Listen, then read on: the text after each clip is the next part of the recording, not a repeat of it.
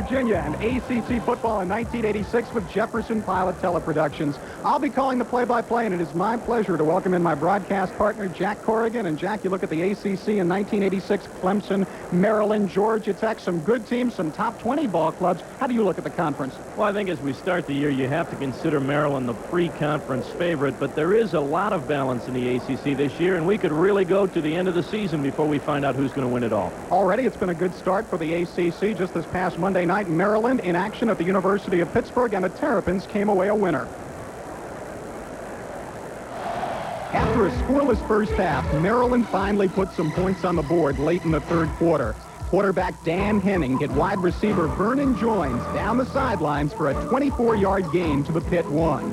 3 plays later, Tommy Neal crossed the goal line on the left side. After the extra point, the Terrapins led 7-0. The Panthers came roaring back, however, and tied the score when John Kangemi hooked up with Reggie Williams on a 33-yard touchdown pass. 3 minutes later, though, it was Maryland doing the celebrating as Dan Flockey split the uprights from 29 yards out to give the Terrapins a big 10-7 opening day win over Pittsburgh.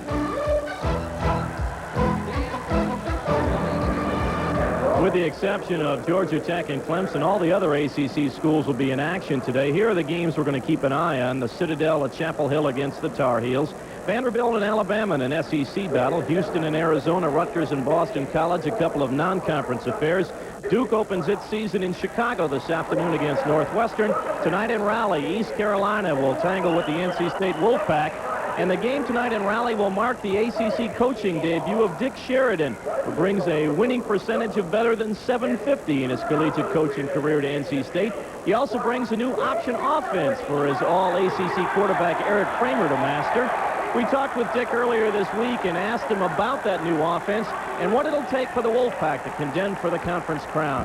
The starting point has to be to produce an attitude that is going to be conducive to winning championships. And that means a group of players who are willing to work hard and who are unselfish and who do believe in unity and loyalty to one another and who are willing to sacrifice and work hard for a common goal. One player doing just that is all-ACC quarterback Eric Kramer, who has to run a new option offense. You know, I've made the adjustment pretty well, and I feel confident in the things we're doing, and I hope the coaches now have confidence in what I can do. Sheridan certainly seems to have that confidence in his star pupil and his abilities to lead this team. And, you know, Eric is a very unselfish player. He's not concerned at all about how many times he throws the ball. He wants to be successful, and we're not interested in Eric leading the Atlantic Coast Conference in passing yards. We're interested in Eric Kramer leading the league in passing efficiency and touchdown passes. I mean, that's the type of production we want out of our passing game. And, you know, we are going to concentrate a lot more on the running game, and he really seems to enjoy that phase of the offense. So that's a quick preview of the Wolfpack of NC State. We'll be back to preview the South Carolina Gamecocks and Virginia Cavaliers after this word from your local ACC station.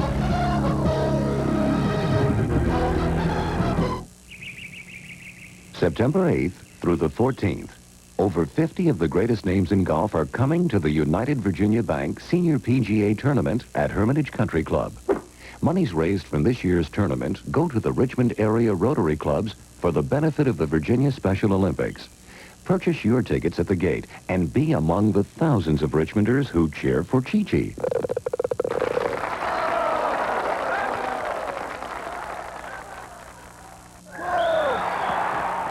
You know, S&K has some great buys on menswear for fall, like this English Manor corduroy coat for only $59.95. And wool blend slacks and wool blend sweaters are both just $24.99 each.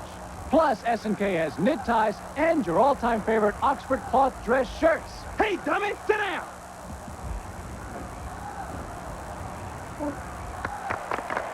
Hurry to S&K Famous Brands in Richmond, Dale City, and Charlottesville.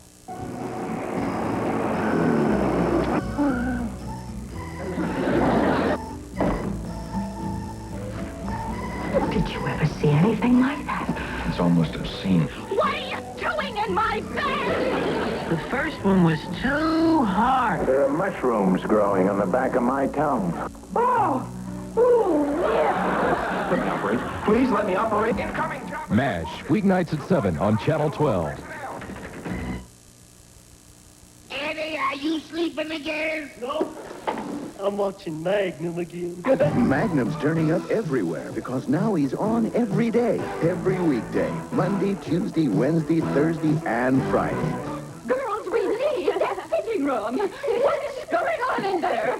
We're watching Magnum. Tom Selleck is Magnum, everybody's favorite private eye, every weekday. Come on to Channel 12.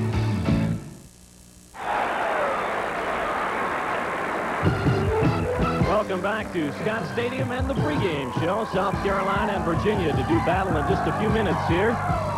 South Carolina this afternoon will give us the first chance to look at that run-and-shoot offense that Joe Morrison has installed with his Gamecocks this year. The run-and-shoot's a high-octane offense that puts an awful lot of pressure on the quarterback. Joe Morrison says his freshman quarterback, Todd Ellis, can do just about anything they've asked him to do, although Todd says there's still plenty of room for improvement.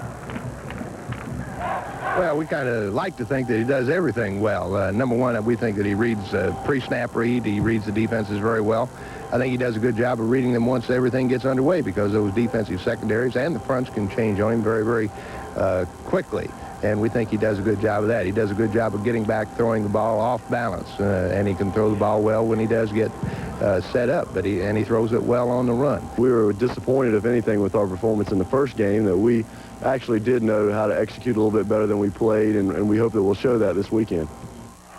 Well, Gary, you were down in South Carolina last weekend. You saw the Gamecocks against Miami. Your impressions of the run-and-shoot offense? Well, South Carolina no longer has Beard-type players, at least not a Beard-type quarterback, so they run the run-and-shoot. They've got a great passing quarterback. They have speedy receivers. The only question's in my mind, it's a high-risk offense. You put the ball in the air a lot, and if it doesn't work, you don't take a whole lot of time off the clock. So, does the defense end up on the field too much? Does that tell on you in the fourth quarter? We'll see. The area of concern for the Virginia Cavaliers also lies with the quarterback. Senior quarterback Don Mikowski is going to be called on to do an awful lot this year for the Cavaliers, particularly throwing the football this year. At least that's the attitude of Don and head coach George Welsh. I think we might be throwing the ball a little bit more this year, so it may give me an opportunity to excel more as a passer instead of just a running quarterback. We run the option, and most people just think of me as a running quarterback, so this year I hope to prove myself more as a passer. Yeah, he's going to have to do more if we're going to win. That's what we feel right now. Now, I hope that we can develop and we still want to maintain a running game because it's better to have a balanced offense. But we feel like in order to win this year that we can't get 300 yards on the ground. And so we have to get a lot more out of the pass. We got to get more first downs and more touchdown passes. So that's a sneak peek at what we can expect this afternoon. And how about the guys who are going to be charged with the responsibility of getting it done? Let's take a look at the AC Delco's starting lineups. And on the weak side, linebacker. At left offensive tackle, the lone senior starter, Curtis Hill. At left guard, it's Charles Gowan, the sophomore from Marion, North Carolina, alongside of center Woody Myers. At right guard, it'll be another sophomore, Paul Shivers. While at right tackle, it'll be a freshman, Mark Fryer. The wide receivers are good ones. Danny Smith from Atlanta, Georgia on one side, and Ryan Buffet out of Columbia, South Carolina on the other. The wingbacks, Kevin White from Charlotte, will handle one spot, and the sensational Sterling Sharp will be the other wingback. The running back, a little pounder, Anthony Smith, while at the quarterback, freshman sensation, Todd Ellis. For the starting defensive unit of the Virginia Cavaliers, it'll be the rangy David Griggs at left defensive end. Alongside of him, three-year veteran Ray Otis Perkins. The nose man is a big one, 6'6", 275, Tim O'Connor. At right tackle, it is Billy Keys out of Washington, D.C., and Sean Scott, a veteran at right defensive end. The linebackers, some good ones. Delano Tyler is at the one linebacker spot, along with 6'6", Jeff Lageman. In the secondary, Don Bryant will hold down the strong safety position, while the free safety will be second-year man Eric Clay. One cornerback, three-year veteran Kevin Gould, and at the right cornerback, Ryan Jackson. That's our AC Delco starting lineups for this afternoon. Remember, start your car with an AC Delco Freedom Battery and Surefire AC Spark Plugs. We'll be right back. I always thought that time was a measure of quality. Now they've got technology that can cut the time of aging beer to that. Bam! Instant beer. Not Coors. Coors ages their beer longer than any other major brewer. Almost twice as long. Age any beer longer, it gets smoother. More easy drinking. More like Coors. Nope, Coors won't take shortcuts with time. Coors is the one. Another job interview, hotshot? Jefferson Pilot Communications. Don't they televise big sporting events? Racing, football, basketball, and that's just JP Teleproductions. Jefferson Data Systems designs computer systems for broadcasters. And Co-Opportunities and Jefferson Pilot Retail Services help broadcasters develop larger advertising budgets. Somebody's done their homework. I want them to like me. Well, they might, if your shoes matched. Jefferson Pilot Communications is more than meets the eye. Great. When I needed a new chainsaw, I went right to a Poulin dealer. That's Poland. Feature for feature, dollar for dollar, it's hard to beat a Poulin. Poland. And a Poulin dealer can help you pick just the right saw for the job. Seems a saw this good deserves a dealer this good. So, when you're looking for a tough, dependable chainsaw, look for a dealer that sells Poland. Poland. That's what I said, Poland. You said Poland? Ask them. Poland, America's chainsaw. Welcome once again to Scott Stadium in Charlottesville. South Carolina and Virginia meet today. Two teams which both had big 1984s, then tailed off a bit last year. Today, one of them bounces back. 1984 was a glory year for South Carolina football. With a new coaching staff and renewed enthusiasm, Black Magic was the theme as the Gamecocks pulled one upset after another. A win over arch-rival Clemson sent the 10-1 Gamecocks to the Gator Bowl. But now the Todd Ellis era has dawned. Ellis, the super recruit from Greensboro Page, has weapons like Sterling Sharp in the new run-and-shoot Gamecock attack. Joe Morrison, the former All-Pro New York Giant and successful program builder at Tennessee, Chattanooga, and New Mexico, is now in his fourth year, still at the helm, and looking to bring the Black Magic back to Columbia. 84 was also a stellar year for Virginia. The Cavaliers capped an 8-2-2 season with a Peach Bowl win over Purdue. A strong offensive line and the wizardry of quarterback Don Mikowski keyed the Wahoo surge. At one point, the Cavaliers reeled off 7 consecutive victories. Last year, Virginia slipped to 6-5, but Mikowski still added to his career totals and became the 5th all-time leading Virginia passer. Mikowski is still the leader, and now a senior, he's been reunited with 1984 ACC Rookie of the Year John Ford, who sat out 1985 with an injury. George Welsh will try to blend in new talent with those stars to produce a big winner in 1986. Today, the Nissan game of the week is South Carolina meeting Virginia.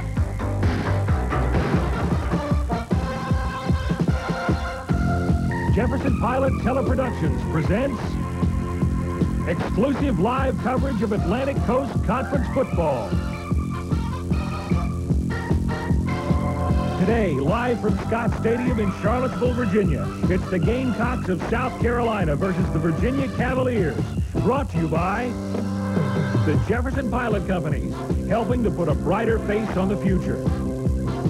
Delta, the airline of ACC country. Delta gets you there. Coors, the beer with a difference worth tasting. Coors is the one. Poland, America's chainsaw. First Wachovia, serving the financial needs of individuals and businesses in the Southeast and the nation. Nissan and your local Nissan dealer, offering low financing on new Nissan trucks.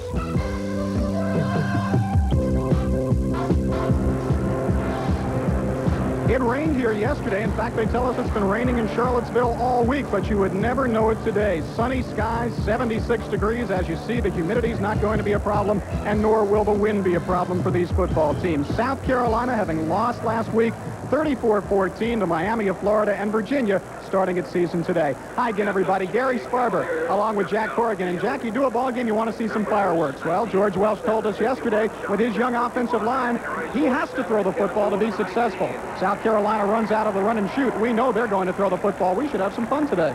Well, the game of football basically is one of attacking and reacting to that attack. And with the people we have on the field this afternoon, guys like Mikowski and Ellis at quarterback, but even more importantly, guys like Sharp and John Ford on the outside, you're going to put a lot of pressure defensively on both ball clubs.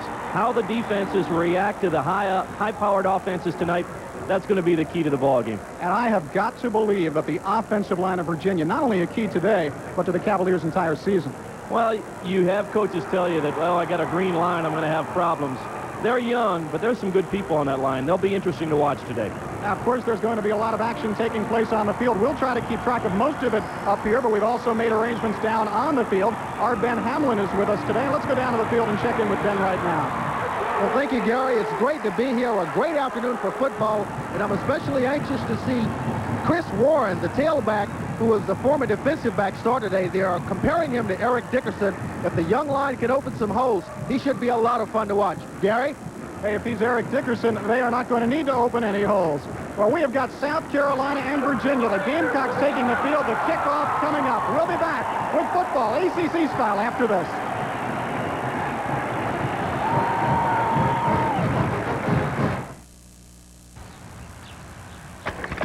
Oh! Just like that, this AC copper core spark plug can fire 30 times. That's the firepower today's high-revving car engines need. What about your plugs? If they can't fire for up to 30,000 miles, oh! Maybe you're missing out on peak performance. For the AC Delco retailer nearest you, just give me a call at 1-800-AC-DELCO. Wait for trouble, and you've got it.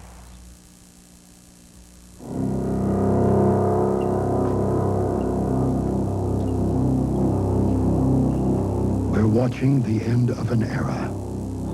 What may well be the most significant set of government decisions since the New Deal. Recent legislative changes in Medicare and Medicaid, Social Security, even student loans, are telling us that in the future, we will be taking more responsibility for the comforts and assurances that many of us now take for granted. So it's not surprising more people are turning to Jefferson Pilot companies to help them deal successfully with these changes. We're one of the nation's leading sources of life, health, auto and homeowners insurance, annuities, pensions, and other financial services. Not just to protect your life, but your way of life. Are you sure? Yes. Really? Yes. Yes. Yes. Right now, your Nissan dealer is saying yes to great deals on new cars, from Sentras and Stanzas to the awesome 300ZX. And Nissan is now making it even easier to own a new truck by saying yes to 5.7 Nissan-sponsored financing, or save with $500 cash back from Nissan. So, come on down to your Nissan dealer now, because he's going to say yes! The name is Nissan. South Carolina has won the toss. They have deferred their option until the second half, so Virginia will receive the football, and South Carolina will kick off here in the first half. And a new rule this year in college football, in fact, really two new rules. You kick off from the 35-yard line rather than the 40. That to get more of a kickoff return into the ballgame, one of the most exciting plays you can have. And the second new rule is that you can only be within 10 yards of where your man kicks off. That's to head off head-on collisions. There's your Virginia offense. Don Mikowski, the senior, outstanding quarterback. They feel he needs to make big plays for them to win. And Chris Warren, well, as Ben was telling you, he could be one of the top backs in the ACC before very long. The offensive line, really a question mark for Virginia. Roy Brown, the left guard, they feel he's a good one. John Fetzko as well, but really untested. Joel Dempsey, the only one with real experience at tight end. He can block and catch the football. There you see Scott Hagler. Hagler is one of the better kickers, really, in college football. He's got an extra point string going for himself that I believe is at 82 in a row. He is also an outstanding field goal kicker, but it's tough to get it into the end zone now. As we told you with the new rules, starting it out at the 35-yard line. Chris Warren is the man that Virginia would like to handle the football. He's the man in the middle of the field, back at about the 1-yard line. And I would think that Scott Hagler might just make the effort to keep it away from him. The crowd on its feet. Game number 2 for the Gamecocks. Missed the opener for Virginia. And Chris Warren will get it at about the 14. Up to the 20, and look at him go at the 30. Cutting to the outside at the 40. He has one man to beat for a big gain. 40, 35, and out of bounds. Chris Major, who so many times is the last line of defense for South Carolina, made the stop, but great field position to start out. Hagler's kickoff was high, but not particularly deep, and it turned out that Warren caught the ball right as the wedge blockers made contact with the down-rushing South Carolina defenders. As soon as he split the seam, he was quickly into the open field. Great way to start the ball game for Virginia. At the 37-yard line of South Carolina. It'll be interesting to see if Virginia comes out and runs the football. That's what they've done in previous years. George Welch told us, though, this year, ball control with the passing game rather than the power running game. 51-yard return before Chris Major made the saving tackle. First play on offense for the Cavaliers. And Mikowski. This is Pat Toland, and Toland is taken down after a good gain of about 6 or 7 yards. Willie McEntee, the right end, made the stop. South Carolina likes to operate out of a 4-man front, although they had 5 men down to start. Tommy Chaikin, the nose man, is one of the good players up front, along with Kevin Hendricks. The linebackers, good ones, particularly Shed Diggs, the backside linebacker, and the secondary, a veteran group headed up by Greg Philpott. A slot to the near side, 2nd down and 3 for Virginia. Mikowski with a man in motion, that's Mattioli, and a give straight up the middle. Chris Warren in the open field at the 15 and had 1 man to beat for the score, and the Virginia Cavaliers on the move, and Chris Warren, who Ben Hamlin told us maybe is Eric Dickerson-like as far as talent is concerned, is really getting the job done early. Let's take a look at this from the end zone. Little influence blocking at the line of scrimmage. They like to give the ball to the tailback deep in the formation to let him option run, find the daylight, and Chris Warren did that one exceedingly well. No great surprise. Warren was recruited by the best in the country. Notre Dame, Southern Cal, Penn State, Ohio State. He can play. First down inside the 10-yard line. Virginia on its opening series after the big kickoff return. Movement before the snap. They wanted to give the ball to Warren once again, but the officials blow this one down. Very interesting here in the early going. Joe Morrison has gone away from his normal even front. We look at the indication that it's going to be against Virginia. The Gamecocks are very concerned about the Virginia running game, and so they have gone to the odd set.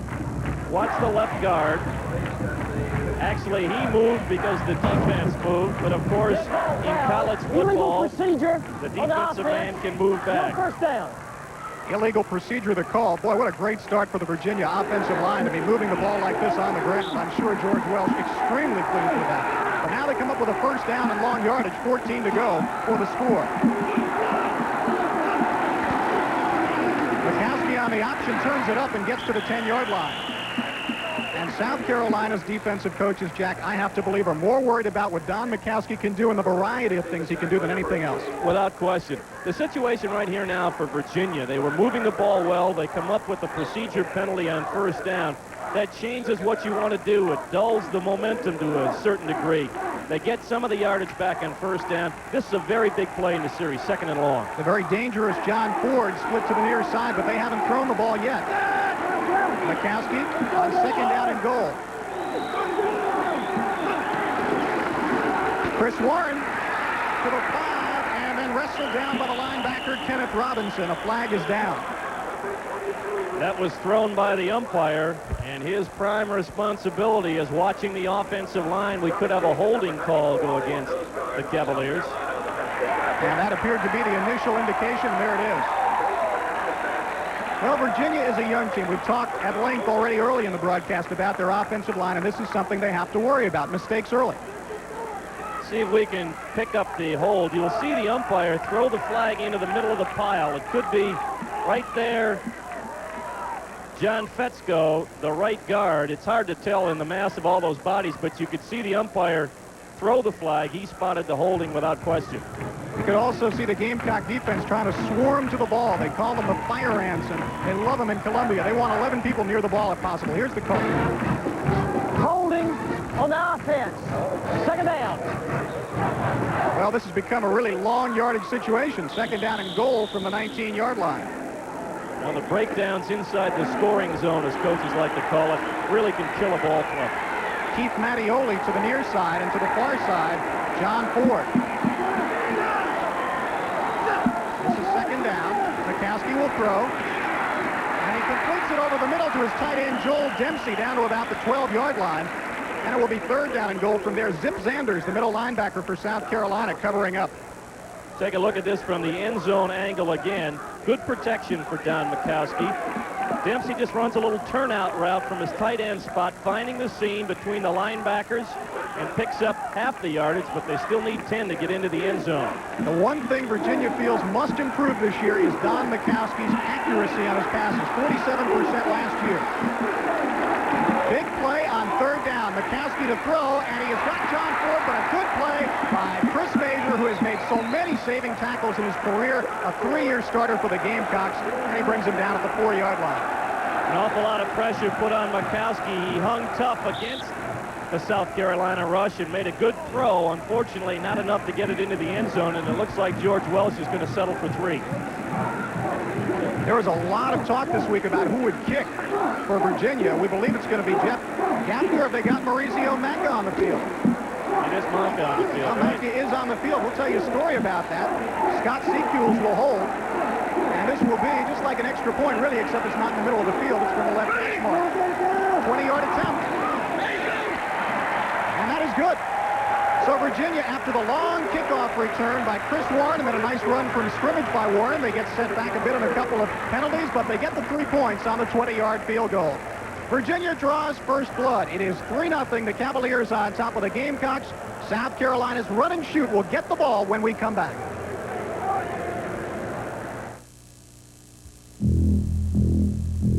This probably looks like an ordinary office to you, but it isn't.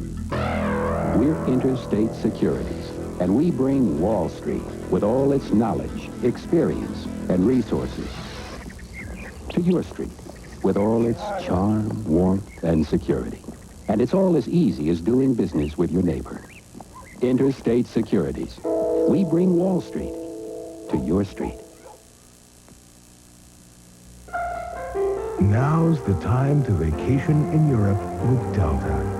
We'll give you a free car for a week, a free hotel room for a night, and just $52 a night after that. We'll fly you to England, or France, or Germany, or Ireland. For prices in your city, call your travel agent. Europe at Delta. Who's gonna be at the Silver Bullet tonight? Blue 2 Coors Light draft. Coming up. You know, you got a great thing going here, big guy. But I think it's about time we get a bouncer. Bouncer? Why do we need a bouncer? Well, to handle some big, masculine, rowdy type who's trying to take advantage of my naive and delicate nature. Who's doing that, Fran? Well, nobody yet. But you never know. There's no slowing down with the Silver Bullet tonight. Coors Light beer. Virginia leading it by the score of 3-0. Mauricio Manca, who you look at there, number 6, and his older brother Massimo Manca kicks for Penn State. But now it will be Jeff Gaffney who will kick off. They're going to split the duties. Until Friday, they didn't know if Gaffney would be able to play because he needed a 9th semester of eligibility. Didn't know if he'd get it. He did, though, and Gaffney kicks it off, a low kick. And this will be Raynard Brown at the 2-yard line. Brown has 3 blockers, goes right between them, and gets up to the 26, 27-yard line. Craig Fielder, one of the men on the special unit, one of the first guys to make contact for the Virginia kick coverage. I've got to give my blessing to the new rule, Jack, because the kickoff returns are fun to watch, and that's what the game's about. Without question, and you could see the difference of the length of Gaffney's kick as opposed to Hagler's to give Virginia more opportunity to cover that kick. Well, here comes the run and shoot, although this isn't the run and shoot. This is a wishbone set. And the pitch out coming from Todd Ellis to Kevin White, and White gets up to the 25, and that's also a little bit of a surprise on first down for Carolina. That didn't look like any run and shoot I've seen. Well, Joe Morrison told us that they have the ability to run the wishbone out of their offensive package. They just take the wingbacks and make them tailbacks. Good job that time by the defensive end, David Briggs, to string out the play for Virginia. It will be second down as you look at it from the end zone. There's the run and shoot with the 2 wingbacks and the 2 split receivers, and the man in motion there, Sterling Sharp. He is dangerous. Todd Ellis can really throw. They isolate Sharp out there, and Sharp is run out of bounds by Sean Scott. And Scott, I think, is the guy that more than anyone else, the South Carolina coaches are worried about on that Virginia defense. Very young Virginia defense. Mr. Scott, one of the tri-captains for the Virginia Cavaliers, is a sideline-to-sideline kind of player. Not very big at 207 pounds, but he covers the territory very well, and that was good zone coverage by Virginia against the run and shoot. 3rd down and 9. There's Todd Ellis. Again, the man in motion. This time it's Kevin White, though. Ellis now in trouble. Gets rid of it, but that was a desperation heave. Sterling Sharp, had he gotten to the ball, would have been sorry he did. David Griggs, who had made a tackle previously, put the pressure on there, and Ellis had to get rid of it. Well, one of the keys to stopping the run and shoot is penetration from your defensive ends. David Griggs and Edgar Davis, who was on there, did it very, very well. So South Carolina will have to punt the football away. Scott Beam, a sophomore, only averaged 34 yards a kick, and there's the dangerous Chris Warren back at his 34-yard line. Beam gets it away. It's a pretty good kick. Warren retreating, fair catch called for, and he's got it at his 21-yard line. And I know Joe Morrison breathed a little sigh of relief when Chris Warren put up the right hand. 51-yard punt by Scott Beam, and that'll bring your average up in a hurry. There's Joe Morrison, and they tell us the honeymoon is still on in Columbia, 20-15. Not a great year last season, but they had that fantastic 10-2 year 2 years ago, and if they don't lose to Navy, they might make a run for the national championship 2 years ago. And when you consider where South Carolina was before Morrison got there, that's not bad. There's George Welsh, and a similar story. 2 years ago, glory season, Peach Bowl victory over Purdue. First down now for Virginia, leading 2-0 or 3-0. They have it at their 22-yard line.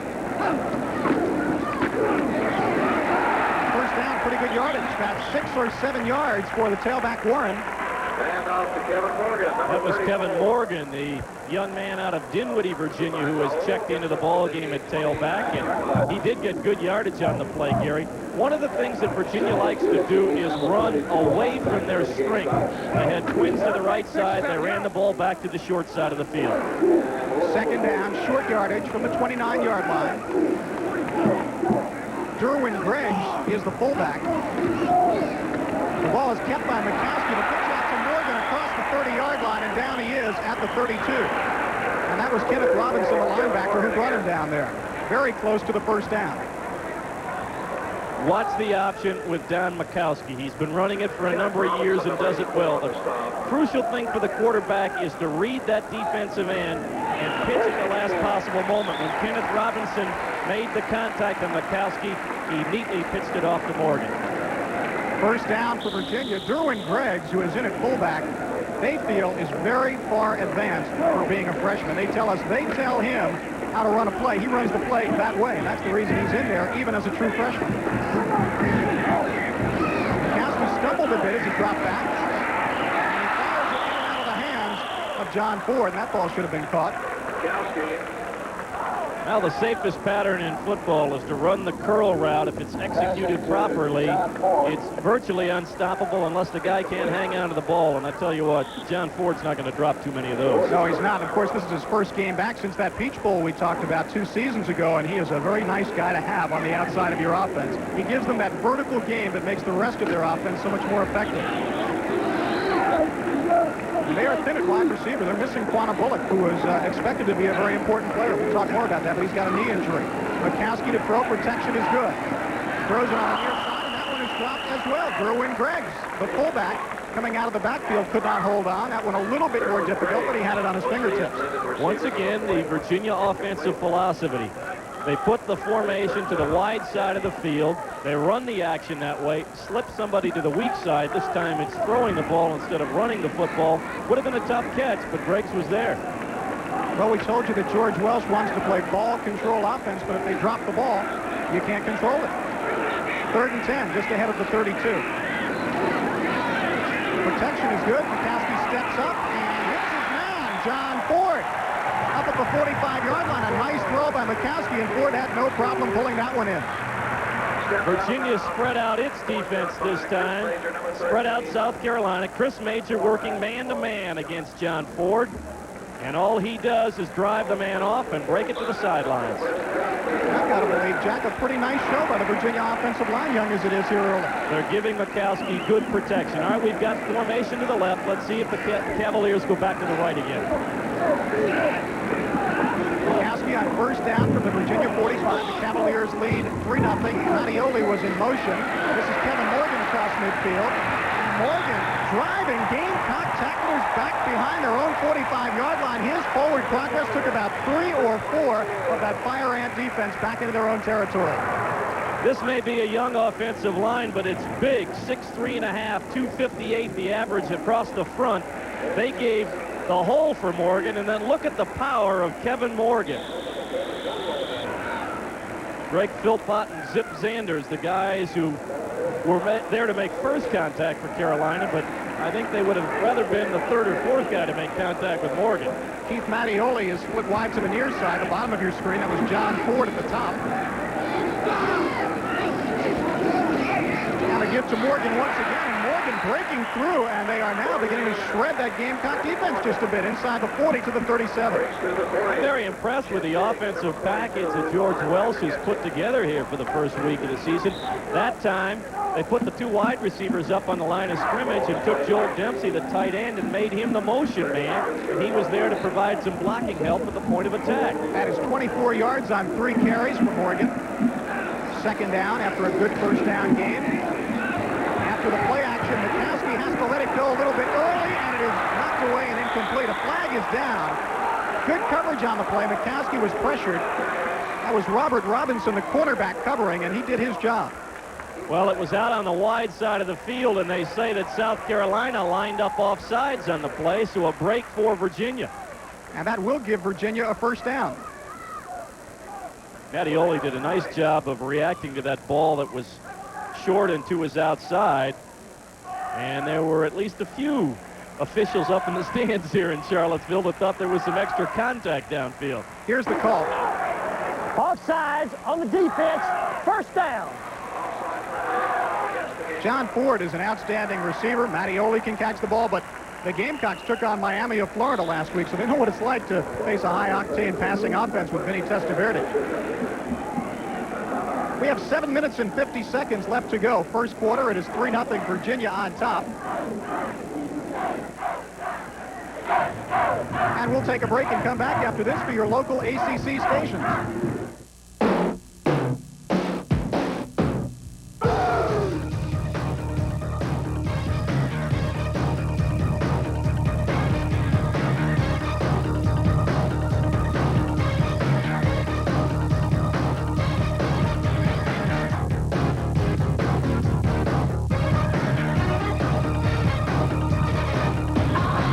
12 sports. You get more out of it because we put more into it. Man, 477, Corporal O'Reilly. Potter here. Commander, this is Lieutenant Colonel Henry Blake. MASH 4077. Look, let's just get this over with. Shoot him. You're lucky I'm in command. Now, look, I'm the commanding officer. You're nothing but a spineless, mealy-mouthed, fly-fishing imposter. I heard that. Can't get one by you. MASH, weeknights at 7 on Channel 12. Game of the season for Virginia, but they have shown little in the way of butterflies. A couple of offensive penalties, but they lead at 3-0, and Jack Corrigan, they are driving once again. This is an important series for both ball clubs here. Virginia wants to put 7 points up on the board. They felt they should have scored the first time. The Carolina defense spent a lot of time on the field already. They've got to make a stand here pretty soon. Derek Boyd is in the ballgame at a wide receiver spot at the top of your screen. He's a freshman from Henderson, North Carolina. Don Mikowski dropping back to throw. The pressure is on. Mikowski rolling out. He throws and it's deflected and incomplete. And that was Kenneth Robinson, who's been all over the field here in the early going. Well, the Carolina defense made no bones about the fact they were coming. As Robinson puts the pressure on, as Mikowski rolls, nicely done. That was Robinson who knocked it down. The pressure was coming from Tommy Chaikin, the nose man, who slipped through cleanly. So it will be second down and 10. But the thing about Mikowski, with his experience, he will get rid of the ball and try to make something out of nothing, and more times than not, he will do it. Operating now from the 32-yard line of the Gamecocks, Virginia leading 3-0. South Carolina. Derwin Greggs, the fullback, but they'll take the whole play back. And it might have been Tom Chaikin, who was putting pressure on last play, who jumped across this time. A little bit of a discussion as to who went where first.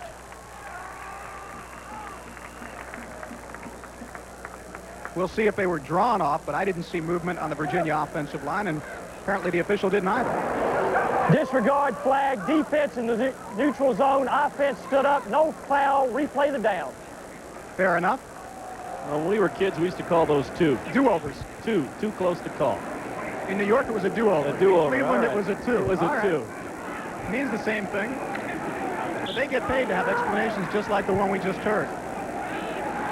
Second down from the 32-yard line. 7:45 to go, first period. Virginia looking good in its home opener. John Ford to the far side, Mattioli to the near side. Kevin Morgan, the tailback. Derwin Greggs, the fullback, and Mikowski to throw. Protection good this time. He's got John Ford. Just let him a little bit, or he might have had 6, and that was Robert Robinson defending on the play for South Carolina. Robinson, who was the defensive player of the game last week for the Gamecocks against Miami, but he was almost in trouble on that play. Carolina made the commitment to send lots of people, leaves man coverage. The slant post pattern by Ford, he has got a step on Robinson, just couldn't come up with the football. John Mikowski is 3 of 7 for 28 yards, but he's been better than that. He's been pressured. He's had a couple drops. The last couple of downs, we have seen South Carolina go into what you would call a collegiate version of the Chicago Bears 46 defense. An awful lot of people up on the line of scrimmage. Ball possession down on 3rd and 10. Protection is good. Mikowski to throw. He's got a man. Mattioli to Joe Dempsey inside the 10, and Dempsey down at the 6-yard line, and Virginia converts. It'll be 1st and goal. That time, South Carolina laid back in zone coverage. They decided to allow Mikowski the time. Watch Dempsey. He delays and then slips out over the middle, got behind the linebacker and in front of the deep people, and it took Brad Edwards, the safety man, to make the stop. Virginia has had possession of the ball all but 1 minute and 2 seconds of this period, and they are knocking on the door now, leading 3-0 at the South Carolina 6-yard line. That is Dempsey in motion. Kevin Morgan. Morgan doesn't get much. That time the fire ant defense was there in multitude. Kenneth Robinson again, and may have to just make a tape of me saying his name and play it over and over because he has really been there. Well, he is their strong side linebacker, and it is his responsibility to move to formation. That's part of the reason why Virginia would like to run away from formation as often as possible. Makes it a little more difficult for Robinson to make the big plays he's been making. Greggs the fullback, Morgan the tailback. Mikowski on 2nd down and goal. The pitch out. Kevin Morgan trying to get to the outside, and a good defensive play. Boy, the Gamecock over there really stuck with it. Might have been Willie McEntee, the defensive end. It was McEntee who had to make the long run. Again, Carolina with the pressure. Robinson blitzing. They run the quick option to the outside. Now it's a foot race. And I tell you what, Mr. McEntee, well, he runs a 4.740 for a defensive lineman at 235 pounds, so he showed you can cover some territory. Here's a big play. 3rd down and goal from the 6. Virginia already leading 3-0, and they have John Ford and Keith Mattioli split to the near side of the field. And Mikowski looking over there. This is for Ford. Overshot him and incomplete, and he was covered like a blanket. Double teamed, in fact. Robert Robinson over there, Chris Major over there. If the ball had been thrown just perfectly, maybe Ford would have had a crack. Well, I hate to be in a situation where you have to throw the ball that close to the end zone. You just don't have the room. It's really a defense's advantage down there. That's about the only pass you can really get away with unless you try and pick somebody on a crossing route. Again, Virginia gets stymied down close, and they have to settle for 3. And to give Mikowski credit, he threw it where the only man who could have caught it would be John Ford. Here's Mauricio once again. He's got a 20-yard field goal to his credit. Now he will try from 22. Again, the left hash mark. CQ's to hold. The kick is up. And the kick is good. So twice Virginia has penetrated deep into South Carolina territory. Twice South Carolina has held near the goal line. And twice Maurizio Manca has come through with a field goal. It is 6-0 Virginia on top. Todd Ellis and the Gamecocks will get the ball when we come back to Scott Stadium. What do you want to be when you grow up? A baseball player. A movie star. At Pilot Life, we know how important dreams are. An astronaut. After all, we've been insuring them for over 80 years. A teacher. With affordable life insurance policies that can guarantee your children's dreams. A doctor. Where are you going to get the money to be a doctor? My daddy. At Pilot Life, we believe nothing should happen to your children's dreams if something should happen to you. You see, we never forget that behind every policy is a person.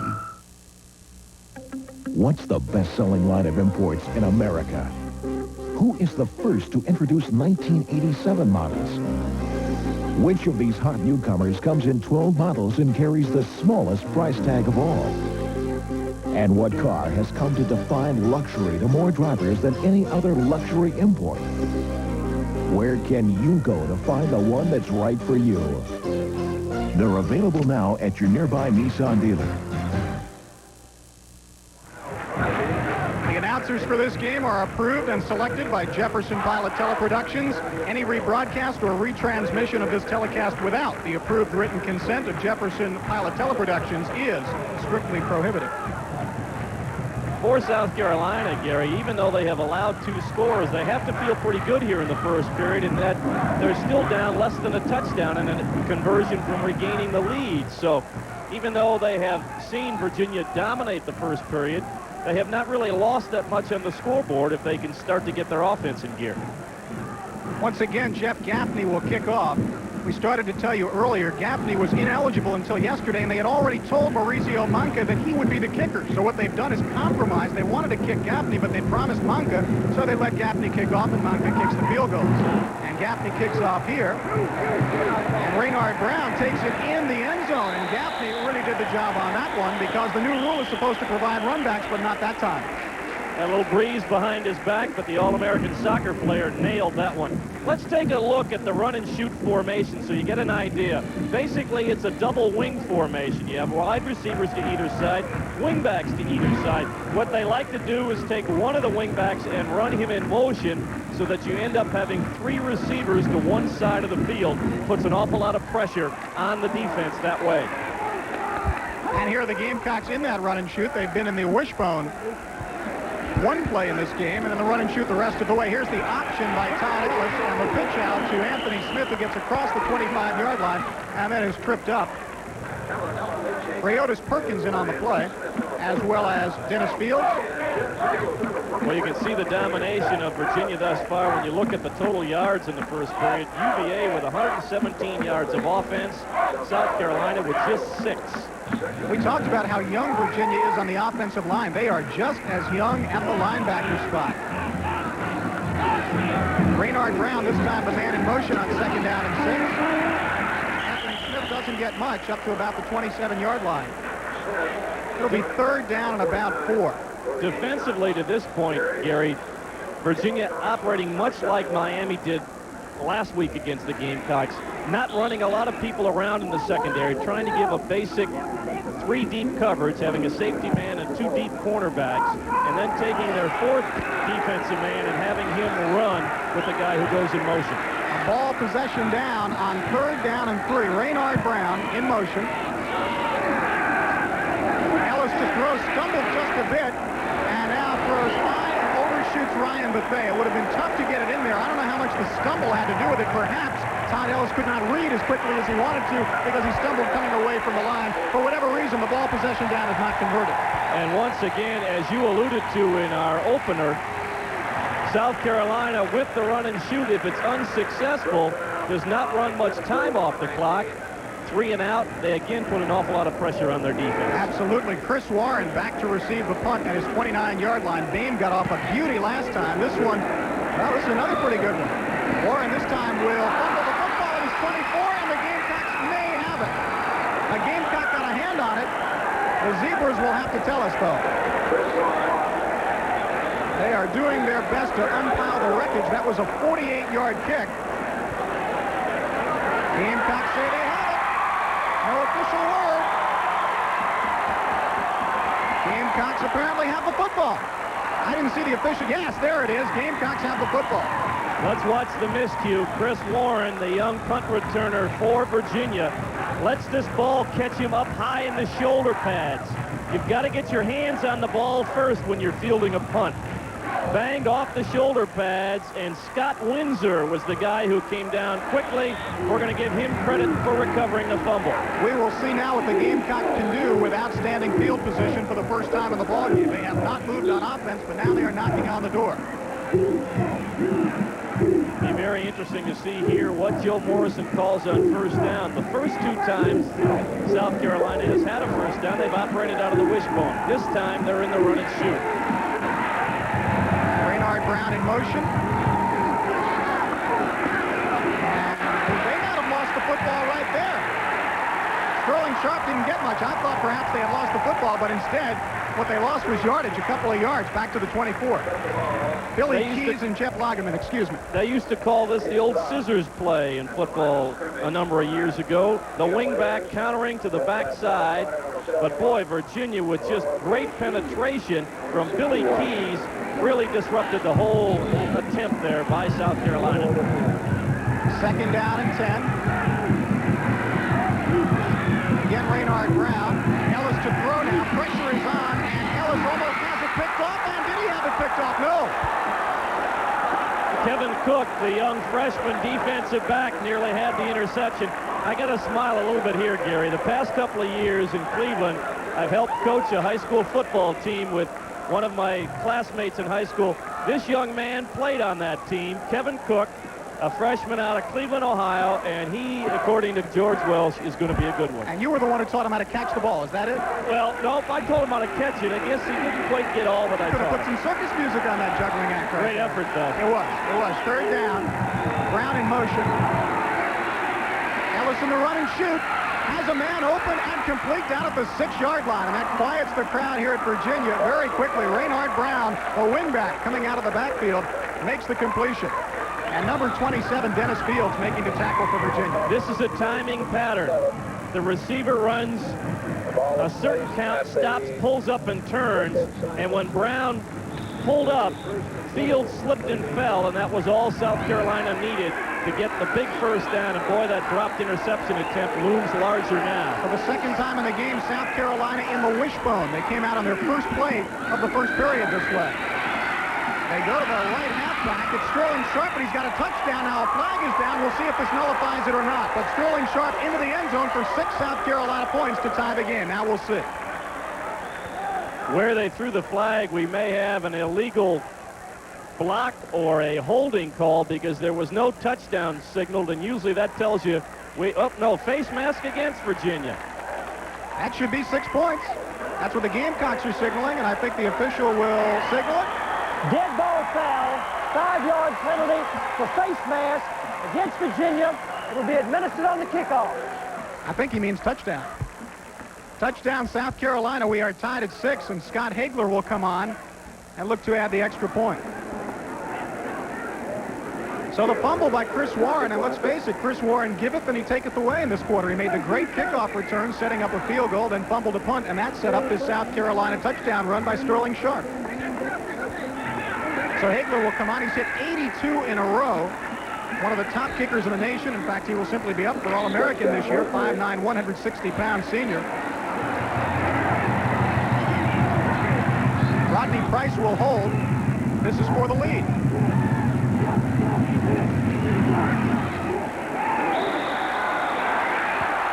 He missed it.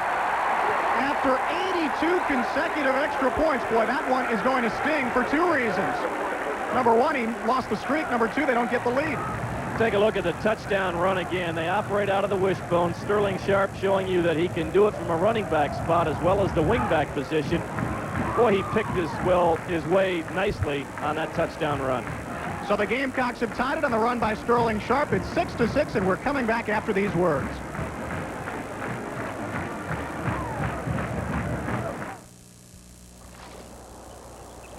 The way I see it, people used to know about nature, respected it. Then they figured they'd try to make it better. Take beer. Can you imagine why anyone would want to add anything artificial to something that just comes naturally from ingredients like grain, water, barley, hops? Neither can Coors.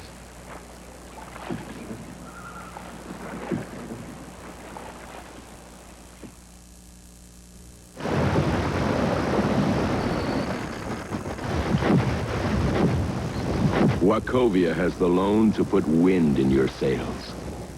Wachovia, where the money's coming from.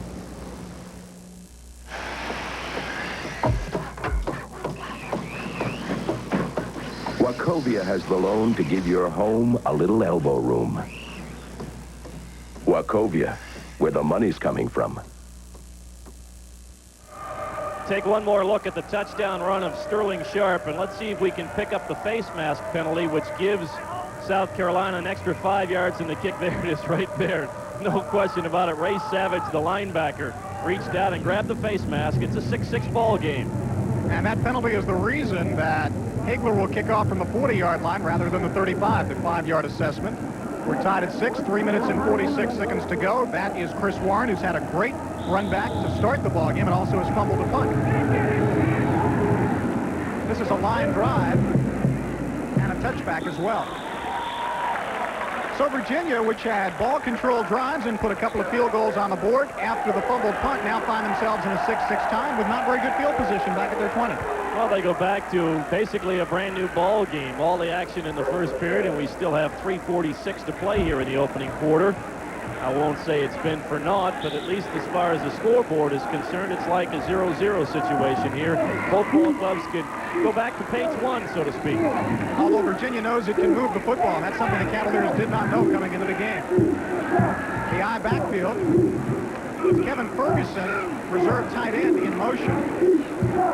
This is Warren with great speed at the 25. Chris Major turns him back inside, and Greg Philpott brings him down at the 28-yard line. Chris Major is one of the fine cornerbacks in the Southeast, and I'll tell you one thing. He did a very nice job of not only making the tackle eventually to make it a 9-yard pickup, but more importantly, kept himself alive as Mattioli tried to screen him off to give Warren a lane. He kept his footing and made a good play. They can do anything they want here. Second and less than a yard. Mikowski, after play action, will throw. This is for John Ford, and it's off his fingertips and incomplete. Brad Edwards defending on the play, but that was very close to a connection in Gamecock territory. And Ford and Mikowski, who haven't been together for about a year because of the injury, they have come very close a couple of times. Well, the balls that John Ford has had problems with, as you see this one again just off the fingertips, are coming in the middle of the field. And when you haven't played for a while, consciously or unconsciously, you know the contact is coming in the middle part of the field. John hearing some footsteps a little bit. Give him a few more minutes, he'll settle down. McCaskey 4 of 10 for 55 yards, third and less than a yard, and McCaskey gets it by himself. He didn't need a whole lot of surge by that offensive line. He actually got a pretty good surge and got across the 30-yard line. Getting back to the John Ford situation, Gary, Virginia knows what kind of talent John is, and so they're not going to be overly concerned if he is struggling here in the early going. 2 years ago, he demonstrated he could play good football. He is in a situation right now where he hasn't played in over a year, and he's just trying to get himself in gear. In a 6-6 ball game, lots can still happen. With 2:49 to go in the first period. McCaskey has a first down just outside the 30. Short pass formation. He throws it outside, completes the ball to Ford up across the 45-yard line and to the 46. And anytime you isolate, well, actually, Matt, was that Mattioli that caught it out there? That was 81, Keith Mattioli. Anytime you isolate one of your skilled receivers out on the sideline, good things can happen. Well, they went to the twin set that time with Mattioli and Ford both over there. Puts it a little bit more into a basic zone or a man-to-man coverage for South Carolina. Mattioli with a quick turnout. Robinson fell down, so they get good yardage. First and 10 again. Virginia has moved the football very smartly in the first period. We're tied at 6. McCaskey on a delay. Chris Warren across midfield. Gets outside. Look out now.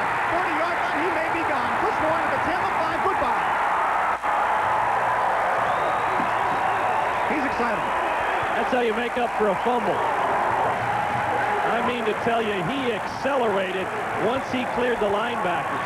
55-yard touchdown run for Chris Warren, and he is going to be fun to watch. He was a defensive back last year, only because he's such a great athlete. They had to get him in there as a freshman. But then when Howard Petty didn't come back for personal reasons, Warren is let loose in the backfield. When he accelerated, Greg Philpott, who was a very fine safety, looked like he had an angle on him. It dissipated very quickly. It really did. 12-6 the score. Virginia on top. Seafuels to hold. And the kick by Monka is good. And Virginia out to a 13-6 lead. Look at it from the end zone. Watch Roy Brown, the tackle, create the hole, and now the acceleration. Boy, he just blew by Matt McKernan, the linebacker, and you can see Philpott thought he had an angle, but no, sir. Beautiful touchdown run for Chris Warren. All Chris Warren has done from scrimmages, carry the ball 3 times for 85 yards and a touchdown. Add that to a kickoff return, and you can excuse a fumble punt here and there.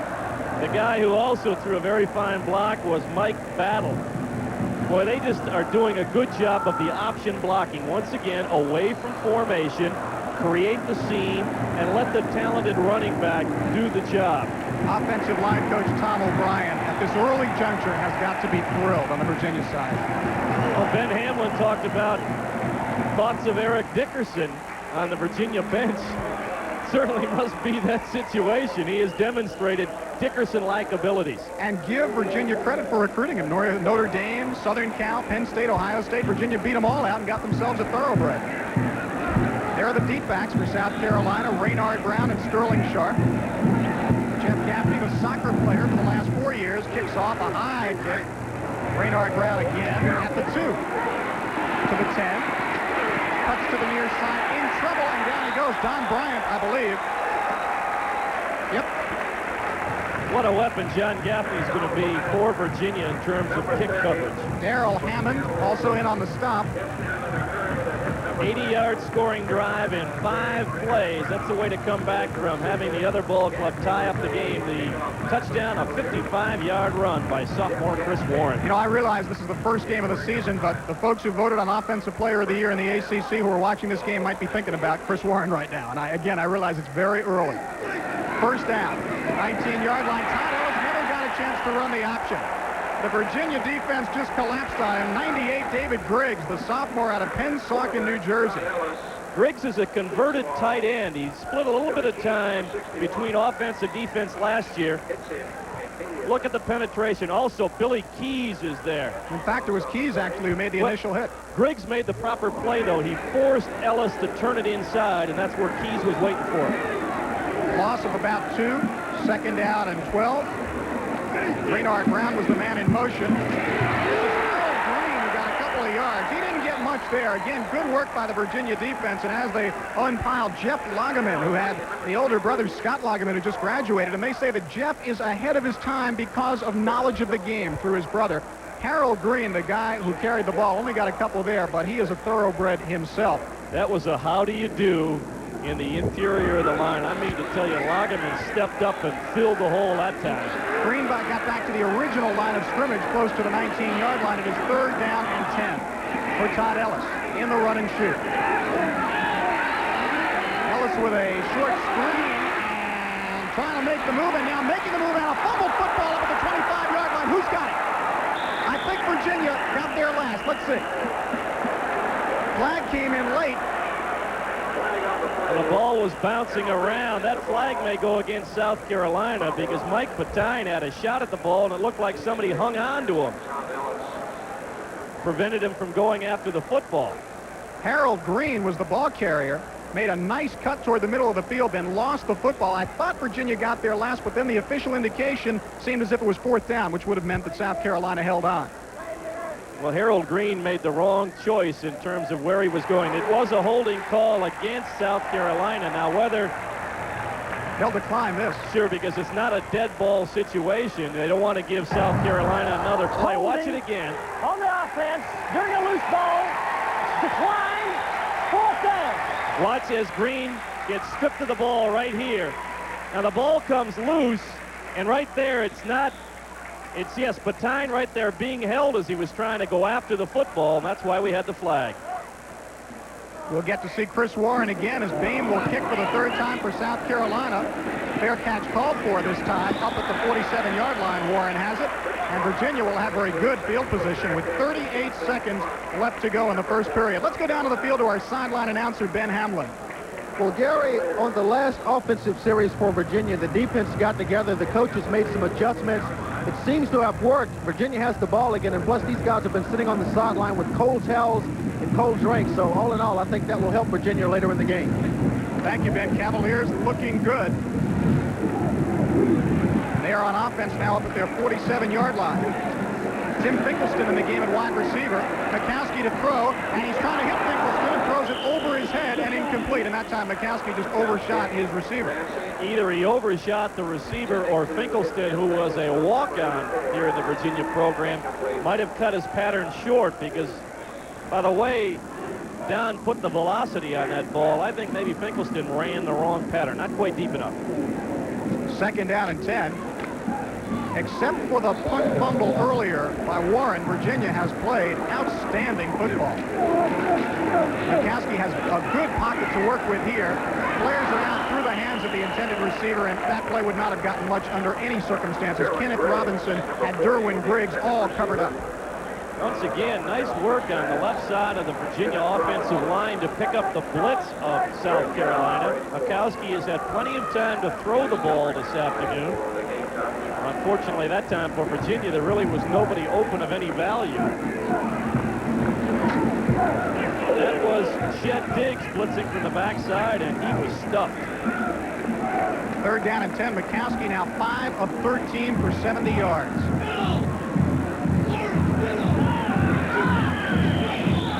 May have taken too much time. Or did someone encroach? Let's see. Well, the flag was thrown upfield, which generally indicates delay of game. Yep. So that'll bring up 3rd and 15. That's the responsibility of the back judge to watch the huddle time. You have 25 seconds to get the snap off in college football. Dead ball foul, delay on the offense, 3rd down.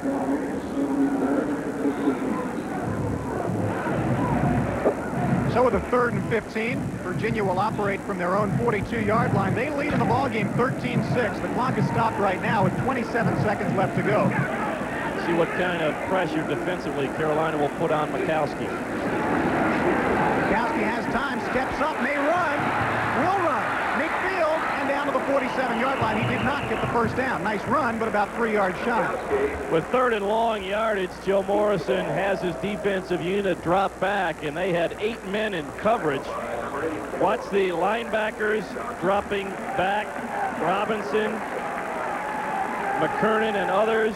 And it is finally number 81, Zip Zanders and Kenneth Robinson, that stopped Mikowski shy of the 1st down. That's the end of the 1st period. The Cavaliers set up to punt. The clock shows 0-0, so they will not have very far to walk to change in since they're right out there near midfield. And this will be the first Virginia punt of the ball game. They lead it 13-6. We are 1 quarter in, and they will be giving up the football. We'll be back after this.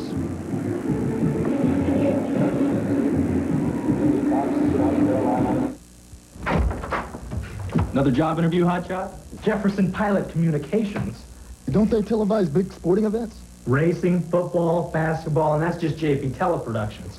Jefferson Data Systems designs computer systems for broadcasters. And Co-Opportunities and Jefferson Pilot Retail Services help broadcasters develop larger advertising budgets. Somebody's done their homework. I want them to like me. Well, they might, if your shoes matched. Jefferson Pilot Communications is more than meets the eye. Atlantic Coast Conference football coming your way Saturday. This week, the Hokies of Virginia Tech venture into Death Valley to take on the Clemson Tigers. Watch the ACC stars shine as 2 veteran teams battle it out. Visiting coach Bill Dooley and his victory-hungry Hokies face Danny Ford's mighty Tigers in their home den. ACC football. Virginia Tech at Clemson. Don't miss it.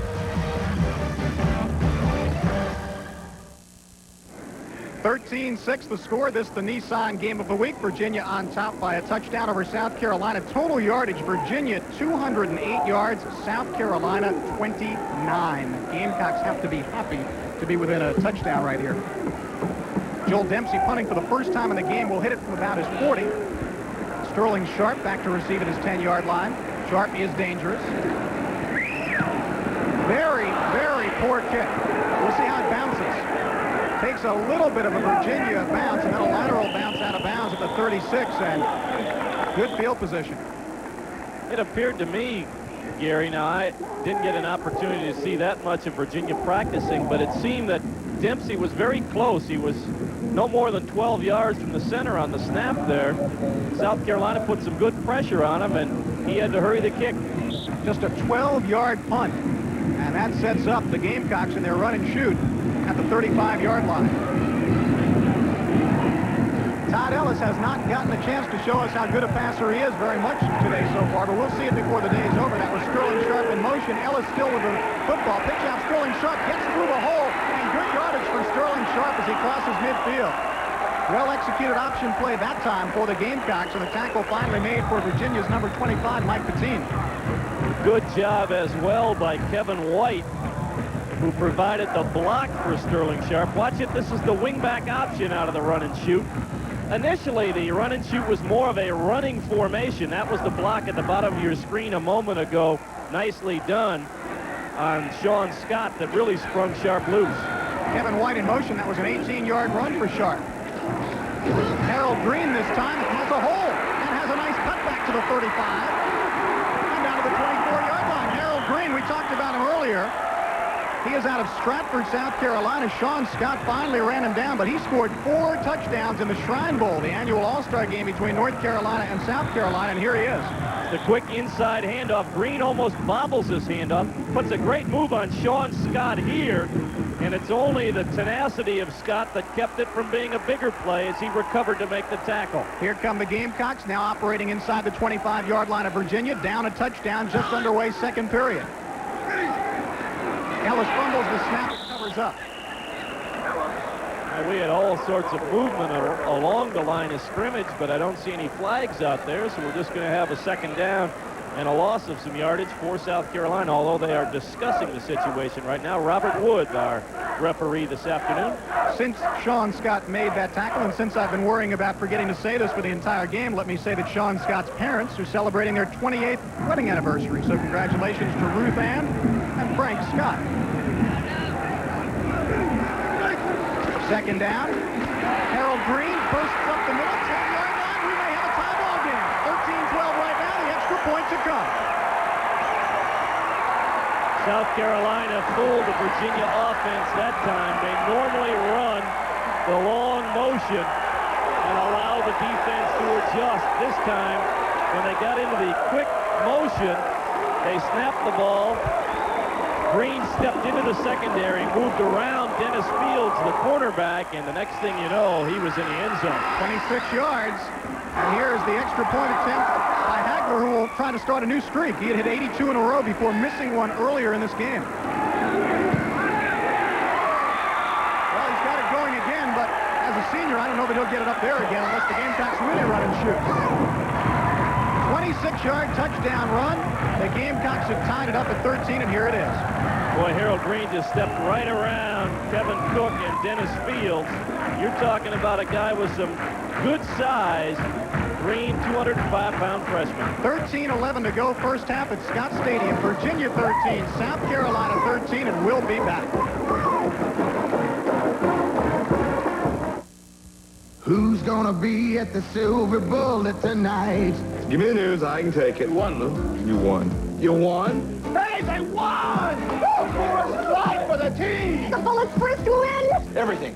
Tell me everything. There was no contest. No contest. I love it. Well, what was the score? Wasn't even close. Whoa, bring me a blowout. Oh, you guys are great. Let's go. Come on, come on. No contest, Luke.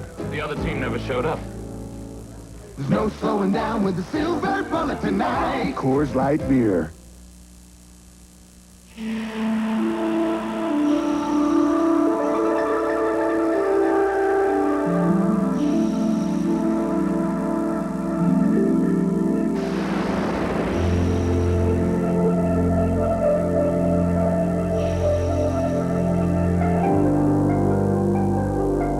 The Delta professionals always make you feel like you're on top of the world. Delta gets you there. Oh, that's great. When I needed a new chainsaw, I went right to a Poolin dealer. That's Poland. Feature for feature, dollar for dollar, it's hard to beat a Poolin. Poland. And a Poland dealer can help you pick just the right saw for the job. Seems a saw this good deserves a dealer this good.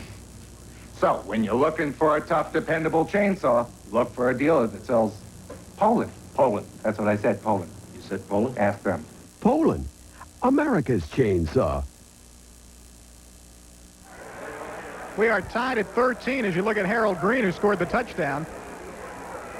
And North Carolina on top of the Citadel, 14-7. The Citadel, nobody's patsy in opening games. They took South Carolina right to the wire 2 years ago at Williams-Brice, and South Carolina had to throw an option pass to win that game, a halfback option in the final minute. There is Hagler. We're tied at 13, and Hagler boots it off. Chris Warren in the end zone. Discretion, the better part of valor here. He'll start from the 20. Even with the 5 yards further back, a little breeze behind him, Mr. Hagler shows he's got a strong leg. Well, Gaffney just did that with the wind behind him a little while ago, so Hagler says, hey, I can do that too. And now Virginia's offense comes out. Boy, we have seen some skilled position people in this ball game so far. Warren on one side, Harold Green and Sterling Sharp on the other. And one thing South Carolina has done is take advantage of Virginia miscues to get back into this ball game. Tim Finkelstein split to the near side. John Ford to the far side. Murkowski, your quarterback, at the 20-yard line. Chris Warren. Warren tripped up. Somebody got a hand around his ankle at the 22-yard line, or there might have been trouble on that one. I believe that's Kevin Hendricks, 98. Yep. Take a look at the quick pitch out of the I formation. Warren trying to step outside, and Kevin Hendricks got just enough of the ball carrier at defensive end, along with Shed Diggs, to make the stop. Not bad numbers for Chris Warren. Second down, a long 7. That's Dempsey, the tight end, in motion. Fake to Warren, Murkowski to throw, and through the hands and then intercepted. Gamecocks have it. First down at the 33-yard line of Virginia, and that was Ken Sally. Ken Sally comes up with the interception.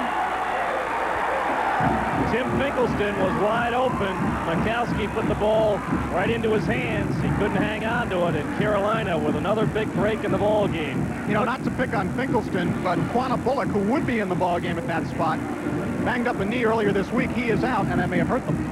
It's a break for Virginia that Sally couldn't keep his feet, or the Gamecocks would have been deeper into Virginia territory. 35-yard line right now, though, for them.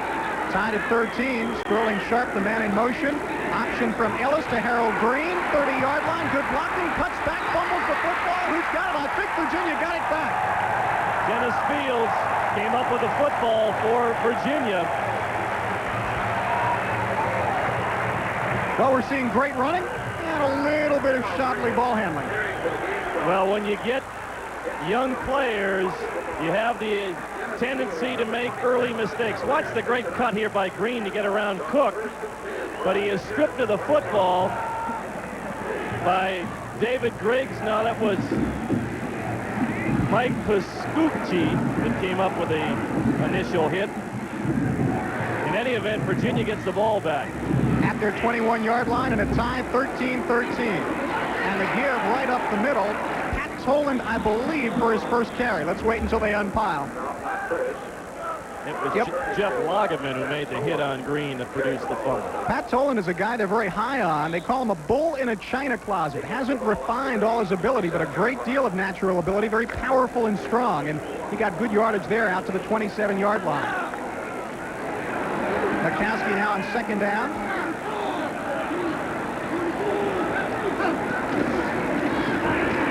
Chris Warren off to the right side. Didn't get much, if he got anything. Well, that time the battle on the line of scrimmage was won by the South Carolina defense. Byron Love, a big nose man, 243-pounder out of Griffin, Georgia, led the penetration by the Gamecock defensive line, and as soon as Chris Warren hesitated getting into the hole, he was in trouble. Love's been a hard-luck player for South Carolina. Broke his hand against Michigan last year, came back in 3 weeks and broke the other one. Third down and 5. Murkowski has good protection and has his man for a first down up across the 35-yard line. A flag is down back in the offensive backfield, so this very well could be called back. And we'll just have to wait and see. The catch was made by Joel Dempsey. If it stands, it's the 34-yard line, but it's not going to stand. We had motion in the Virginia backfield. Correct me if I'm wrong, Jack. I believe that's the third time they've hurt themselves with an offensive penalty. They got themselves in trouble with penalties early in the ball game that forced them to settle for field goals on their first two possessions. Now they lose a first down catch on backfield in motion. Illegal motion on Virginia. It's third down. Ever since they wrote the song Backfield in Motion, they never call it that anymore. Well, it's about the only place you can have it, either the wide receivers or one of the running backs moving too quickly. Third down and 10. 21-yard line. This time the backs are split. We haven't seen much of that. Mikowski lofting it up over the head of the intended receiver, the tight end, Joel Dempsey. Double coverage on the play. Virginia will have to punt. Mikowski, under an awful lot of pressure, really got unloaded upon as he released that football and couldn't find Dempsey going straight down the middle. Boy, the penalty really hurts Virginia. Now they have to punt it away and probably give South Carolina pretty good field position.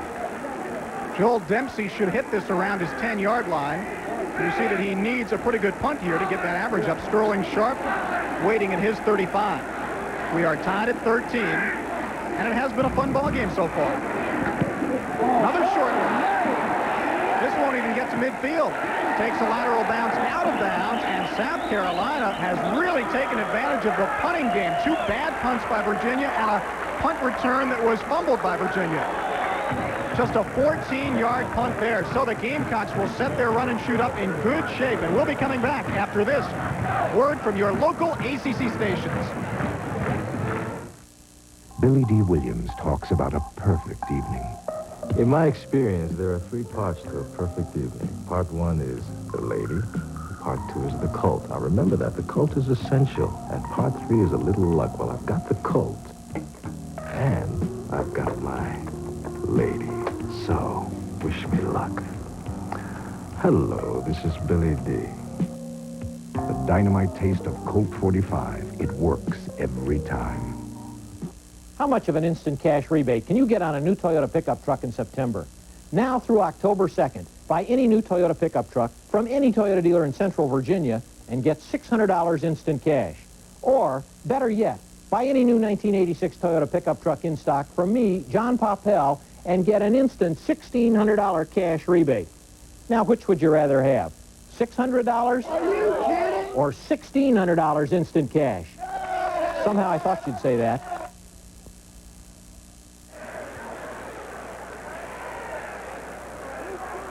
Atlantic Coast Conference football, seen exclusively on Jefferson Pilot Teleproductions.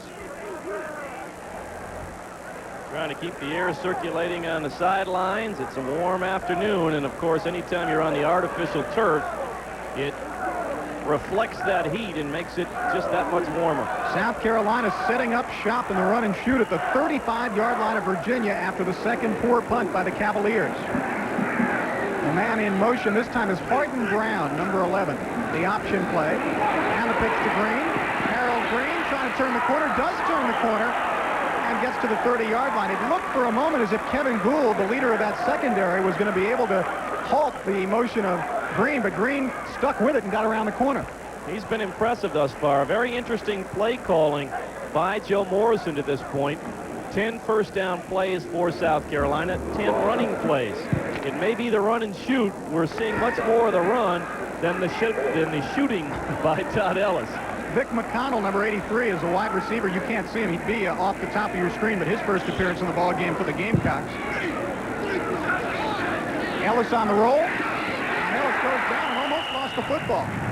Ellis started to bobble the ball as he went down. Rayotis Perkins with good penetration from defensive left tackle. The key to stopping the option is that one of your men on the line of scrimmage has to rise up and put pressure on the quarterback. Perkins got through that time and did the job against Todd Ellis. Theoretically, if the quarterback reads it right, there should be no way to stop it, but it doesn't always work that way. An awful lot of reads out there. That's right. Third down and 4. Sterling Sharp in motion. Ellis rolling left and throws over the middle. He's got his man for a completion and first down. Sterling Sharp at the 23-yard line of Virginia. And the tackle made by number 25 for the Cavaliers. Take a Mike look at Patine. it. Take a look at it from the defensive side of things. This play against good pressure would normally be a tight end delay in your basic offensive setup. But of course, with South Carolina's run and shoot, your wingbacks end up becoming like tight ends. Sharp did a nice job. That's sophomore Jones Andrews out of Columbia now, wide receiver to the near side of the field. And here comes Harton Brown in his first carry into the 12-yard line. Harton Brown, a sophomore out of Red Springs, South Carolina. Sean Scott with the tackle. They can go from the run and shoot or the wishbone. It's the wishbone this time with blockers in front of him. Harton Brown doing a good job of stepping through some traffic, picking up solid yardage for the Gamecocks, close enough to bring the chains all the way across the field for our first measurement of the 86 season. We have 9:14 to go in the second period. 13-13 the score. Gary Sparber with Jack Corrigan, and we're extremely happy to have you with us on our initial telecast of the ACC season. Joe Morrison's Gamecock football program prides itself on an awful lot of work in the weight room in the off-season. And you see that the measurement is long enough, and it's a first down for South Carolina. And it appears here in the second period on the line of scrimmage, the physical strength of South Carolina is starting to take control of the game. Also, Virginia is very thin offensively. They do not have very many reserves, and that will hurt them in the long run as well. Harold Green is the lone setback in the run and shoot. Sterling Sharp in motion. First down. Todd Ellis optioning. Fumble on the pitch out. And it is recovered by Virginia. Cavaliers will have it first down. Ray Savage, the linebacker, came up with it for the Cavaliers. And South Carolina blows a golden opportunity. Been trading mistakes here in the second period. The run and shoot's a high-octane offense. It's a high-risk offense, much like the wishbone. Harold Green just took his eye off the pitch because he saw Ray Savage laying there waiting for him. And when Green didn't have his eye on the pitch and he fumbled it, big mistake for South Carolina. You can't blame Todd Ellis. He correctly executed the play. Kevin Morgan, the tailback, Derwin Griggs, the fullback, and Don Mikowski, of course, the quarterback on first down from the 14-yard line. Kevin Morgan trying to get to the outside, in trouble. Root Beer Johnson got him around the ankles. Johnson is an exciting player. He is a transfer from Navarro Junior College. He makes big plays, and sometimes he overcommits and makes mistakes. That time, he made the big play.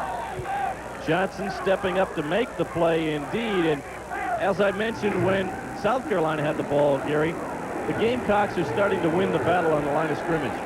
Second down, a little bit better than 11.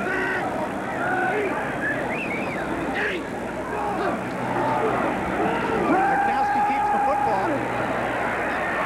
And he throws it complete to his tight end, Joel Dempsey, up at the 30-yard line, and he will have a first down. Nice throw by Mikowski. That's a very nice play because you really get the defense to overcommit playing good sound football. See, they bite on the fake, then they bite on the rollout, and then you throw backside, and Dempsey's wide open. You take advantage of the aggressive tendencies of defensive players with that kind of play. Well, Joel Dempsey has been Dr. Jekyll as the receiver and Mr. Hyde as the punter in this ballgame so far. He says, let's move the ball so I don't have to kick it again. That's right. Mikowski on play action. Going long, look at John Ford wide open. He may be gone. 30, 20. John Ford, touchdown, Virginia.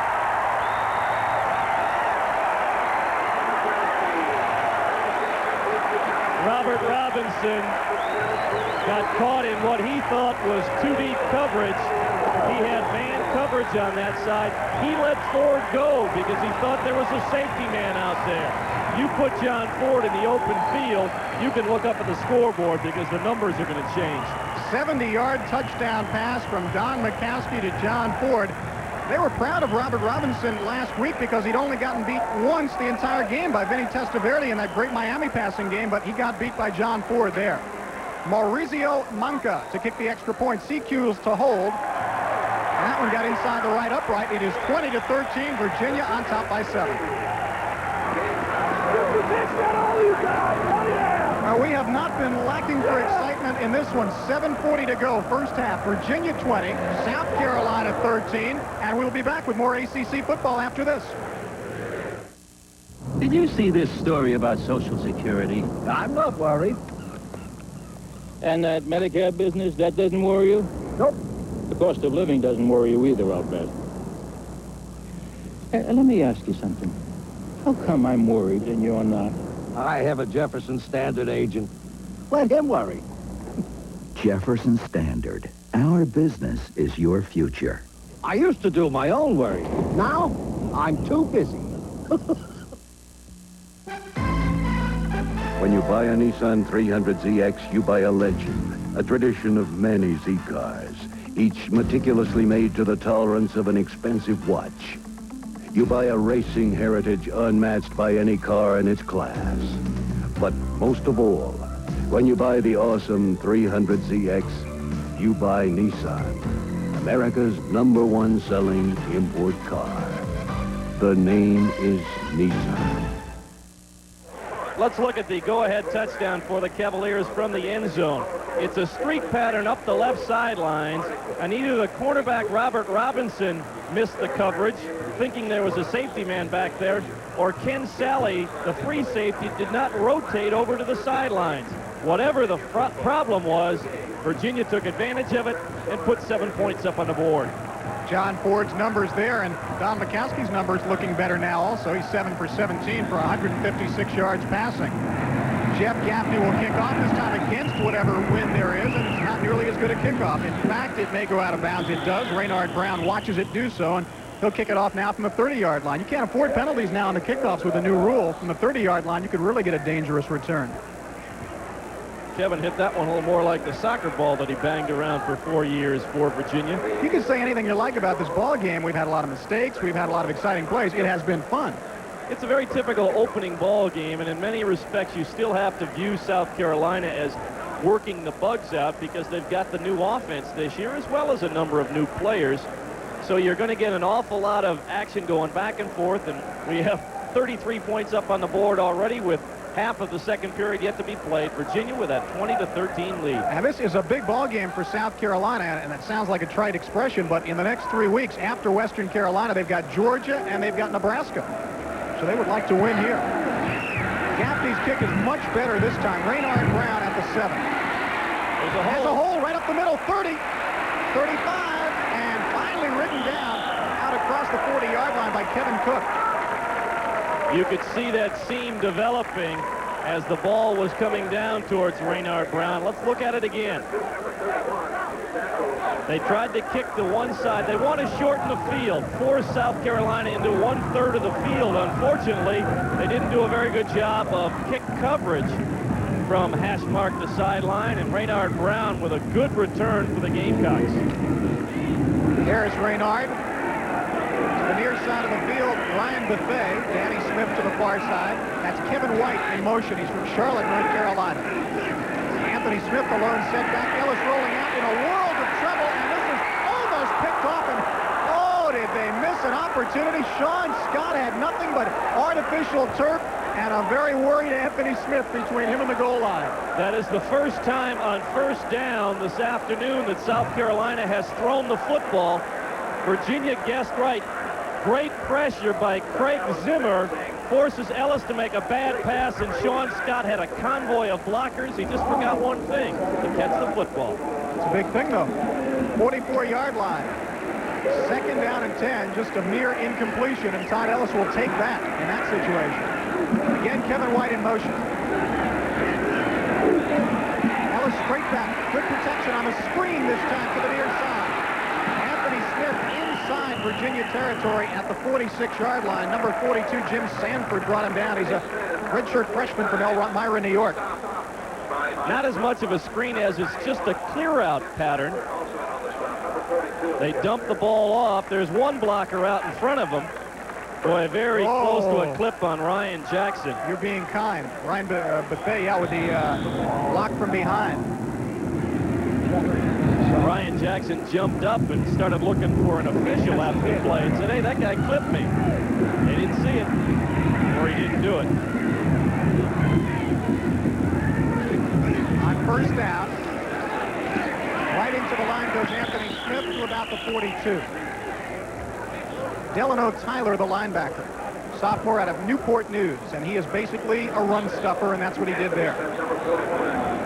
Virginia has done a good job of negating the vertical portion of South Carolina's passing offense. When Ellis has been successful throwing the ball, it has been the dumps and the little flip passes to the sidelines. They've not been able to go deep effectively yet. You saw the time moving down on 6 minutes in the first half. This time the option, Kevin White, brought down, well covered. Kevin Gould up from the secondary. He is one of the few players on that Virginia defense with experience, and he smelled that one out. Dennis Fields also came flying up to make the hit. Once you force the quarterback to pitch in the option, you've got to have support from your secondary people to be able to make the stop on a back in the open field.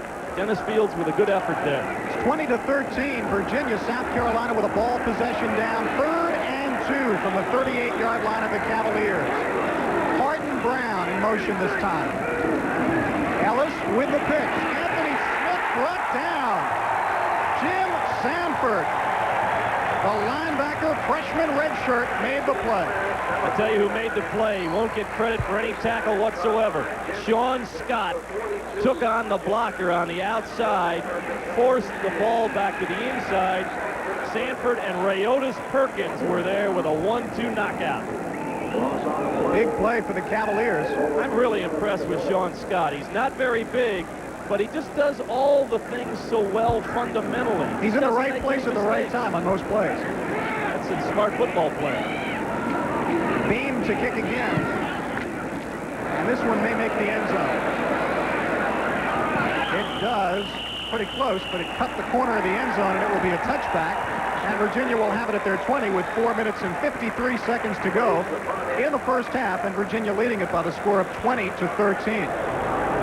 There you see part of the crowd here at Scott Stadium, and they have to be very happy with what they've seen.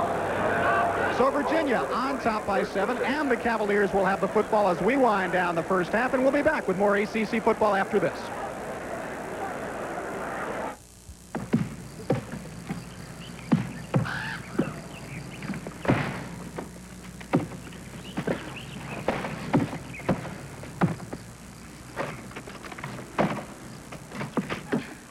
You really want to appreciate the Coors difference. Less heavy, easy drinking. Try to spend some time doing this. Oh, yeah. Coors is the one.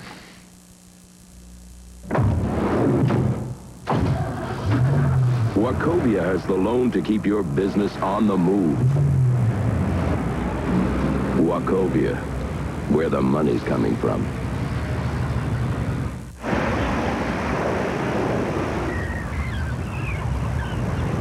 Wachovia has the loan when that second home becomes first priority.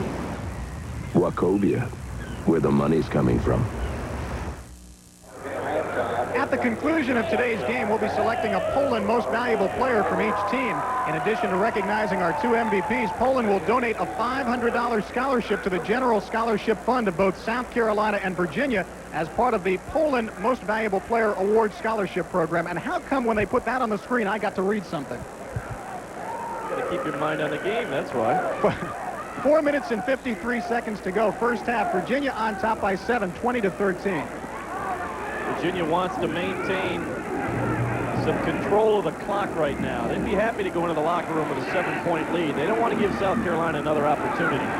Kevin Morgan is in at the tailback right now. Derwin Griggs, the fullback. This is Morgan, and he's cut down by Root Beer Johnson. Up at about the 22, 23-yard line. In previous seasons, Virginia would run the ball on first down 80, sometimes 85% of the time. This afternoon, a little bit more of a mix. There are 2 runs for every pass, but George Welsh has not been afraid to put the ball up on first down this afternoon. Second down and 7, as you see. 4:25 to go now, first half. Witkowski swings it out to the near side to Kevin Morgan on a little screen up to the 30 and up across to the 32-yard line. He'll have the first down, but Kevin Morgan will learn with more experience to keep this ball on the sidelines. He has some help out here. Very well set up screen. Mikowski sidearms the ball to Morgan. He's got 3 blockers in front of him and cuts back to where all the defense is. Kevin, use your people. Let them help you. Now, if he could see it from up here. Well, that's true, too. You always have better vision up here. 32-yard line, 1st and 10 for Virginia. Mikowski. This is Derwin Briggs up across the 35 to the 37-yard line, and they really like Briggs. I asked them, does Derwin Briggs have the same potential as Chris Warren? And I got a flat no, but he has great potential, and he really follows coaching. He's one of those butterball status kind of guys in that he's not real tall, 5'11", and carries 220 pounds on the frame. 2nd down and 5, 3:24 now to go. First half, 20-13 Virginia. The fake to Morgan. Mikowski on the roll, has all kinds of room. An easy first down, and up across midfield, still on the run, and finally at the 40-yard line, he is brought down. Boy, did he fake out Ken Sally. Sally was coming up hard from his free safety position. He expected Mikowski to take the normal quarterback route, get some yardage, then go to the sideline. Watch it right here. Pulls the ball down, run into the sideline. Sally, whoops. Boy, that's just heads-up playing by the veteran quarterback. One of the good things about Mikowski, because of the option, he's not afraid of the contact. Derek Little finally ran Mikowski down. On the fake, Mikowski to run again. Nice cut again to the 34-yard line. Boy, he left Willie McEntee standing there that time. Defensive backs or defenders for South Carolina will be muttering to themselves in the defensive huddle about Mikowski. He stepped around McEntee and Kenneth Robinson. Mikowski, the senior out of Depew, New York, up around Buffalo. Hey, they raise him tough up there, and he's taken some licks today and really hung in there well. I've been impressed with Mikowski thus far. 9 yards per carry. 2nd and 5. Chris Warren hasn't carried the ball in a while. Kenneth Robinson rides him down at the 30-yard line, very close to a first down. Might be about a half-yard shy. South Carolina went into their version of the Chicago Bears 46 with a lot of people up on the line of scrimmage, and they were sending linebackers, all except Robinson. It was fortunate that Robinson hung back, because Warren, had he been able to slip the linebacker, would have been gone. 1:46 to go, first half, 20-13, Virginia on top. 3rd down and about a yard to go for Virginia. Chris Warren came out. Yeah, I was going to say both teams still have a lot of timeouts left, and Virginia's going to use one here, which is wise, because here they have 3rd and short yardage. Not only do they want to maintain possession, but they want to put themselves in a situation where they can think about going for 6 now instead of settling for a field goal. They felt their skilled players would have to win this ball game for them, and in the first half, that has been true, but they've also gotten quite a contribution from this young offensive line. Let's go down to the sidelines and see what's going on with our man on the field, Ben Hamlin. Okay, as you know, Virginia had some problems with his punting earlier. Joel Dempsey will not be back to punt should they punt again. Fred Carter has been loosening up on the sideline, number 13. He'll take over the kicking duties, but I'm sure Virginia looking for a touchdown, a field goal at the very least off this possession, Gary. Nice job, Ben, and I would suspect that Mr. Dempsey probably didn't argue too much on that decision. He'd rather concentrate on his tight end duties. And he has contributed at tight end. Virginia now at the 3rd and short yardage situation. One of the things they'll be discussing on the sidelines is, do we play action here and go for the 6, figuring we can come back on 4th down and pick up the half yard needed for the first down? Or do we pick up the first down now and then move ourselves down the field? There's your score in time. Don Mikowski now 8 of 18 for 166 yards, but he has made some nice running plays, and he is the leader out there. I would venture to say he's the primary reason that a very young Virginia offense is moving as well as it is. There you see what we have coming up at halftime. Another in our Delta One for the Book series, the Jefferson Pilot scoreboard, and a profile of the University of Virginia. Ball possession down, 3rd down, a yard. Keep an eye on John Ford at the bottom of the screen if we're going to play action. Instead, they give it to Morgan, who gets the first down. He is dragged down then by the linebacker, Kenneth Robinson. They'll call 2 plays here because they will get the momentary snub. Now they are going to huddle up. I thought they'd go right from the line of scrimmage because they'd get the brief timeout while they move the chains. But now the clock moving again with Less than 125 to go here in the first half. 29 yards away from pay dirt, and a score here would look awfully good for Virginia, already leading by 7 points. This time Ford is in the slot. Watch Ferguson, the backside tight end. McCaskey on the give, and Morgan gets to about the 27-yard line. And once again, well, how many tackles does Kenneth Robinson have in this first half? Well, Robinson, who was their team leader last year with 131 tackles, has certainly had his share here in the first half of this ball game. Some of the Virginia fans getting a little restless here as the Cavaliers let the clock wind down. They still have 2 timeouts remaining. Mattioli to the near side, Ford to the far side.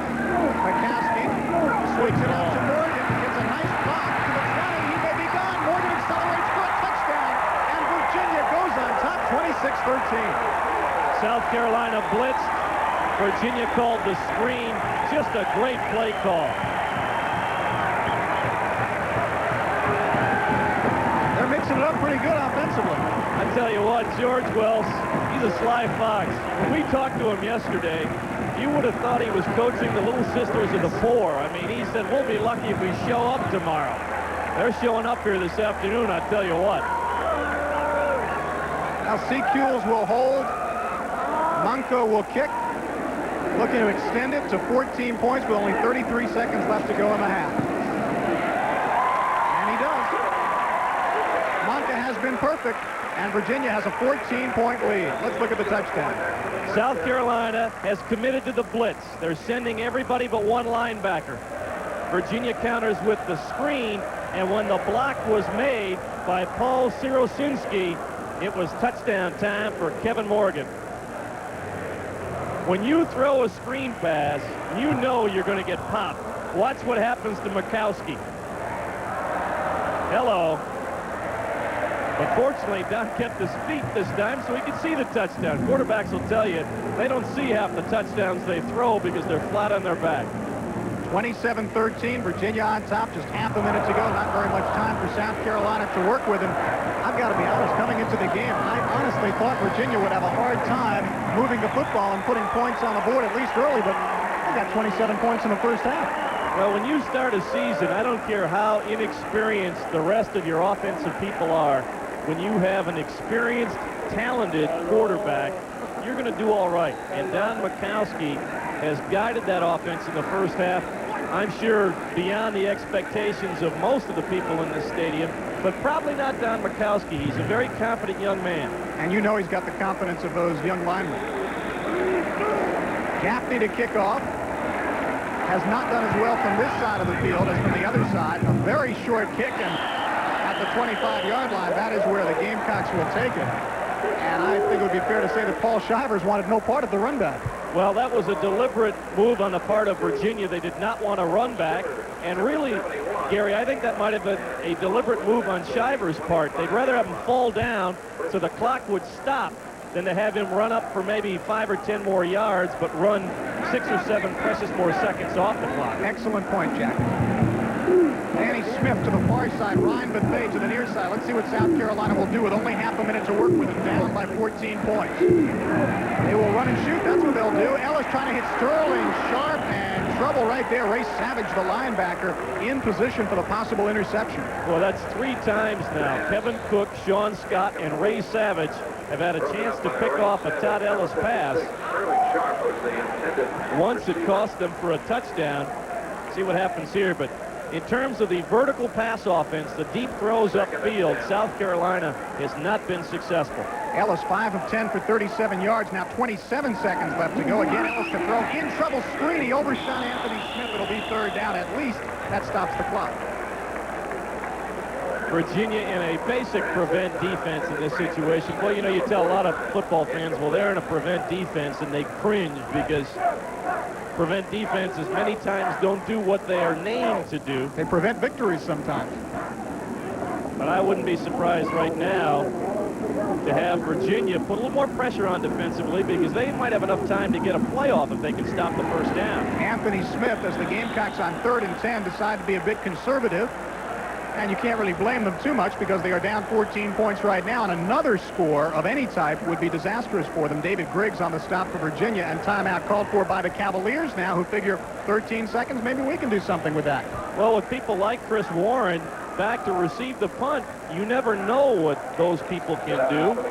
You know, they can get a return to, say, the Carolina 40 or 35-yard line. You have a chance with one of the Virginia kickers to try a long-range field goal. Gaffney has hit a 55-yarder in practice. Granted, he would be kicking into the wind, although for the moment the flag up on the standard is barely moving. It's funny, the wind, according to our graphic earlier, and what we see on the field doesn't look like much, but the kicks have definitely been better from one side with the wind than they have been on the other against it. From South Carolina's perspective here, they don't want to go into the locker room with any more than that 14-point deficit up on the board right now. So Scott Fame's responsibility here is not only to punt the ball far, but punt it in such a way that Warren will have a hard time fielding the ball. Hang time would be a good idea here. Let his men get down there.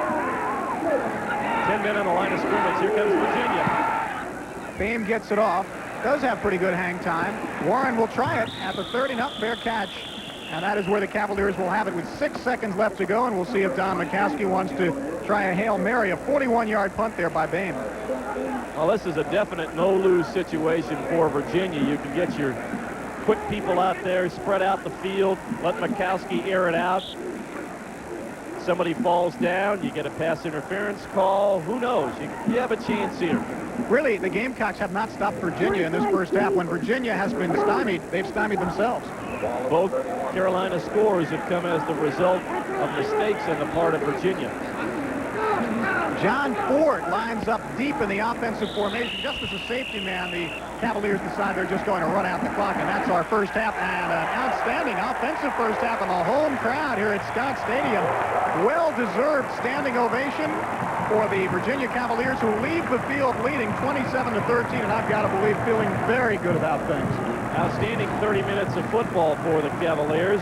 They negated what Todd Ellis wants to do offensively with South Carolina, while Don Mikowski has dominated the action at quarterback for Virginia. So we are halfway through here at Scott Stadium. It is the homestanding Virginia Cavaliers 27, South Carolina 13. We'll be coming back with our halftime activities right after these words.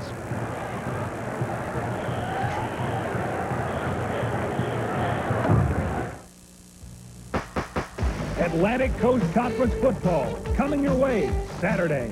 This week, the Hokies of Virginia Tech venture into Death Valley to take on the Clemson Tigers. Watch the ACC stars shine as two veteran teams battle it out. Visiting coach Bill Dooley and his victory-hungry Hokies face Danny Ford's mighty Tigers in their home den. ACC football. Virginia Tech at Clemson. Don't miss it.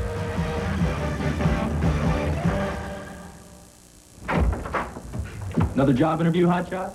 Jefferson Pilot Communications. Don't they televise big sporting events? Racing, football, basketball, and that's just JP Teleproductions. Jefferson Data Systems designs computer systems for broadcasters. And Co-Opportunities and Jefferson Pilot Retail Services help broadcasters develop larger advertising budgets. Somebody's done their homework. I want them to like me. Well, they might, if your shoes matched. Jefferson Pilot Communications is more than meets the eye. What if there was a truck that looked like no other, had fuel injection and more horsepower than any leading standard compact truck, more cargo space between the wheel wells where it counts the most, and 5.7 financing or $500 cash back? Well, consider it done. Nissan's hard bodies, the cure for the common truck. They're available now at your nearby Nissan dealer. Welcome back to the Nissan Game of the Week, where at halftime, the Virginia Cavaliers surprisingly on top of South Carolina, 27-13. This is beautiful country up here in Charlottesville. Let's take a look at the campus of the University of Virginia.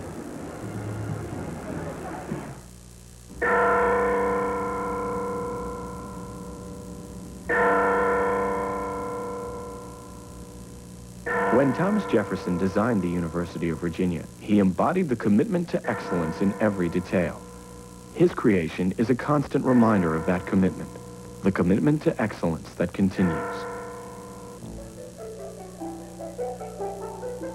Today, UVA is a leader in the university race to be fully computerized. Installation of an integrated multi-million-dollar system has already begun. The system gives students and faculty high-speed access to information contained in the UVA computer network, national and even worldwide data banks. Dr. David Benjamin, UVA's Associate Provost for Research.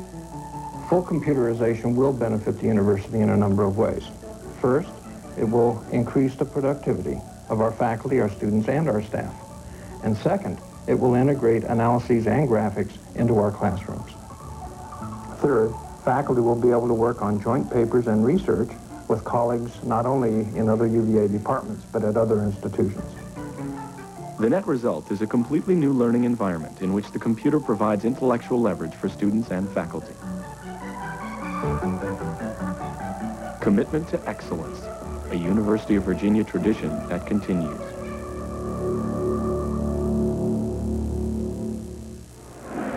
A look at the University of Virginia. Halftime, Virginia leading South Carolina 27-13. Back after this word from your local ACC station.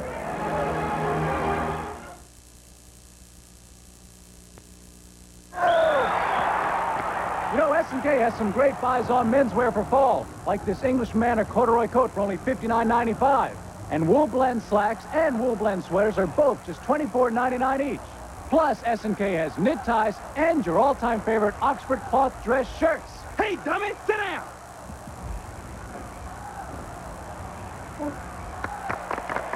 Hurry to S&K Famous Brands in Richmond, Dale City, and Charlottesville. Expect the unexpected on the new Hollywood Squares with host John Davidson. Welcome to the new Hollywood Squares. It's Hollywood Celebrity Game Show. I'm ready. And the stars are playing for laughs. There are certain things a woman should never do. What's at the top of the list? Point and laugh. With an all-new set of rules. What is that? Bourbon tongue. Join the all-star fun this fall on the hilarious Hollywood Squares. Welcome back to Charlottesville, 27-13 at halftime. Virginia leading South Carolina. I'm Jack Corrigan along with Gary Sparber. And once again, we're happy to have Delta sponsor our One for the Books halftime segment. Gary, that's an important part of our telecast. Jack, I've had the chance to work on that One for the Books for the past couple of years. It is really fun. We look at some of the exciting things that have happened in the ACC over the years. We are going to take a look this afternoon at another significant aspect in ACC history. This afternoon, we are going to turn back the pages just a couple of years to 1984, when the University of Virginia Cavaliers culminated 30 years of athletic activity on the football field with a big victory in the Peach Bowl. Delta, the airline of ACC country, is proud to bring you another ACC football One for the Books. Delta gets you there. In his third year at Virginia's helm, George Welsh had his Cavaliers at a surprisingly strong 7-2-2 and out to finish strong in the Peach Bowl against Purdue. The Boilermakers' latest in a long line of passing sensations was Jim Everett, but Virginia cornerback Ray Daly picked off an attempted bomb early to get the Cavaliers back on track. From there, Virginia went on a 10-play march, culminating in Howard Petty's 11-yard run to make it 7-0. Petty would carry 21 times for 114 yards on the day. After a regular season-ending loss to Maryland, the Cavaliers were back on track. Purdue struck back with a field goal and then caught Virginia's kickoff team napping with a daring onside kick recovery. A few plays later, Everett got the Big Ten Boilermakers into the end zone with a 23-yard strike to Steve Griffin, and Purdue had its first lead.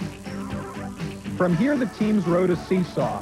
First, Virginia regained the lead with a superb play fake and misdirection move by quarterback Don Mikowski, who flipped to a wide-open Geno Zimmerlink, and it was 14-10. But Everett was tough to contain, and he hit Jeff Price for 17 yards to put Purdue back on top 17-14 with just 2.5 minutes to play in the half.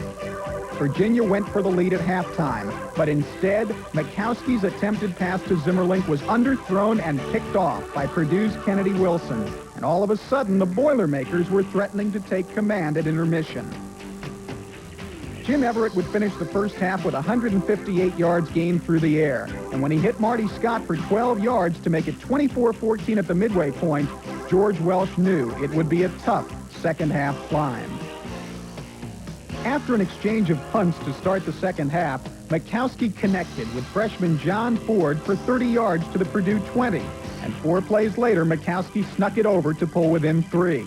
Both defenses stiffened from here on, but early in the fourth period, Kenny Stadlin tied the game from 19 yards. And in what became a hard-nosed fourth period, the key play came when Purdue's Ray Wallace fumbled, and Virginia's Scott Matheson pounced on the mistake. Virginia got to the Purdue 1, but could not punch it in.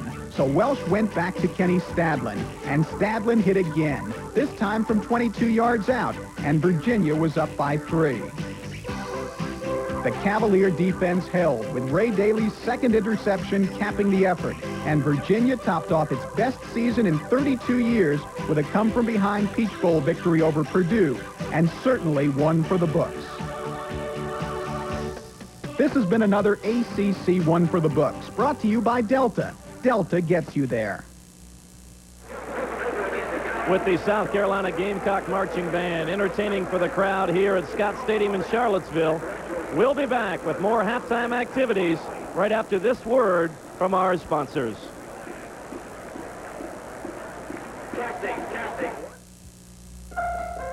Now's the time to vacation in Europe with Delta. We'll give you a free car for a week, a free hotel room for a night, and just $52 a night after that. We'll fly you to England, or France, or Germany, or Ireland. For prices in your city, call your travel agent. Europe at Delta. You stepped up to a 35mm camera because you wanted to get serious about your photography. There, the image is on the film, but will it be on the print? It will if it's Eckerd's UltraLab 35 processing. UltraLab 35 examines each negative for color and contrast. Prints on high-gloss Kodak paper for incredible reproduction, and UltraLab prints are 30% larger. Be sure that the image you shoot is the image you get. UltraLab 35 from Eckerd, when you're serious about 35mm. What is Jefferson Pilot? I don't know. What is it? It's a breakdance done to the tune of one of our radio stations. It's a welcome check delivered by one of our insurance agents. It's Bill Martin's retirement home, made possible by our financial services. And it's the big game broadcast over one of our TV stations. Jefferson Pilot is many companies, all helping to put a brighter face on the future. The Jefferson Pilot Scoreboard, brought to you by the Jefferson Pilot Companies. There is our score here at Scott Stadium, 27-13. The Cavaliers on top of the Gamecocks. Virginia's offense prolific here in the first half. They have moved almost at will. At halftime, North Carolina on top of the Citadel, 21-7. That one taking place in Chapel Hill. Good start for the Tar Heels. Second quarter, Vanderbilt making it tough for Alabama in the Southeast Conference. Bama only up 6-0 there. Rutgers 8-0 over Boston College. That's a halftime score. And let's check some baseball scores as well. San Francisco knocked off Montreal 8-4. That's last night, and the Giants trying to stay in the race in the National West, but they've got some catching up to do. St. Louis did knock off first place Houston, though, 8-5. That helps out the Giants and the Cincinnati Reds. And how about the Boston Red Sox? 12-2 winners they were over Minnesota, and the Red Sox now 5.5 in front of Toronto.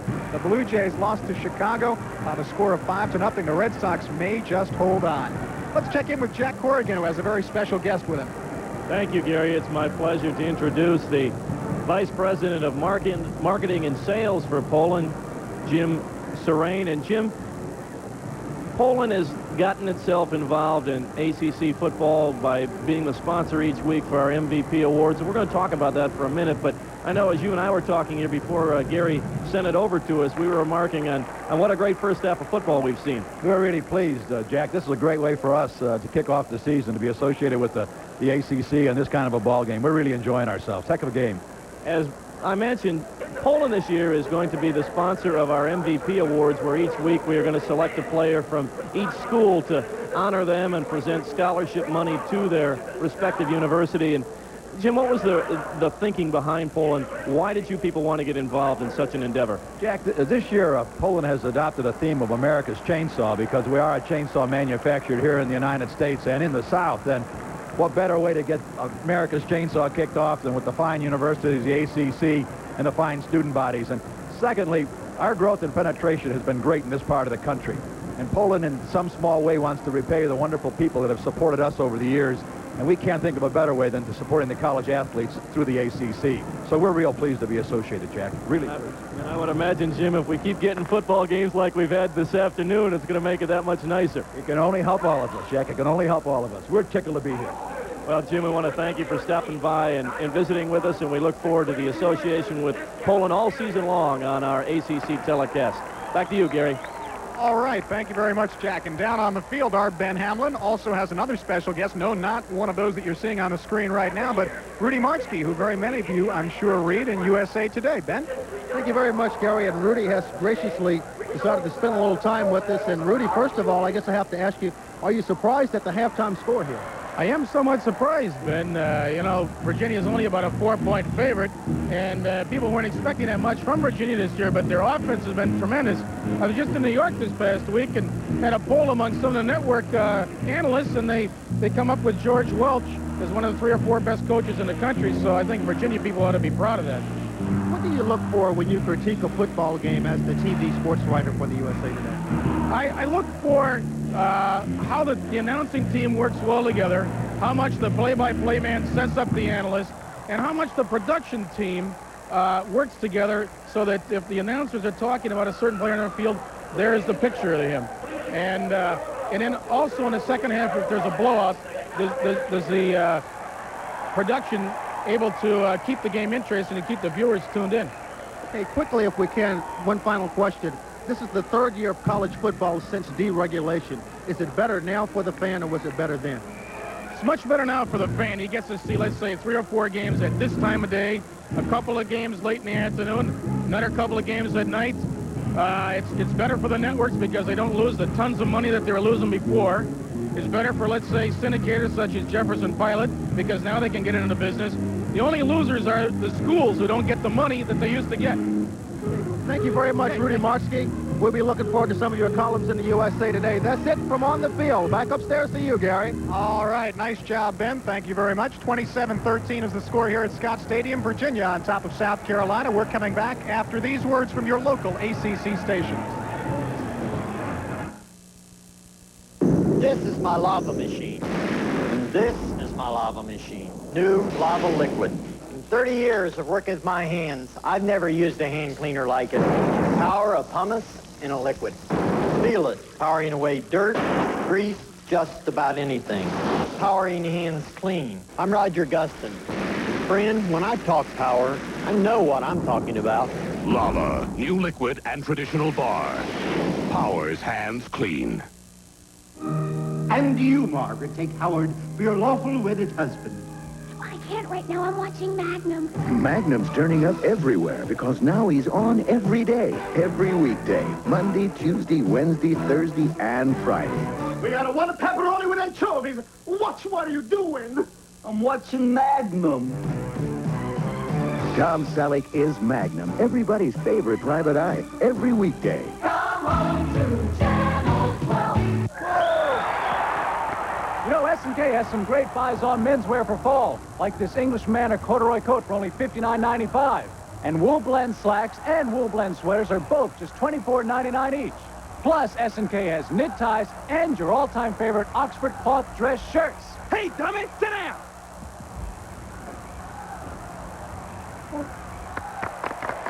Hurry to S&K Famous Brands in Richmond, Dale City, and Charlottesville. Jefferson Pilot Teleproductions' exclusive live coverage of this second half of Atlantic Coast Conference football is brought to you by the Jefferson Pilot Company, helping to put a brighter face on the future. Delta, the airline of ACC country. Delta gets you there. Poland, America's chainsaw. First Wachovia, serving the financial needs of individuals and businesses in the Southeast and the nation. Nissan and your local Nissan dealer, offering low financing on new Nissan trucks.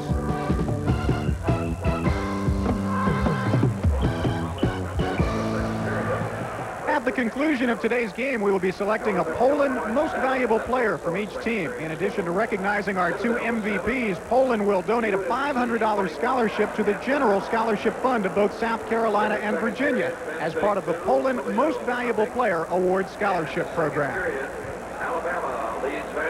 There are the halftime statistics. And you look at those halftime numbers, Gary, and you can see the total domination by the Virginia offense. They have more than doubled South Carolina's output, 378 yards of total offense to just 150 for South Carolina, and only 37 yards passing in the first half for Todd Ellis, while Don Makowski went 9 for 19 for nearly 200 yards and threw a couple of touchdown passes. Great first half for the senior Virginia quarterback. That number, 378 yards total offense in one half, that is almost staggering when you consider how young this Virginia offense is, especially the line. And they held on to the football better than 5 minutes more than South Carolina, an aspect of the game that George Wells always likes. I don't think 37 yards is what the run and shoot had in mind either. No. There you see the Cavaliers making their way back onto the field. Leading 27-13. South Carolina will receive in the second half. They won the toss, you'll remember, and deferred their option so they could choose now, and they will take the football and they can use it down by a couple of touchdowns. Well, this will be a key series right off the bat in the third quarter for South Carolina. They've got to start generating some kind of offense. The 2 touchdowns that South Carolina scored came as the result of Virginia errors. This was the touchdown run by Sterling Sharp, which at the time made it a 6-6 ball game when Hagler, unbelievably for him, missed the extra point. Virginia then came back on top as Chris Warren, with some beautiful open field running, and then just turned on the juice. This made it a 13-6 ball game. Warren had a very fine first half as he ran the ball for 90 yards on just 6 carries. You know, Jack, a number of players look good in the first half, but when Warren runs, the word thoroughbred comes to mind. He just looks like a tremendous football player. He's got the good size to go along with the great speed. I mean, you're talking about a young man that's 6'2", 215 pounds with 4.5 speed. You let that loose in the secondary, and you've got some problems. This is the touchdown pass of 70 yards to John Ford. John had some problems catching the ball earlier in the game. You might have noticed there he cradled that ball into his chest. John was going to make sure he had that one. Perhaps blown coverage by South Carolina there. Give credit to Makowski for exploiting an area of weakness, at least on that play, for the Gamecocks. Virginia will kick off leading by 2 touchdowns. Jeff Gaffney has been doing the honors. We mentioned to you in the first half that Maurizio Manca is handling the place-kicking duties, and he's done that perfectly in the first half with 2 field goals and all his extra points. And Jeff Gaffney will be kicking to that pair of receivers, Raynard Brown to the left of your screen and Sterling Sharp to the right. Fine drive kick. Brown has to retreat to the end zone. That one fooled him, sailed on him a little bit at the end, and it turns out to be a touchback. And with the 35-yard line as the kickoff point, you've got to feel pretty good if you put him on the 20-yard line. 27-13 as we get going now in the third period. And let's take a look at what South Carolina will do on first down. They were very run conscious in the first half. The few times they tried to throw the ball on first down, they had problems with it. Todd Ellis is really in need of a better 30 minutes than he had in the first 2 quarters of action. Sterling Sharp and Raynard Brown are the wingbacks. Anthony Smith is the lone setback. Ellis optioning pitches to Smith. Smith cuts outside of a pretty good block right there and is taken out of bounds. The block was by the wide receiver, Danny Smith. He used it well and got out close to a first down.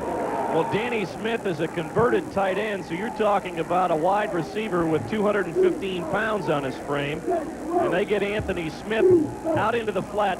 Better job that time by South Carolina to cut off the linebacker pursuit. You might have seen number 41, Delano Tyler, get chopped down. That enabled Smith to turn the corner before Kevin Cook made the stop. There's Anthony Smith. They give to Smith, and Smith across the 35, across the 40. A stiff arm gets him out to midfield. Boy, he put that stiff on right to the helmet of Kevin Cook.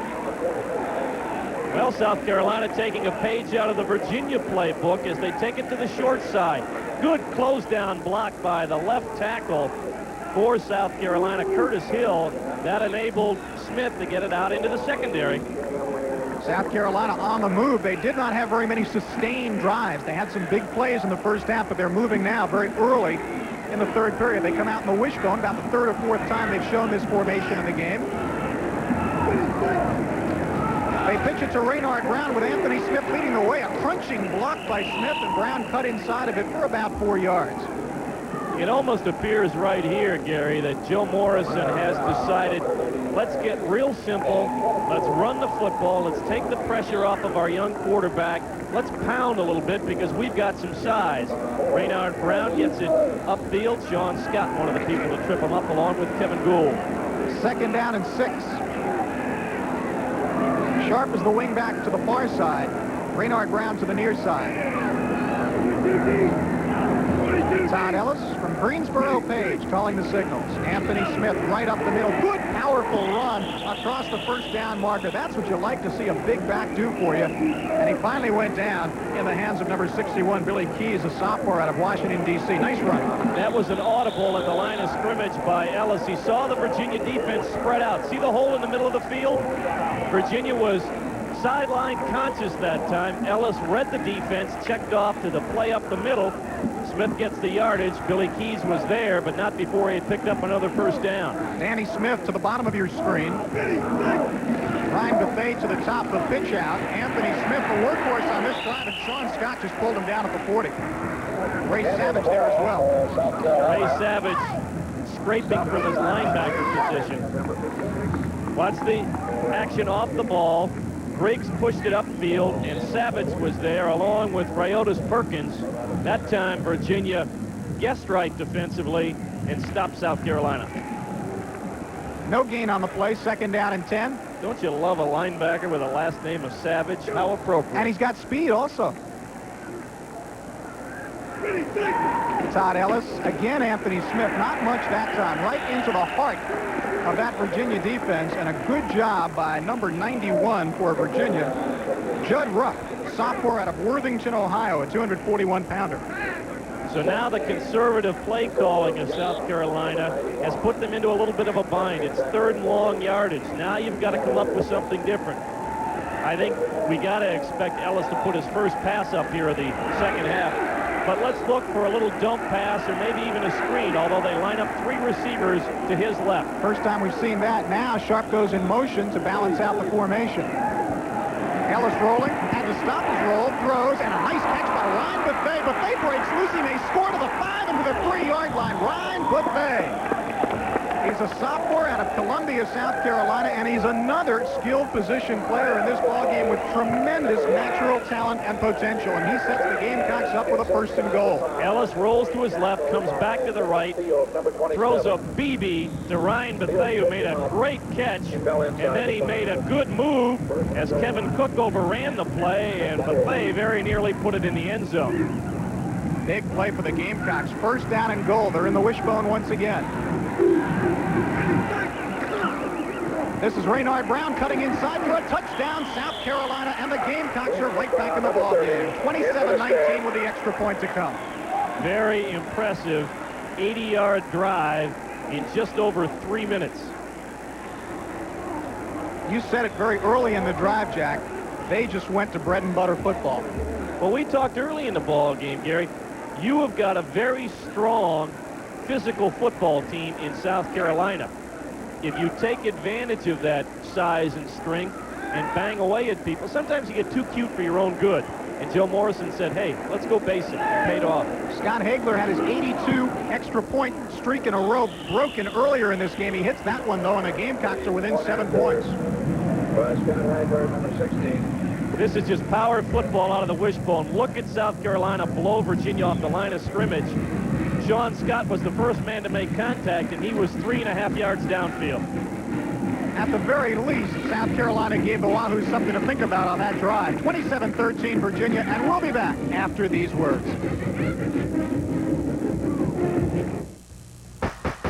Atlantic Coast Conference football coming your way Saturday. This week, the Hokies of Virginia Tech venture into Death Valley to take on the Clemson Tigers. Watch the ACC stars shine as 2 veteran teams battle it out. Visiting coach Bill Dooley and his victory-hungry Hokies face Danny Ford's mighty Tigers in their home den. ACC football. Virginia Tech at Clemson. Don't miss it.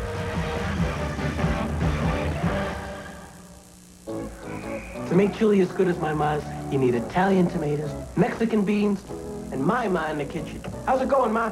How's your kitchen? She's great.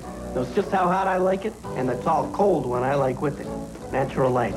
The beer with the taste for food. Ah, this is the life. Get off the table. Yeah, all natural, less filling. It's Natural Light from Anheuser-Busch. Put a coaster under the beer.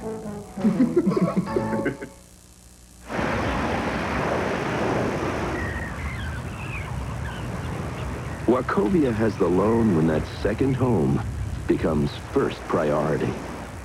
Wachovia, where the money's coming from.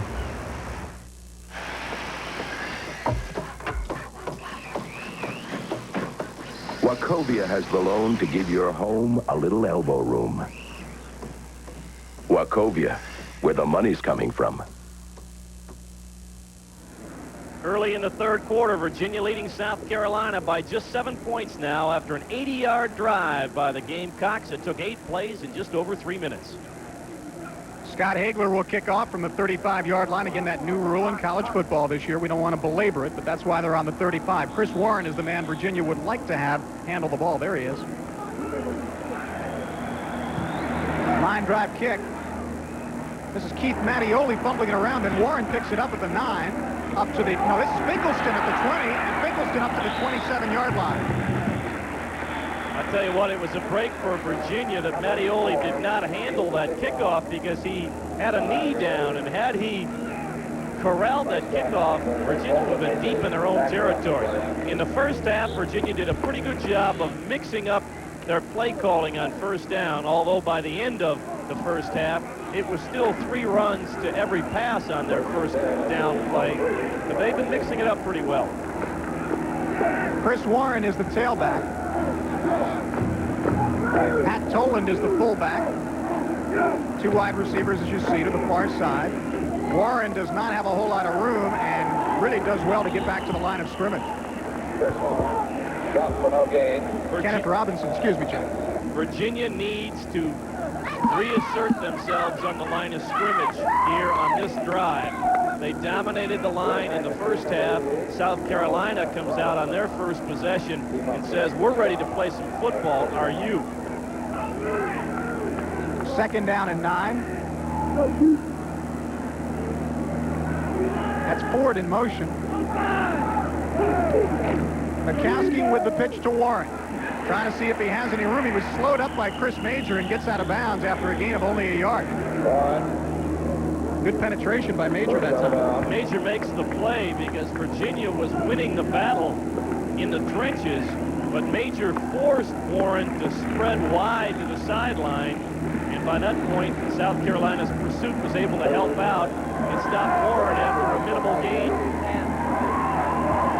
Over 5,000 fans made the trip up from Columbia to cheer on their Gamecocks, and slowly but surely the Gamecocks are turning this thing around in the third quarter. Here's a big play. 3rd down and 10, McCaskey to throw. Protection breaking down, McCaskey in trouble. Holding. Back at his 20 and hit hard, and down goes McCaskey, a holding call on top of it. And one way or another, the Gamecocks will get the football. David Root Beer Johnson with a tackle for the Gamecocks. Well, this was a no-lose situation for South Carolina with the holding penalty ending any hopes for positive yards for Virginia to begin with. Carolina says, well, we'll take the 10 yards by dumping the quarterback, and that way we won't lose the down. On the offense. Holding. It's declined. 4th down. Against the Cavaliers. Mikowski steps up against the pressure.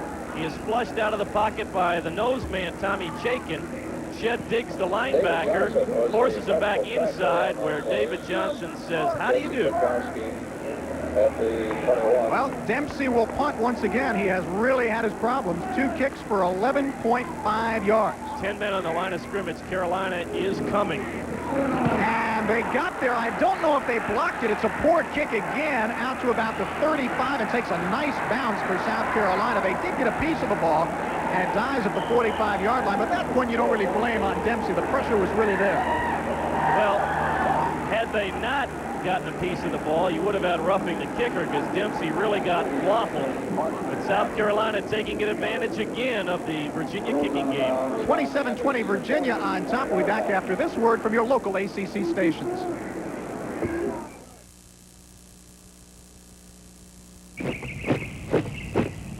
September 8th through the 14th, over 50 of the greatest names in golf are coming to the United Virginia Bank Senior PGA Tournament at Hermitage Country Club. Monies raised from this year's tournament go to the Richmond area Rotary Clubs for the benefit of the Virginia Special Olympics. Purchase your tickets at the gate and be among the thousands of Richmonders who join Arnie's Army. I don't know, but I believe. You know, S&K has some great buys on menswear for fall, like this English Manor corduroy coat for only $59.95. And wool blend slacks and wool blend sweaters are both just $24.99 each. Plus, S&K has knit ties and your all-time favorite Oxford cloth dress shirts. Hey, dummy, sit down!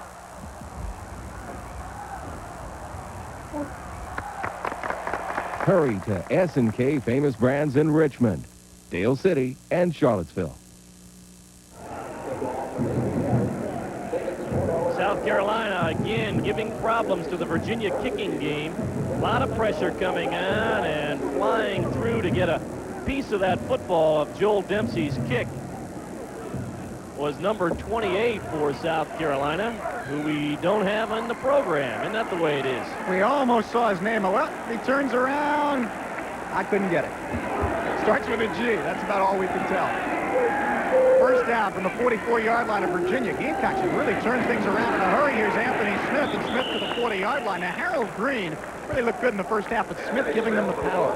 Well, Smith's giving them the power, and also Green coughed up a fumble, had some problems catching the football and running with the football. When he hung on to it, he did a super job. But again, Joe Morrison deciding, hey, I want to get down to basics, and I'll go with my power runner and maintain possession of the ball. Second down 6. Anthony Smith has 54 yards. They're in the wishbone this time. Pitch out to Raynard Brown, and Brown is tripped up by Kevin Gould in the backfield. Well, when you go to the wishbone, you can close down the defense. And Kevin Gould, the linebacker, with no wide receiver to his side, has to play the hard corner. By that you mean the quarterback has to step up on a line of scrimmage and be ready to attack any running play that comes wide. Gould did a good job.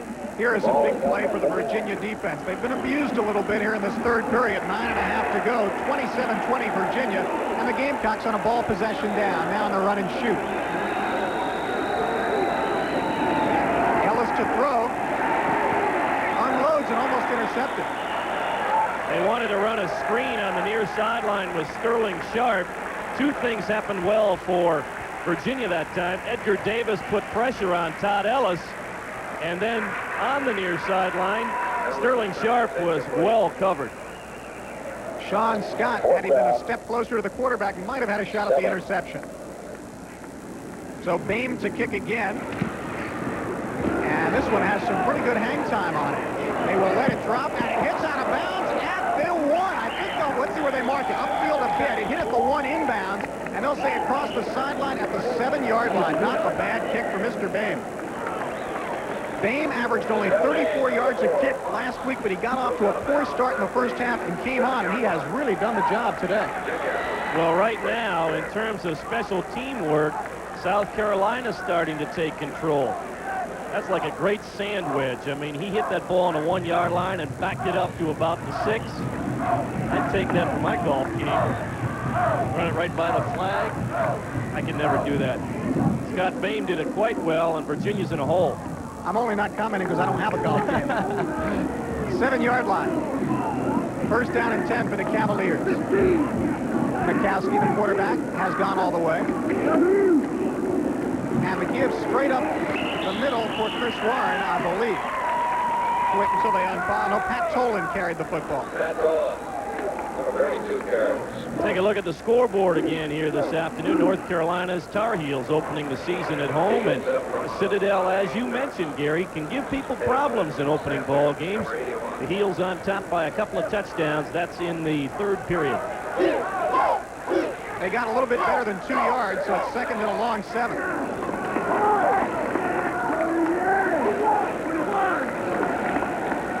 John Ford starts in motion. This is Warren with a cutback up to the 12. Virginia's tailbacks operate in an option style of running. They get the ball at least 7 yards behind the line of scrimmage, or they hope to be in that 5 to 7 yard range, and then let him find daylight. Unfortunately, when you're deep in your own territory and the defense is bunched together, you just got to take what you can get. 3rd down and 4. Virginia must get those 4 yards or kick it from very deep.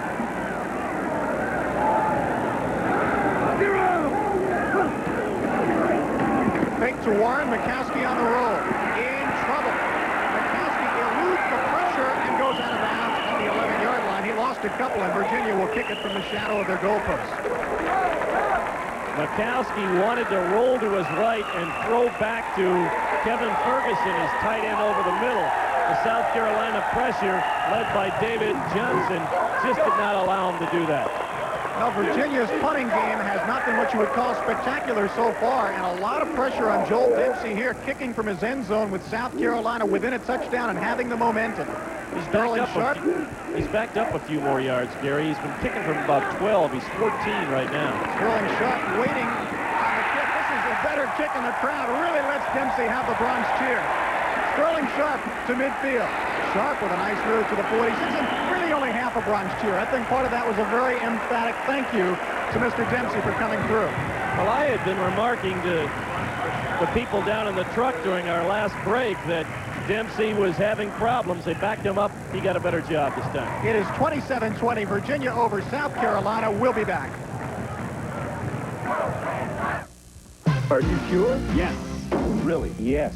It's Yes Month at Nissan, and your Nissan dealer's making great deals on new trucks. He's saying yes to 5.7 Nissan-sponsored financing, so you could save up to $829 on our lowest sticker-priced regular bed, up to $1,980 on this King Cab SE 4x4 with V6 power. Yes. Or save with $500 cash back from Nissan. So see your Nissan dealer, because he's going to say yes. The name is Nissan. One reason the cost of your company's group benefit plan may be so hard to contain is because it assumes everyone in the group is the same. But people are different, and so is the coverage they need. That's why Pilot Life developed the Flex Advantage benefit plan. Because of its flexibility, Flex Advantage can help contain costs without limiting benefits, and your people get more freedom to choose the benefits they need. Flex Advantage, another example of good sound thinking that works from Pilot Life. 7 minutes and 29 seconds to go, 3rd period. Jefferson Pilot Teleproductions, ACC football, and South Carolina trailing Virginia by 7, but the Gamecocks do have the momentum as they come up to the line of scrimmage. Great field position here in the 3rd period. The Gamecocks have to take advantage of it. Harold Green is back in as the lone setback, replacing Anthony Smith. Ellis to throw. Fires to the sideline to Ryan Buffet, and Buffet, I think, caught it inbounds. Yes, he did. 43-yard line. Make it the 37-yard line. Gain of about 9. Watch Todd Ellis take a face full of Ryotas Perkins, but still get this football off, and Buffet running a nice curl out pattern on the sidelines, kept his feet in bounds. The thing you got to remember about Todd Ellis, this is only his 2nd game of his redshirt freshman year. Sterling Sharp in motion. Harold Green right up the middle, and number 98, David Briggs, brought him down. Close to the 1st down. Well, one area of success this afternoon for Virginia, as you look at that defensive unit of George Welsh's Cavaliers, is that they have, for the most part, prevented the big play guys like Sterling Sharp, like Danny Smith, like Ryan Buffet from seizing control of the game. They did not get the 1st down. 3rd and less than 1. They line up in the wishbone with Harold Green, the up back. They pitch it to Raynard Brown, and he got the 1st down, I think. Maybe not. Ray Savage made the stop. Maybe not. Let's see where they mark it. The Cavaliers think they've stopped them, but where he stretched out the football, it will be close. Don Bryant also in on the stop, and we may have a measurement for this. Yes, we will. Ray Savage was a high school All-American at Warwick down in Newport News, Virginia. And I mean to tell you, that young man is educating himself to the ways of college football very quickly. He's been impressive in that linebacking position. They stretch it out. Just that much. Well, fourth down. And they're in four-down territory. Yeah, I really Gary. think so. I really think so. No reason not to go for it here. You're into the wind. A field goal would be in more than 50-some yards. You want to establish right here that, hey, we need inches. We're going to get them. And really, the way the Gamecocks have played in this third period, you believe they will get them. They have 49 yards rushing in the third quarter. Virginia has 0. Here they come. 4th and inches. In the wishbone again. Green the up back.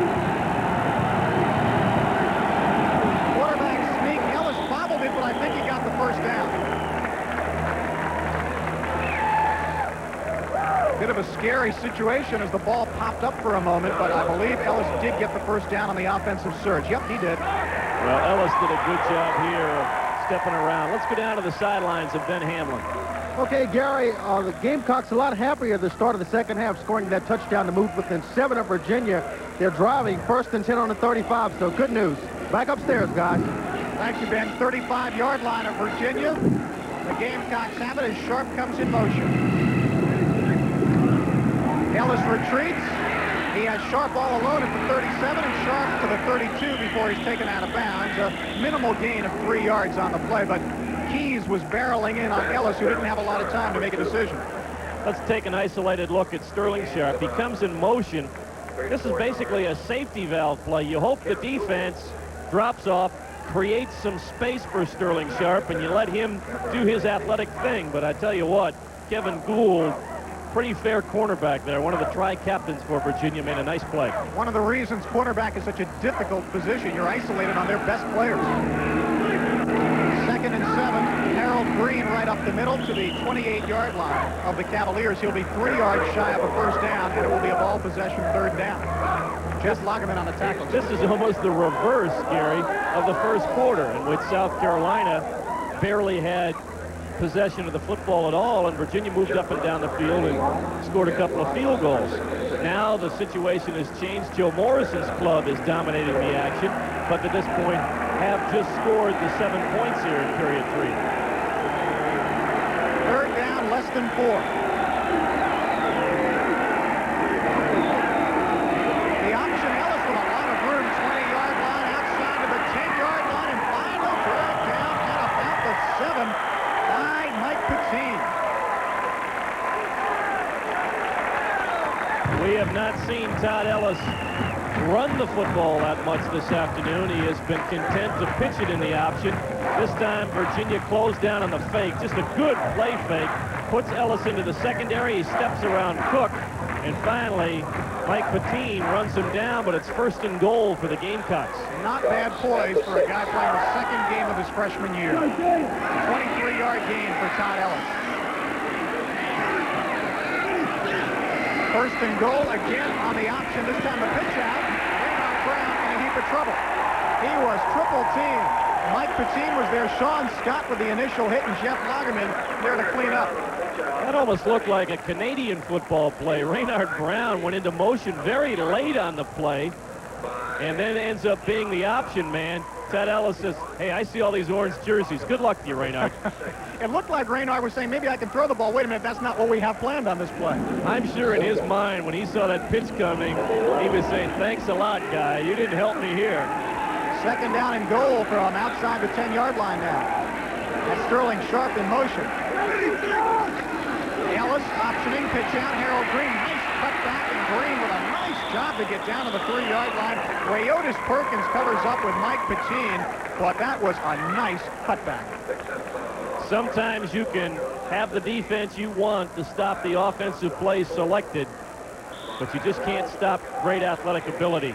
Virginia was in position, but when Green cut back and broke through some tackles there, Billy Keys and Jeff Lagerman finally wrestle him down, but that was some good running against the grain by Harold Green. One of the key plays of the football game, 3rd and goal from the 4. That's Raynard Brown in motion. They give it to Green, who's to the 1. the way the game is going at this stage, I say you go for it. Well, I'm going to differ with you. I'm going to kick the field goal here. Let's see what Joe Morrison says. Well, you're down 7 points. You're controlling the line of scrimmage, and if you don't make it, you leave them on the 1-yard line. Well, my feeling is you kick the field goal, you're within 4 points, and since you're controlling the game, you get the ball back. Your next score puts you into the lead. But you're apparently of the same thinking as Joe Morrison, because he's going to go for it. That doesn't mean right, just means of the same thinking. Harold Green is the setback. Brown in motion. Harold Green. You see, it doesn't mean right, it just means along the same thinking lines, because they did not make it. Freshman linebacker Ray Savage stepped up and stuffed him.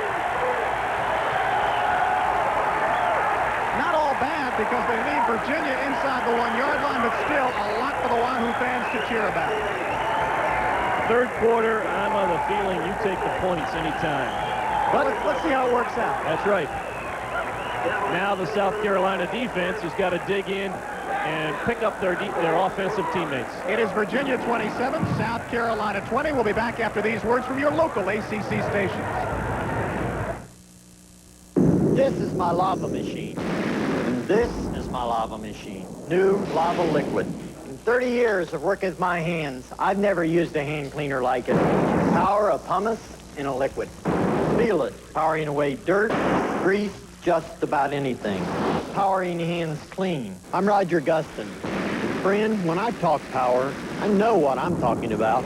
Lava, new liquid and traditional bar. Powers hands clean. How much of an instant cash rebate can you get on a new Toyota pickup truck in September? Now through October 2nd, buy any new Toyota pickup truck from any Toyota dealer in Central Virginia and get $600 instant cash. Or, better yet, buy any new 1986 Toyota pickup truck in stock from me, John Poppel, and get an instant $1,600 cash rebate. Now, which would you rather have? $600? Are you kidding? Or $1,600 instant cash? Somehow I thought you'd say that. Atlantic Coast Conference football. Seen exclusively on Jefferson Pilot Teleproductions. South Carolina within 7 points, but the Gamecocks have been stopped on the goal line, and Virginia takes over. Look at that yardage. 129 yards for South Carolina, nothing for Virginia, and they have to come up with something now from their goal line. Straight ahead, Don Mikowski got about 2 yards, but that's not bad from that point on the field. Well, that was the safe call to make. You've got a good-sized quarterback who knows how to run the football. He steps it up straight ahead. Middle linebacker Willie Hill makes the stop. But at least it gives Virginia a little bit of running room. You know, when you think about that Virginia offense, with a tailback 7 to 8 yards behind the line of scrimmage, he's pretty deep in the end zone on these plays. Second down, 8. Morgan, the tailback. Derwin Briggs is the fullback. They give it to Morgan. Morgan outside to the 10 and to the 13, and a big first down for Virginia. He was one step away from breaking a big one. Watch Kevin Morgan. You get the view from the end zone. He cuts it back nicely. Got some good blocking on that side and came very close to popping it for a big one.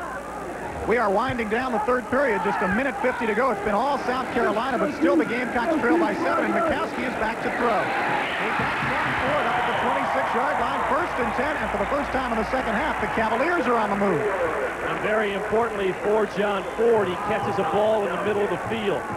Well-executed play there. They sent Morgan into the flat, and then Ford from his outside position curled into the middle of the field. It's a safe pass. If it's well thrown, it can't be stopped. 26-yard line, second first down of the drive, which started just outside the goal line. That's Dempsey in motion. A little bit of a bobble by Morgan, who then dives forward. He was tripped up by Zip Zanders, and then Kenneth Robinson covered up. There's two reasons for lining up the tailback deep in the formation as you look at the score here in the closing minutes of period number 3. One, it enables him to pick out a hole. Secondly, it enables him to get up a little bit of a head of steam so that when he makes contact with the defense, he's the aggressor rather than the target. 2nd down and 7 for the Cavaliers. Mikowski back to throw. In trouble. And dumps it off to Morgan nicely. Kenneth Robinson, though, right there to bring him down at the 31-yard line. Well, you can't beat experience. Don Mikowski was in trouble. He steps up. Watch it on the replay.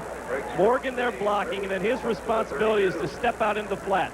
And it's just a little flip pass, but instead of a several-yard loss, it's 3rd and a makeable 4 yards for a first down. Kenneth Robinson stayed right there, though, covering his area and made the play. We may or may not get this play off. Looks like we will now, down to 9 seconds in the 3rd period. It's a big one, 3rd down and a short 4. On the draw, Morgan got the first down as he was driven forward by the momentum of the tackle of Fitzgerald Davis. He was not going to get that first down, but Fitzgerald Davis made sure on the tackle and actually drove him beyond the sticks. A big break for the Virginia Cavaliers. Kenneth Robinson was the guy who had him by the jersey, preventing Morgan from getting the first down. But as you accurately described, Gary, Fitzgerald Davis's momentum pushed Morgan past the first down marker.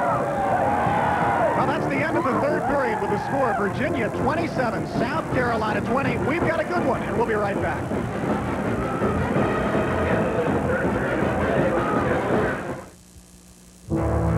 At Delta, we could talk about our airplanes, some of the best maintained, most modern birds in the sky, or our schedules, over 1,500 flights a day worldwide, or our flight centers, the airports of the future. But none of that is as important as people. And when it comes to the Delta professionals, the people who make Delta as great as it is, well, one smile is worth 1,000 words. Delta gets you there. When my big guy wanted something special, I said, sweetheart, I've got just the recipe. Shrimp, scallops, 3 pastas. Enough garlic, honey? Perfect. And, of course, our favorite beer, Natural Light. The beer with the taste for food. Another natural, sweetheart. Yeah. Waiter! Yeah, all natural, less filling. It's Natural Light from Anheuser-Busch. Allow me, darling. What's a smart woman make for dinner? Reservations. Where are we going tomorrow night, honey? There you see part of the crowd here, the Nissan Game of the Week. Virginia 27, South Carolina 20. 1 quarter to go, and you couldn't ask for much more in the way of excitement for an opening day game. It's been a terrific way to kick off the season, Gary. We've had gorgeous weather, big crowd here at Scott Stadium, and very exciting football being played down on the turf this afternoon. Virginia moving the football now. The Cavaliers have been totally outplayed in the 3rd period, but now they've got a drive going in 1st and 10 across the 37-yard line. Senior Don Mikowski fakes to the fullback, optioning to Kevin Morgan. Morgan with some room across the 40 and across the 45-yard line. Shed Diggs was the man who rode him down. That time the exuberance of the Carolina defense hurts them. Tommy Chaikin, so intent on scraping out that way, overruns the ball carrier as well as Robinson, and that allowed Morgan to get upfield with good first down yardage, close enough for a measurement. Morgan has 14 carries for 65 yards. Along with the good field position and moving the football now for Virginia, they have also given their defense a much-needed breather here for the last 4 or 5 minutes, because it's warm down on the turf this time of year. The temperature at game time was about 75 degrees. You can add about 15 to 20 degrees to that temperature down on the artificial surface. So I can guarantee you the defense is happy to have gotten a breather along the sideline. They need no part of the South Carolina offense right now. They stopped them by, what, about an inch away from the goal line. Cavaliers have 1st and 10 outside their 47. This drive started right an inch away from the goal line, or an inch or two anyway. Fake the give, and the pitch out then to John Ford, and Ford is hit first by Luther Johnson, and then covered up. I said pitch out, actually the pass out to the sideline. The wide receiver quick screen, Mikowski paid for it, and John Ford at the receiving end paid for it as well. Play action quick screen, and I mean to tell you, Fitzgerald Davis waffled Mikowski, and then John Ford just had no place to run with the football as Chet Diggs was there to make the stop at the linebacking position for South Carolina. Second down, 8. Comes the Mikowski back to throw. They pick it up well. Nice play by Brad Edwards to knock the ball away. Virginia picked up the South Carolina blitz, and when you blitz, you leave man coverage on the tight end. Brad Edwards, the safety man, on the turnout route for what a good effort. That looks easy when you see it on television, but he really had to extend his body and make the full effort to make that play. I'll tell you, looking at Brad yesterday during practice, I'm glad he's down the field. He's got the looks that he'd be after our job. He will be, a couple of years. Third down, 8.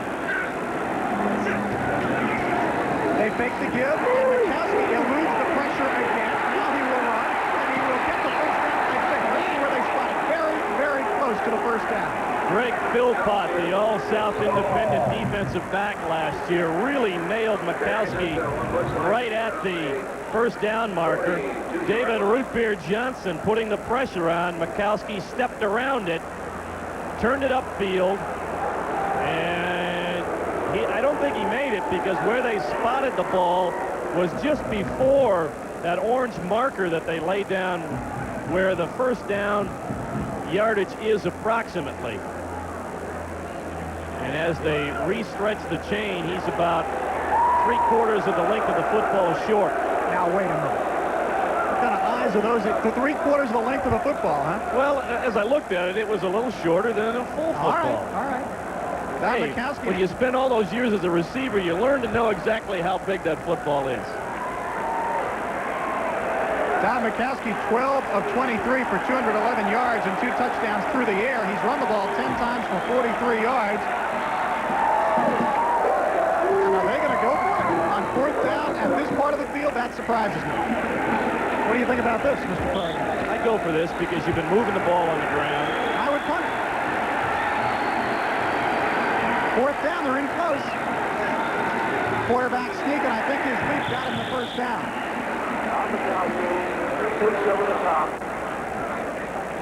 He only had to get across the plane of the first down line. Look at all the people on the line of scrimmage.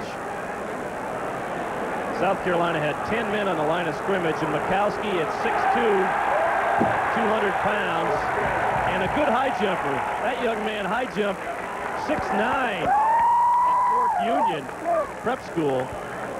So you can take your chances that he can hurdle over that line. That was the forward Fosbury.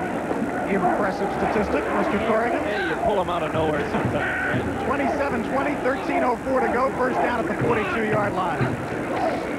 Fake the give. Mikowski on the option. Pitches it out. Chris Warren, look out. 40-yard line. 35 before he is ridden down by Greg Philpott. One of the toughest blocks to make in the option offense is the guy at the corner. Watch Joel Dempsey, the tight end. He has to hook that man, and he did the job that enabled Warren to turn the corner.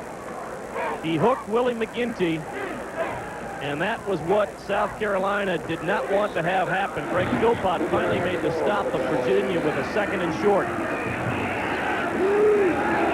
Don't forget, this drive started just outside the Virginia goal line. This is Chris Warren again, and he's dragged down by Willie McIntyre. I'll tell you what, that was great anticipation by McIntyre. I thought he jumped off sides, but there are no flags down, so he was really moving right at the snap of the ball. The penetration makes Virginia lose a yard or so, and it sets up a 3rd and 2. At the 34-yard line of South Carolina, but the point you made earlier, Jack, I think is becoming intensified with every play. They've kept their defense off the field now for a good 5 or 6 minutes or close to it, with a quarter break anyway, a good rest for them. And now they're in a situation that they can try for the field goal or punt if they don't make the first down here and back up South Carolina. And those 3 points that Carolina gave away could loom large. This is Kevin Morgan looking for the first down, and he cuts back and gets the first down all the way to the 25-yard line. Good, smart, patient running by Kevin Morgan. This looks like a totally different Virginia offensive line here in the 4th quarter. After being really stuffed in period 3, they have reclaimed the trenches Morgan working it to the outside, and only Brad Edwards stopped this from being a big one. First down at the 26, just inside the 26. Now 11:54 left to go in the fourth period, and the way they're running this clock down, South Carolina may only get 1 or 2 more tries at it. They've had the ball for 6 minutes now on this drive. Fake the give, Mikowski to throw, in trouble. Lofts it down the sideline and out of bounds, and that was one of those, let's regroup and try again. Mikowski's pass is incomplete. There's the way the game has gone by quarters. Virginia up by 7 after 1.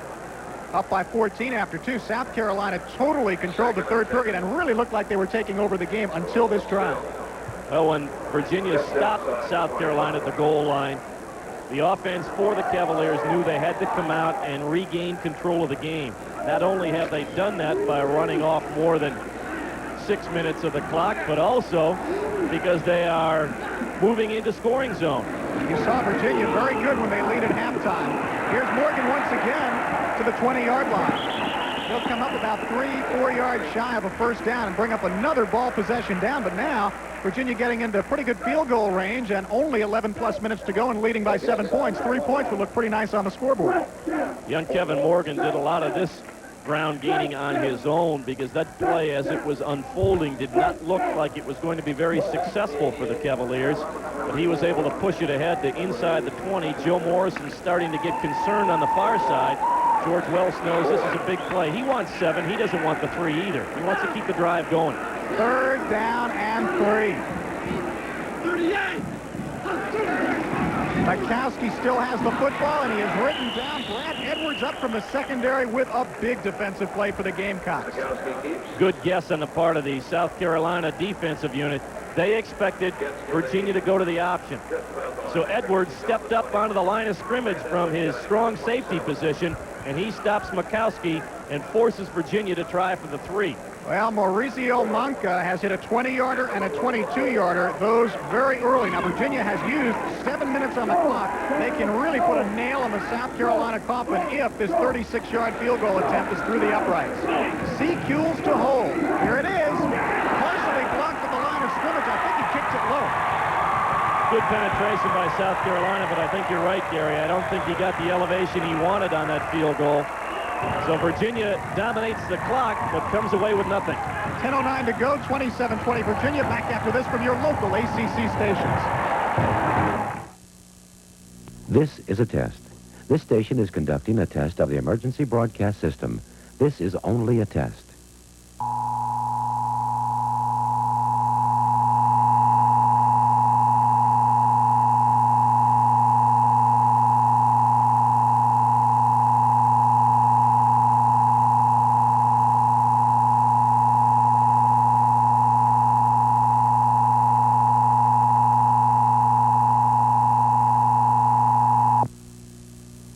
This is a test of the emergency broadcast system. The broadcasters of your area, in voluntary cooperation with federal, state, and local authorities, have developed this system to keep you informed in the event of an emergency.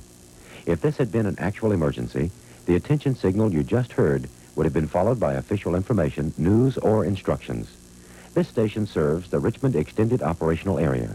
This concludes this test of the emergency broadcast system. Hi, this is Wally Bruckner. This year, WWBT is thrilled to be bringing you ACC football, and Virginia will be appearing more times than ever before on the ACC Game of the Week. Now, you fans of Major League Baseball, do not be alarmed. Immediately following the conclusion of this afternoon's UVA, University of South Carolina football contest, we will be joining the Mets and the Padres in their entirety. You get it all. Football, baseball, all the sports on TV 12. There's our Nissan Game of the Week for next week. We will be at Clemson, Virginia Tech, and the Tigers. And the Tigers have got their entire team intact. Controversy is past. They'll look forward to taking on the Hokies.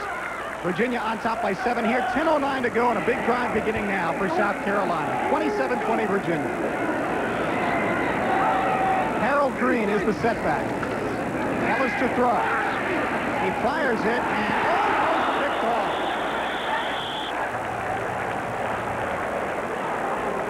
I believe that was tipped by one of the linebackers initially. Take another look at it. I think Delano Tyler got a piece of this ball going by. Yes, he did. And very nearly intercepted by Ryan Jackson. Jackson really had that one timed. Ellis now 8 of 16 for 85 yards. Second and 10. Second down, 10. That's Sharp in motion. Ellis is ridden down by Edgar Davis. Busted play. Senior out of Washington, D.C., won the Bill Dudley Award for Outstanding Freshman back in '83 and hasn't played much since. Look at this play from literally ground level. Ellis turned the wrong way, and now he just tries to get what he can get, and it's not much. 3rd and long for the Gamecocks. That long drive by Virginia really turned the momentum around in this football game.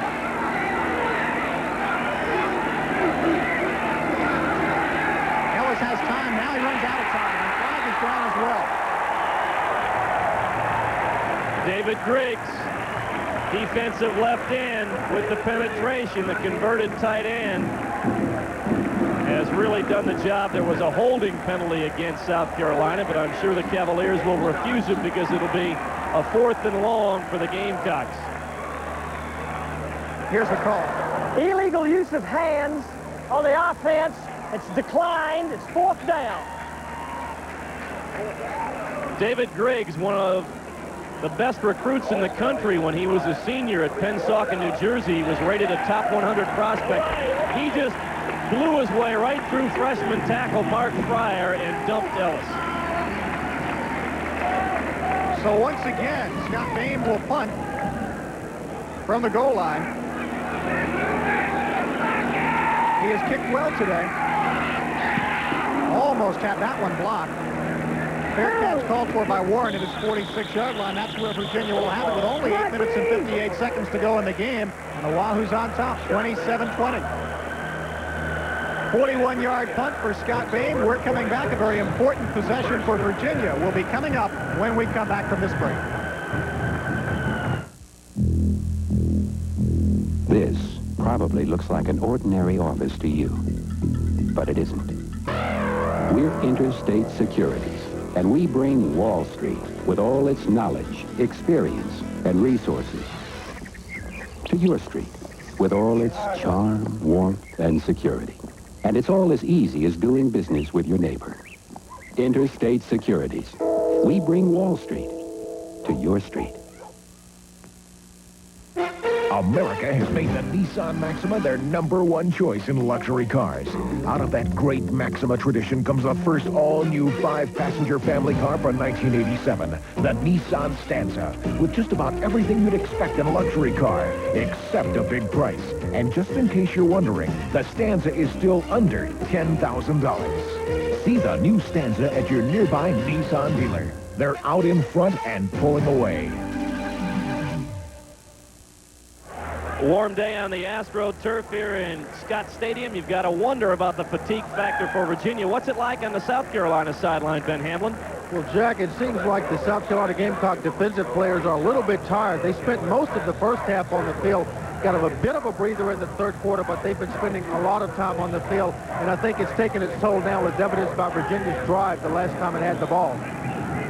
Thank you, Ben. That was a 7-minute, 32-second, 68-yard drive Virginia had earlier. This is Chris Warren looking for some room and did well to get back to the line of scrimmage if indeed he got back. Greg Philpott coming up quickly from his free safety position forced Warren to stretch it out. And unfortunately for Virginia, Warren could not stay in bounds, so the clock stops. Not only does Virginia want to move the football here, they want to move it with the clock rolling. Second down, 11. Mikowski to throw. In trouble, and he hits Warren, and now the Gamecocks are in trouble. 30-yard line in the open field. Philpott, the only man back, brings him down at the 17. Chris Warren. Going to bring it back. I think we're going to bring it back because there's a flag down at the 42-yard line of Virginia. Nope, it's going to go against the Gamecocks, I believe, according to Mikowski's signal that it went against South Carolina. That's a nicely executed play. Joe Morrison concerned it was a face mask call against the South Carolina defensive line. Watch the replay. Straight drop back. Warren delays and then goes into the area vacated by the linebackers who had stepped up to pressure Mikowski. You put that freight train in the open field, watch out. Very accurate description. He is something to see in the open field, and Joe Martian doesn't want to see any more of it, I'm sure. You know who he reminds me of a little bit? Let's get the call. 5-yard penalty, face mask during the pass on the defense will be declined. It's going to be first down for Virginia. Chris Warren reminds me of Kelvin Bryant. Well, we'll see tomorrow. That's right. Kelvin will get his NFL debut tomorrow. And this is the debut for Chris Warren as an offensive collegiate player. All he's done is pick up 102 yards and a touchdown on the ground in 12 carries, and one reception he just had for 37 yards, and a kickoff return to start the game that was pretty fair yardage as well. Well, you knew he could do it in high school. He ran for better than 1,400 yards at Robinson High School up in Burke, Virginia. 17-yard line, first down. Mikowski gives it to Pat Tolan, who broke into the open for a moment and gets down to the 10-yard line. Tolan has pretty good power, and he's within 3 yards of a first down, and the clock continues to wind. Now 8.5 minutes left to play. Take an end zone look at the inside play with the fullback. Good block at the point of attack by Paul Sirosinski, the right guard. He walled off the nose man and interior linebackers of South Carolina. Tar Heels have opened it up now on the Citadel, 45-14 in the final period. Second down 3. Warren takes a hit from Philpott, and Warren showed us he can take a hit right there because he took one right from the shoulder of Philpott and bounced off and may have gotten the first down as a result. You always worry about an offensive back who turns his back on the defense because that's when you can really get hurt. But in that situation, Warren was able to ward off the hit of Philpott and Shed Diggs to a certain degree by turning his body and get forward progress. First down and goal inside the 7-yard line. Virginia can almost put this thing on ice with a touchdown. Not quite, but it would look awfully nice for them on the board.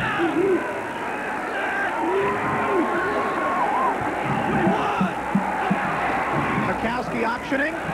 He'll run, and he dives to the 4-yard line. How high did you say he can high jump? He jumped 6'9" in high school or in prep school. That was more of a long jump, I think. Again, Virginia liking to go away from the strength of their formation. But nice job by Zip Zanders, the middle linebacker, to move with the quarterback and make the play after a 2-yard gain. Second down goal from the 4. John Ford split to the wide side of the field. There you see him. Dempsey in motion.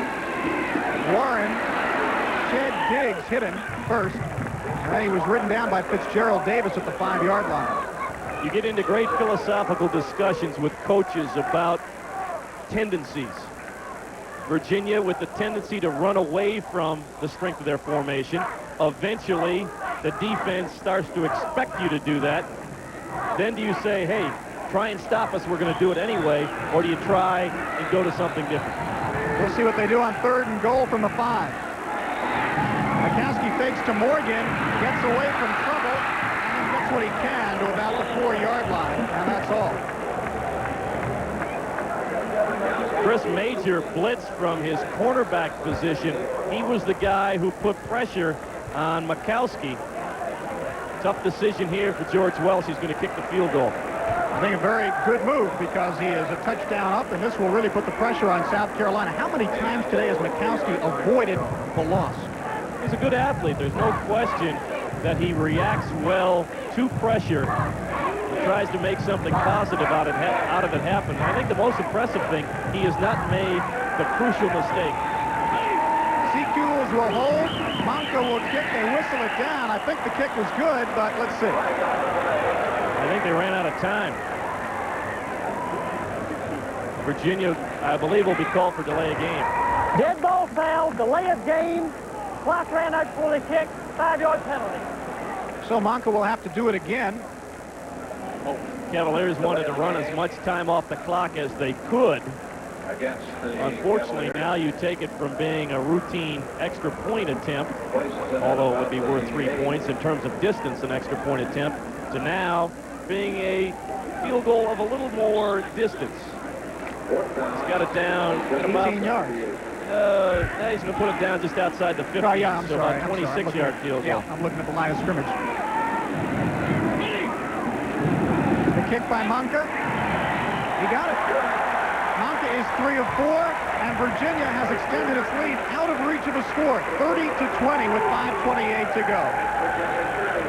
Well, the Gamecocks really have their work cut out for them. They're down by 10 with 5:28 to go. Virginia 30, South Carolina 20. We'll be back.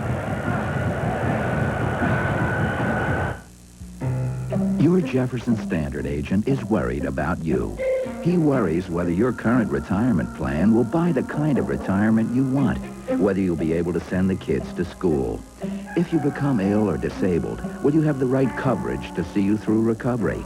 Maybe you're not worrying about these things, but isn't it nice to know that somebody is? Bill, it's all worked out. Well, I've got nothing to worry about then. Jefferson Standard. Our business is your future.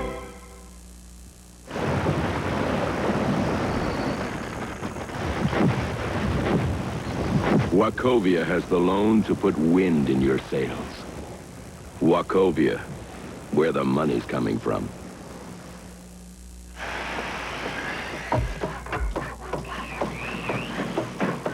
Wachovia has the loan to give your home a little elbow room. Wachovia, where the money's coming from. An important 3 points for Virginia here. Scott Sequels did a good job of handling the snap that was a little bit to his right, getting it down from Masurio Monka to put it through the uprights. Virginia now with a 10-point lead, just under 5.5 minutes to play. And I would think that South Carolina would have to abandon any thoughts of going to that ball control type offense they started the second half in. The run and shoot is meant for this kind of situation, and they'll have to go to it. Well, not to say I told you so there, partner, but that field goal that South Carolina disdained looks a little larger right now. In this case, I would have to say that your idea might have been the better one.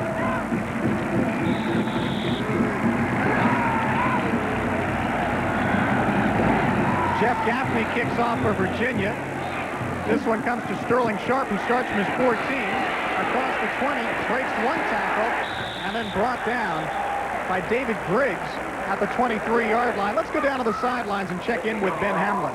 Hey, Gary, I'm over on the Virginia side now, when the Virginia players look a lot more ready to play than the South Carolina players. The Virginia defense has not been on the field as much, sitting over with those wet towels.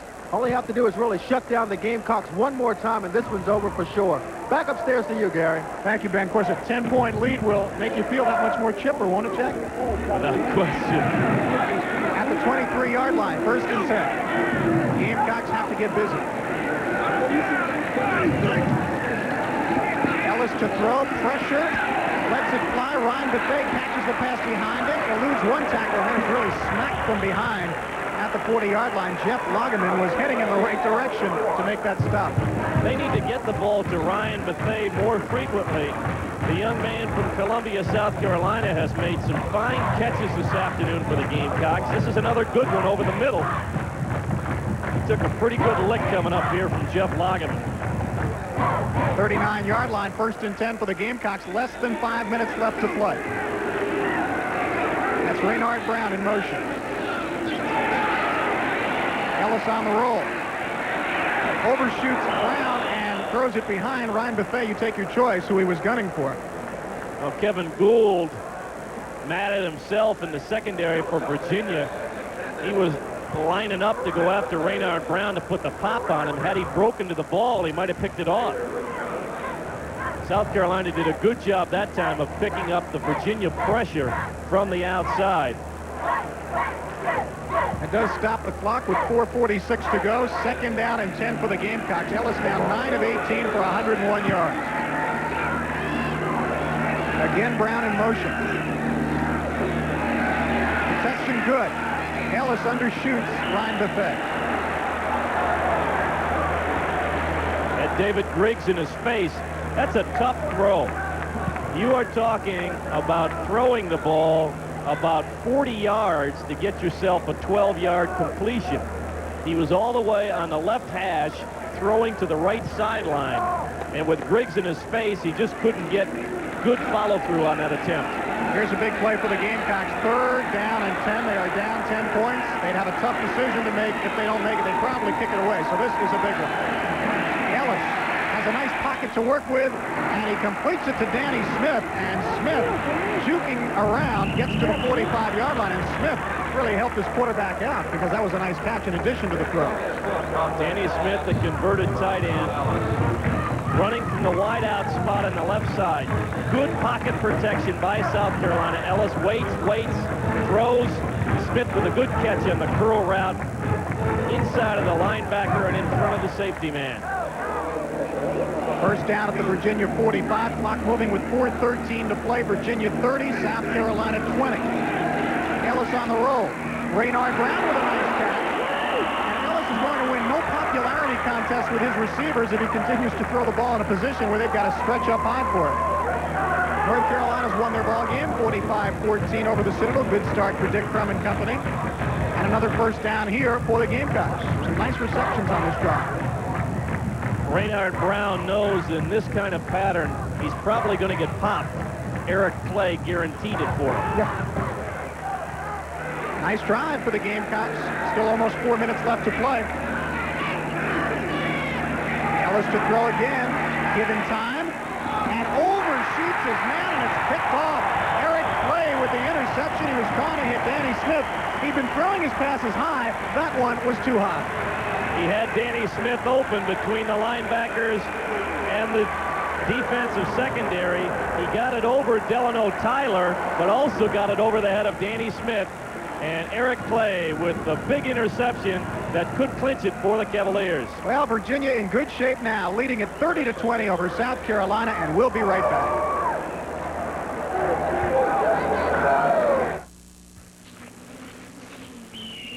I've been shot at, shot up, and shot down, so I don't take chances on anything. I won't touch a filter that isn't from AC. Why mess with air filters that can't go for up to 30,000 miles, or oil filters that can't deliver up to 15,000? For the AC Delco retailer nearest you, just give me a call at 1-800-AC Delco. If you put your muscle into a job, use your head and do it with AC Delco.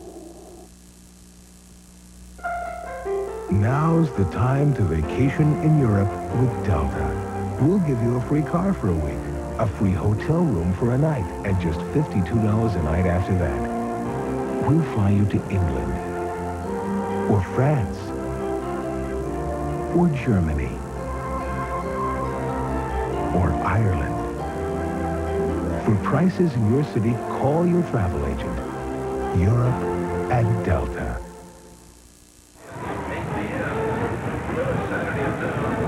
Look at the perhaps fatal interception for Todd Ellis. You could see he short-armed that ball. By that I mean he had his elbow down.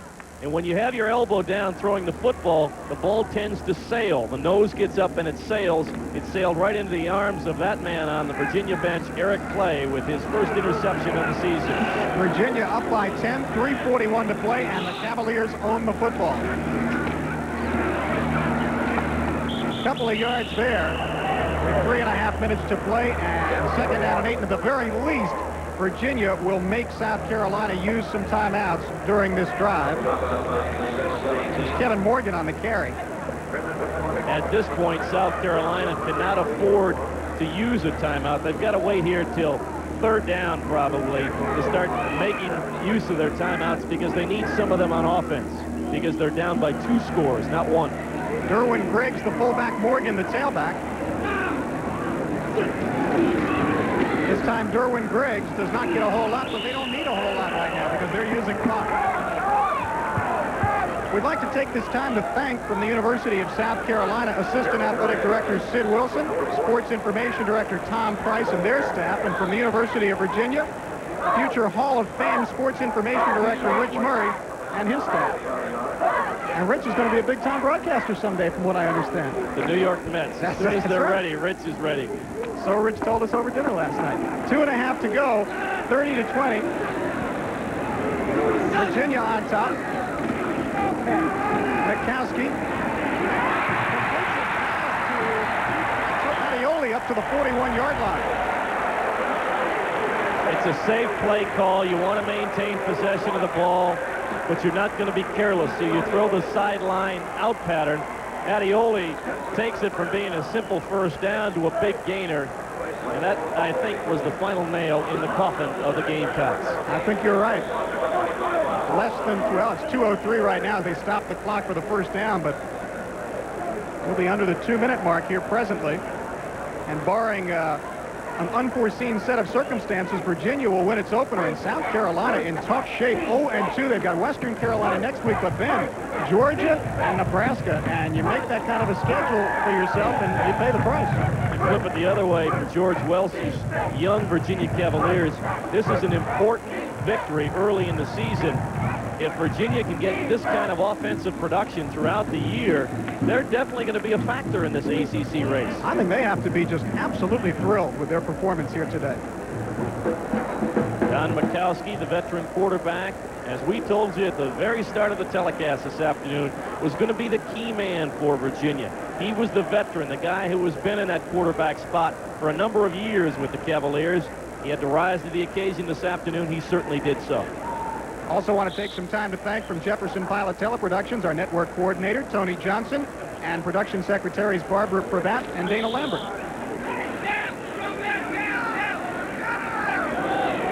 They have been working hard for the telecast you've seen today. First down at the 40, Don McCaskey. This is Kevin Morgan, and Greg Philpott brought him down. Well, Morgan might have been off to the races if he'd cut back just an inch sooner. Well, South Carolina has to gamble now. Shed Diggs, one of the linebackers there. You see Joe Morrison screaming for a timeout call. Did he want a timeout there? They lost about 6 or 7 seconds with not looking over to the sidelines. Well, he's not in a good mood right now under any circumstances. Well, you got that right. With this timeout, let's take a quick look at the University of South Carolina.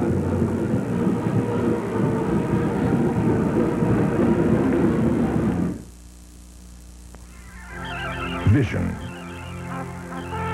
Look to human commitment and the wonders of technology for answers to the most challenging questions of our time.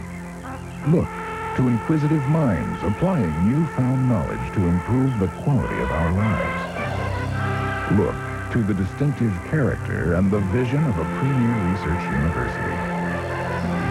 Look to the University of South Carolina. Gary Sparber with Jack Corrigan, Jefferson Pilot Teleproductions, our ACC opener, and you see the score, 30-20. Virginia on top of South Carolina with 1:36 to go. This score is going to raise a few eyebrows around the conference. People knew that Virginia had some talent. This is a pretty good South Carolina ball club. Don't let that 0-2 mark now fool you into thinking the Gamecocks can't play. Second down and 6. Morgan now the workhorse in a late going. Willie McEntee and Greg Philpott trip him up a couple of yards shy of the first down marker, which is at the 50-yard line. South Carolina again wants the timeout call, and they finally get it. They are down to their final timeout, and we are down to 84 seconds to go in the game. Now today's winners of our Poland Most Valuable Player Awards: Don Mikowski from the University of Virginia and Kenneth Robinson from South Carolina. As part of the Poland Most Valuable Player Awards scholarship program, Poland will donate $500 to the General Scholarship Fund of South Carolina and Virginia. Poland, America's chainsaw. Mikowski 14 for 26, 271 yards, and Robinson showed up on the screen about as much as, well, anybody.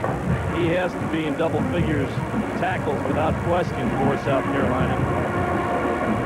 He did the job, but Virginia's offensive line surprisingly effective for how young they are.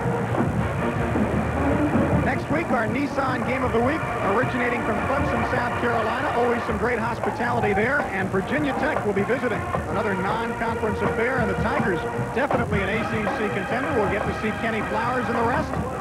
And Virginia Tech, they're playing today against Cincinnati, so they'll be a game in. Similar situation what we have today. One team starting the season, another one game in. Third down, less than 2. 1:24 to go in the game. Virginia 5-10, and they have the football.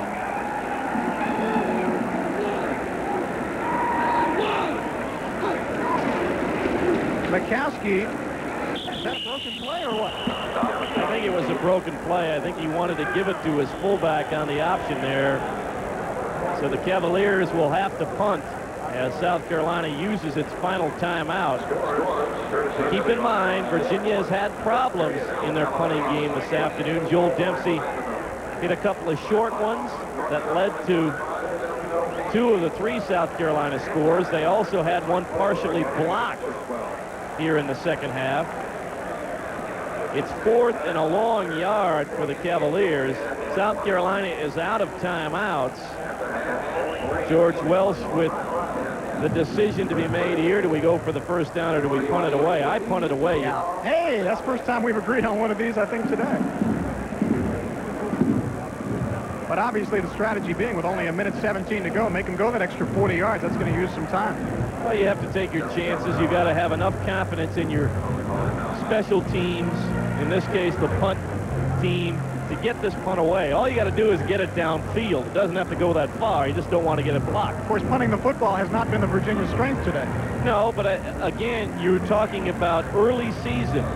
And if you demonstrate to your kids early on that you don't have confidence in the punting game, when you know you might have some rough edges early in the year, you create a confidence factor problem. Having heard the wisdom of Jack Corrigan, George Welsh sends the punt team on. Thanks, George. Joel Dempsey, who has had a rough day as the punter, pretty good day as the tight end, almost has it blocked, gets off a floater, a nice one. Sterling Sharp, fair catch, lets it go, goes out of bounds deep in Gamecock territories, and a bad situation has just become worse for South Carolina. At the 6-yard line, they'll spot it. There's part of the happy crowd here at Scott Stadium. 45-yard punt. Nothing wrong with that effort by Joel Dempsey. What's the old adage? When you get knocked down or you have some problems, you get right back up and do it again. Joel's last 2 punts have been well struck.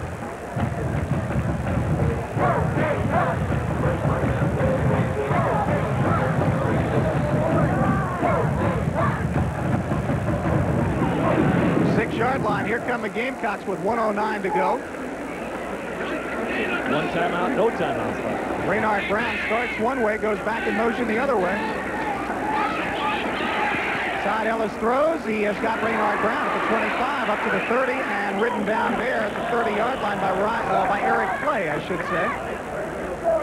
Clock will stop momentarily while they move the chains on the far side. South Carolina, it's the only way they can stop the clock. Incomplete passes or get it out of bounds. Todd Ellis back to throw. Intending it for Sterling Sharp and almost picked off by Eric Clay. A couple of number 2s converging on your screen. Eric Clay again right in position to pick a ball off. I think Jeff Lageman, the 6'6" linebacker for Virginia, got a piece of that football. These are always the longest seconds for the coaches ahead. 50 seconds left, as you see. 2nd down and 10. Virginia with a 10-point lead. South Carolina with the ball. Here's Ellis. Being rushed by Rayotis Perkins. Trying to hit Ryan Bethea, and Bethea makes a circus catch out of bounds. So that will go for naught, but it was pretty. Well, Ryan Jackson with good coverage downfield.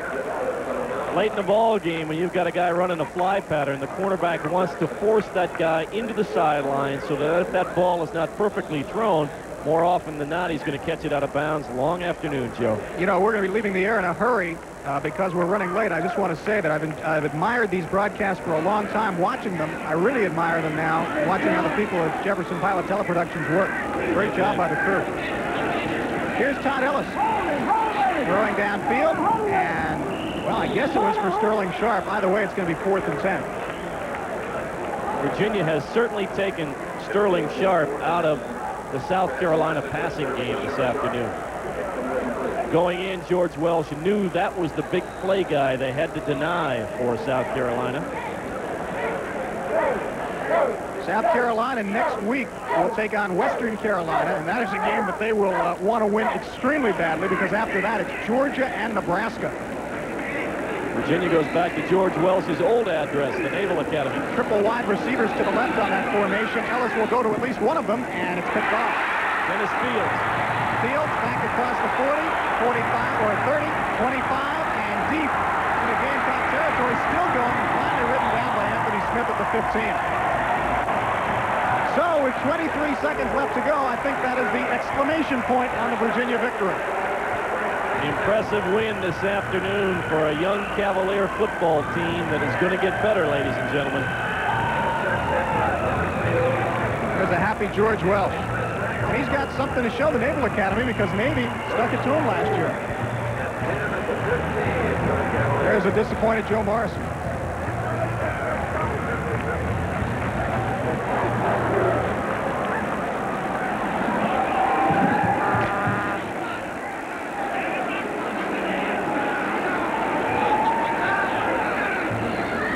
.23 seconds left, and now they just run out the clock. Mikowski very...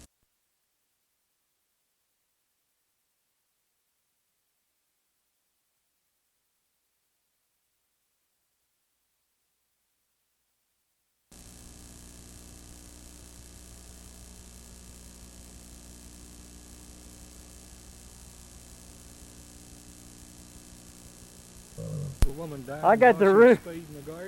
I got the proof right here, Richard. Huh? How hard you work your wife. Have you ever heard of a woman having a heart attack while she was spaying in the garden? I haven't. You haven't heard of a woman having a heart attack while she's spaying in the garden? Having them, but not women. When did you get your camera? I've had it now for what? A month? Hey, don't take a gap. And don't take a gap out of my leg there, dog.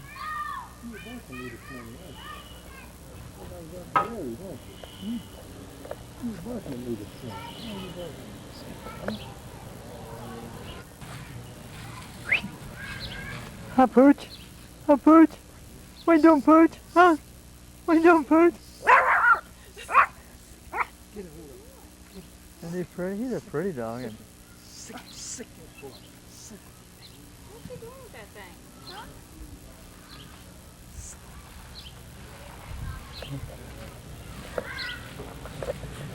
You really got her trained there, Richard. I tell you, man. I tell you, I haven't seen anything like that, Richard. Gee whiz. I tell you. He doesn't know how lucky he is, does he? That's right. I can't get my wife outside, and I had to go inside somewhere and do her work.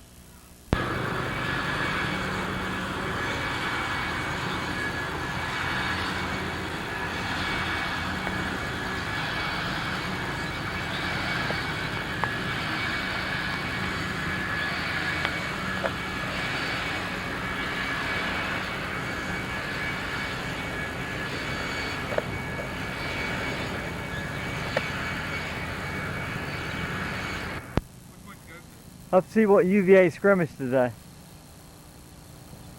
So, man, you had a nice time. Seems like you've been really good at it today, man. Oh, yeah. I tell you what, I was about half sick. I had to lay down and take a nap for a little while. Well, I tell you one thing, I got some...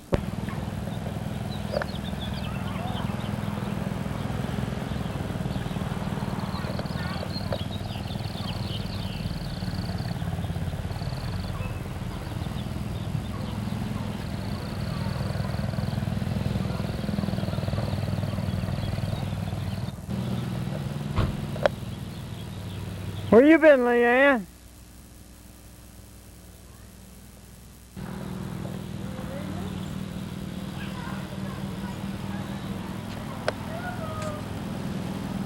Where y'all been, babe? What y'all been doing, sweetie pie? Playing mother. Is that all right that I should play mother? Yeah? We bought a prom dress. Uh-huh. You're just going to the prom, right? Did I get some sun? Did I get some sun? Yes, you got sun. I got sun, I tell you. I sat on the east side. And I really got some sun. I like them scrimmage Penn State. I'll tell you one thing, man. My boy Warren looked good today. I tell you, my boy Warren really looked good today.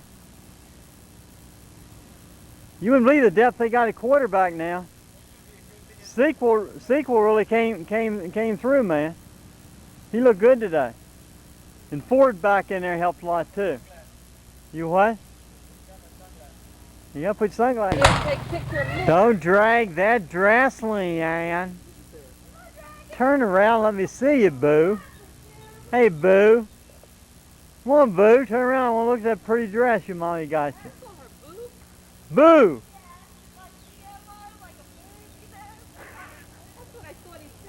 No. Boo Boo. Baby Boo. That's my baby Boo. You know what my sister's friends used to call me? You remember Betty Boop? I had a hard time finding your face, sweetheart. Now, let me hear all your quotes. Is it? It's what? No. I'm just playing with it. Better be. Okay. Don't look awful. Bobby, turn that thing off. It looks great. You got a nice face, sweetheart. Gee. I just, hey, you know, 20 years now, I'm going to say, gee, there's my beautiful neighbor. Bobby.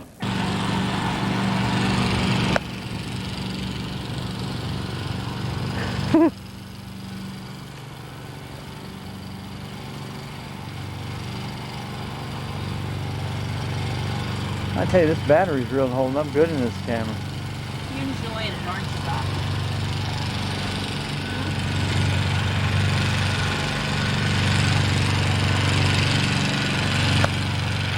You really have to draw this thing, don't you? Yeah. Well, that's so no water get burned today. Right?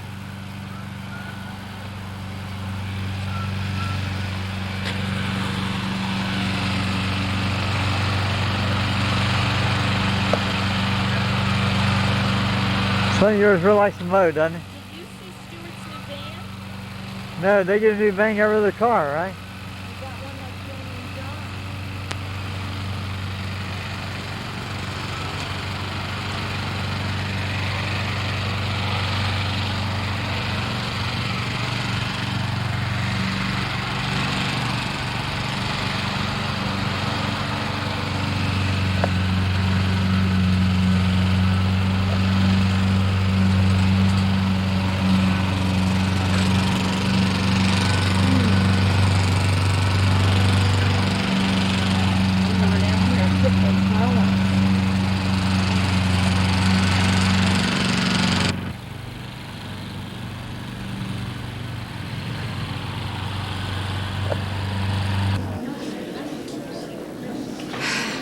Whatever the verdict is, I am guilty. I'm guilty of betraying the trust that you have had in me. I've known for some time that you were holding something back. Tom has too. But I understand it was to protect Franny. Honey, I've lied to the grand jury, the witness stand. The worst thing is that I have lied to you. Well, then tell me. What is it, Kim? Why are you still trying to protect Franny? Franny killed Douglas.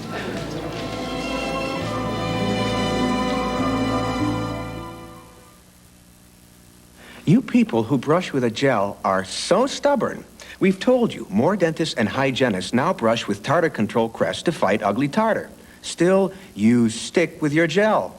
What'll it take to make you switch? A gel? Fine. Introducing Tartar Control Crest with fluoride in a new fresh mint gel. A minty, fresh, new way to fight cavities and tartar buildup between dental cleanings. With the dentist's choice for fighting tartar now in a gel, there's no reason to be stubborn anymore. Fresh roasted peanuts. That's what the Jifference in Jif Peanut Butter is all about. More fresh roasted peanut taste than any big brand. And now, Jif's found a new way to seal in the Jifference. Introducing the Jif Foil Freshness Seal. Only Jif has it. Sealing in the Jifference. That special, just cracked out of the shell, fresh roasted peanutty taste of Jif. Jif, with the exclusive new Foil Freshness Seal, seals in the Jifference. Fresh.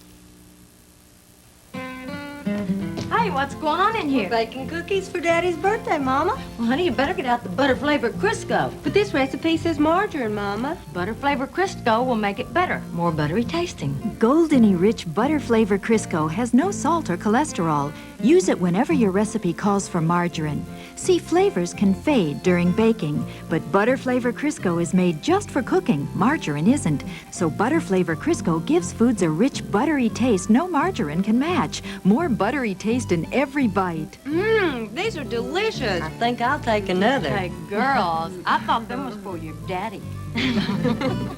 Butter-flavored Crisco for more buttery taste every time. Guess what new detergent whitens white clothes like this without fading the color like liquid chlorine bleach can? It's got a new advanced whitening formula with color-safe bleach, so you can whiten without worry. Give up? Ta-da! It's new Oxidol. Bet you guessed. When did these images start going through your mind? In the courtroom. Hobson was questioning Kim, and I kept getting these flashes, and I realized that it didn't happen the way Kim and I were saying it had. Well, just describe the flashes, and don't worry if they're unrelated. Kim was holding me on the bed, and there was blood, and the crystal cylinder, and Marcia was there. Doing what? Accusing Kim and me of trapping Doug so that we could murder him. What else? And Marcia was going to kill me. Go on. And then Kevin, she shot Kevin. What was Marcia doing in the room? Franny, are you up to hypnosis again? Yes. And when I walked into the bedroom, I saw guilt written all over their faces. Mrs. Hughes and Franny's. Yes. I knew when Kim Hughes said she was going to talk to Franny and find some way out of there that she'd gone to kill Douglas with Franny's help. And when I walked in and saw poor Douglas lying on the floor, I knew I'd been right. I'm so sorry. I know how painful it must be for you to go through all this again in front of an audience. All I want is to see justice done. As we all do. I'm Judith Clayton, speaking to you from the courthouse with Marcia Talbot, the state's leading witness in the case against Mrs. Kim Hughes. And now, back to you, Jim. Thanks very much, Miss Talbot. What, all done? Sure am. And you be sure to watch the 6 o'clock news tonight. I hope the next interview I do will be with you, Averill. Oh, thank you. Celebrating your victory. Thank you.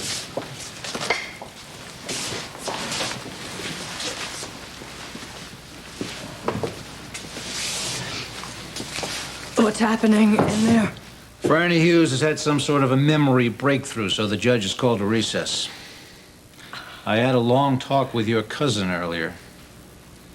I hope you didn't take anything she said seriously. Look, Miss Talbot, Tom Hughes is smart enough to save her testimony for last so that she can totally discredit you as a witness. Now, he is sure to bring up Caroline Cummings' death, and I will object every time he does. But if the jury hears enough to plant a seed in their minds that you were guilty of murder before you ever got to Oakdale, it could totally invalidate your testimony. Why are you telling me this? Because I believed your statement when I first heard it, but now I must have the absolute truth now, Miss Talbot. That's all I've ever given you. Steve, look, I know you don't like the idea of accepting anything from Tad Channing, but I think he's honestly trying to make up for all the rotten things that he did. Yes, look, come back. No. For further information, call 353-4389. Auf Wiedersehen.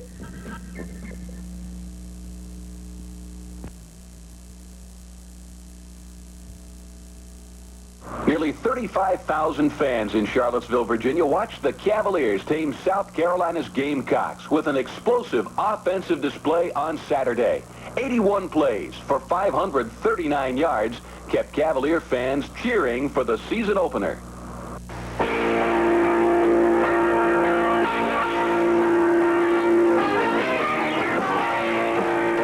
This is Virginia football with Cavalier head coach George Welch. And I'm your host, Tom Delaney.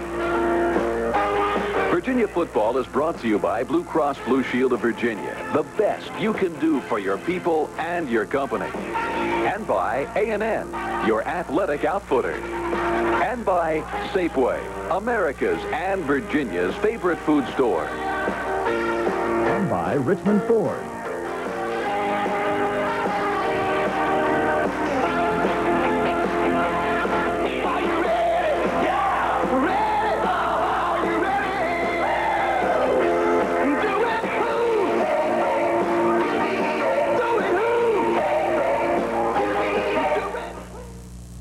The Cavaliers opened their 97th season at home this weekend and rode the big play and a little magic to a 30-20 victory over South Carolina.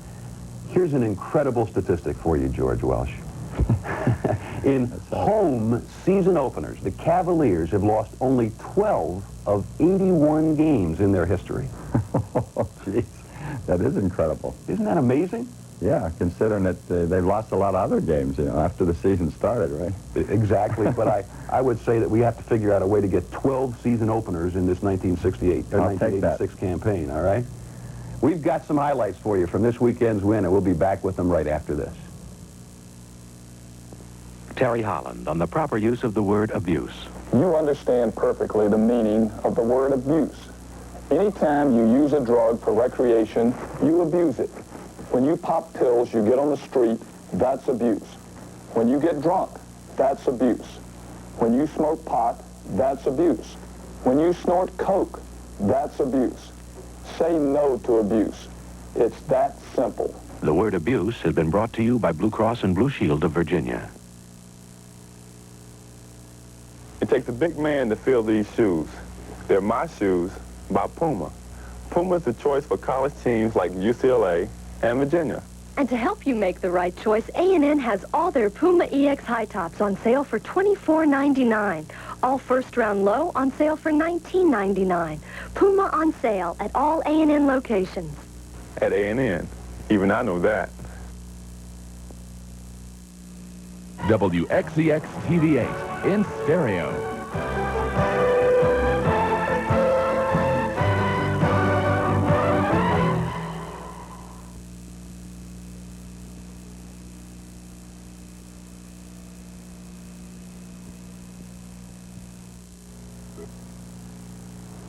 Virginia football is brought to you in part by Blue Cross Blue Shield of Virginia and A&N.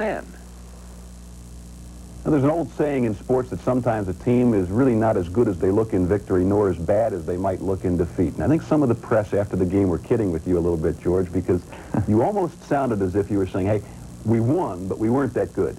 Well, we made a lot of mistakes. The kicking game was shaky. We made a lot of mistakes, some of which were not evident. We had some assignment mistakes. We dropped passes.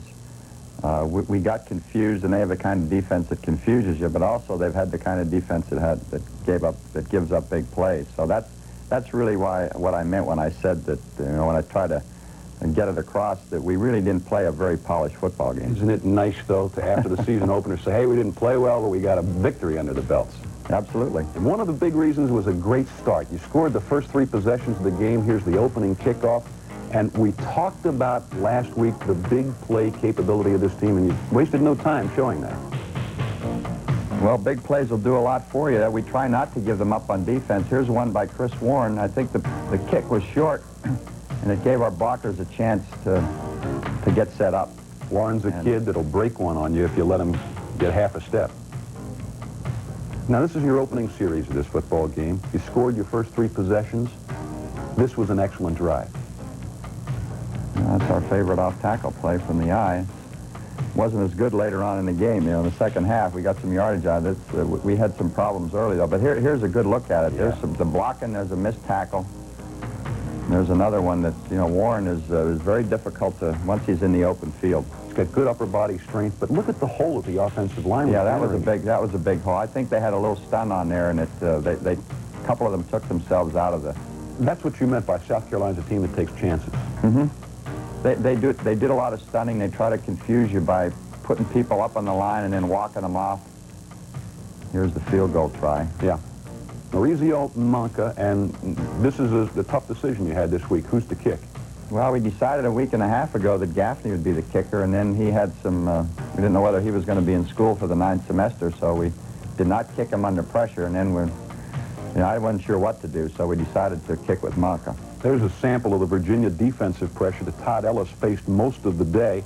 Again, Cavaliers get the ball back with a 3-point lead. They got the ball. That was a 3rd and 10 situation in John Ford's catch. That was John's first catch, I think. Yes. Gained 12 yards on that play. Mikowski did a good job stepping up in the pocket. Morgan ran exceptionally well. Also, he had 91 yards on the day. Well, he's a tough runner at tailback. He's 220 pounds, and there's a look at when you get room like that. This is what else he can do. He got an extra 4 or 5 yards there after he was hit. Great individual performances. John Ford had 5 catches, 104 yards. Chris Warren, 14 carries, 105 yards. Kevin, 19 carries, 91 yards. Warren again with that kickoff return. There's really a good job by Mikowski waiting until Joel Dempsey got free in the middle. George, that was another 3rd and 10.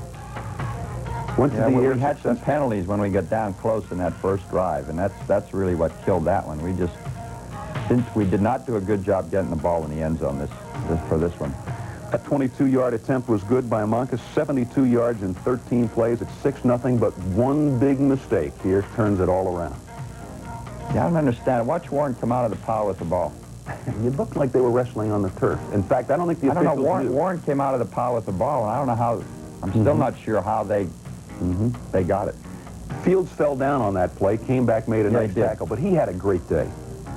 Freshman Dennis Fields, fumble recovery, a pass interception, 5 sacks.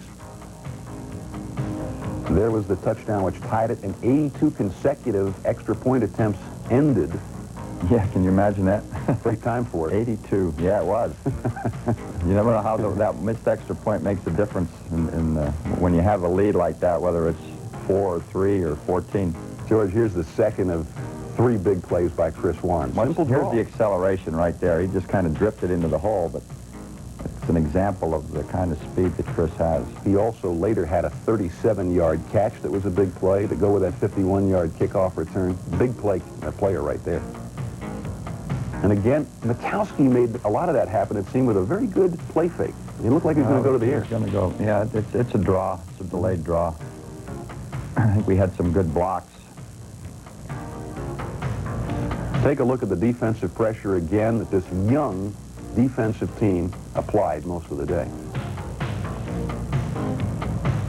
We had some lapses, but we also had some really good plays like that one. Jeff Lagerman, a sophomore, 6 tackles, 1 pass broken up. Here's one of them where we did not tackle well. 47. Here's another one. Coach, 47 plays in the first quarter. It seemed like it was going on and on. I don't know. I couldn't believe the first quarter. It kept going. You're exactly right now. Now the Cavaliers, again, this was a miscue. Can't fault Mikowski. It went through Finkelstein's hands, and that's what happened. There's another one that helped us. Well, let's start trading opportunities right here. Ball back. Exactly. Rayotis Perkins causes the fumble. I don't like a lot of first games, especially with 2 fairly young teams like we are and they are. And that one hurt them, too. Finally, the Cavs take advantage of the opportunities and march down the field. That young man is also a big play. Well, he made some key catches for us.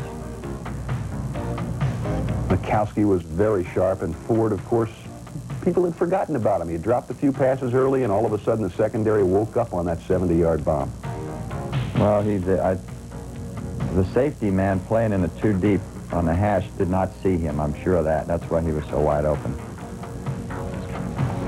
Incredible balance. You know, Warren and Morgan in this game combined for 325 yards total offense. And Sean Scott needs to work on the hands. Yeah, that was you got to catch those, right?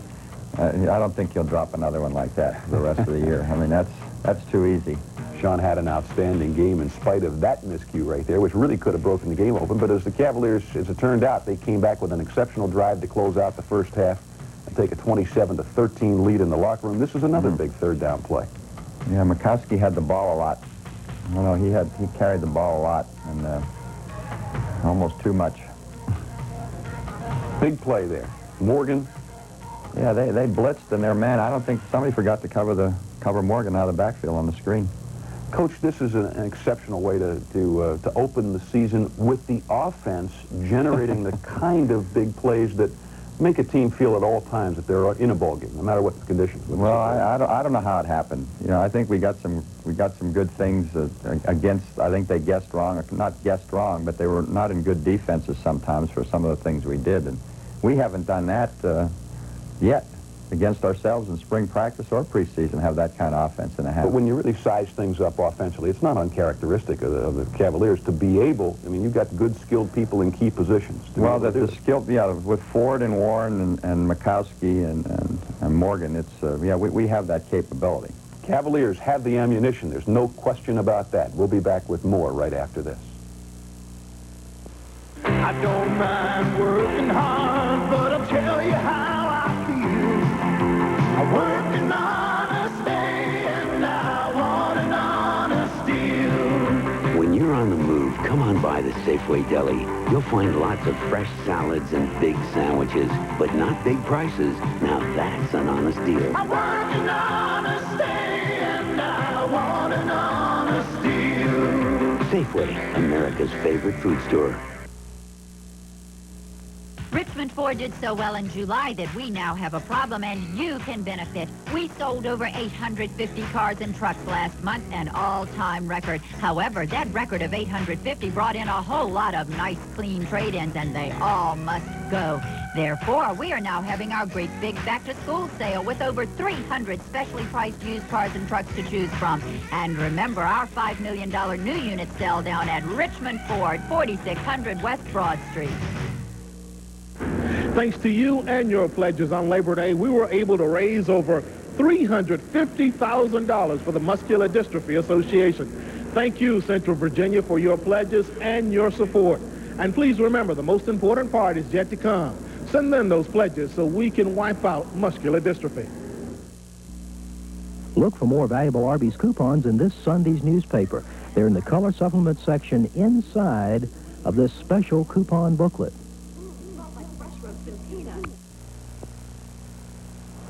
Virginia football is brought to you in part by Central Virginia Coca-Cola Bottling Company of Charlottesville and Safeway.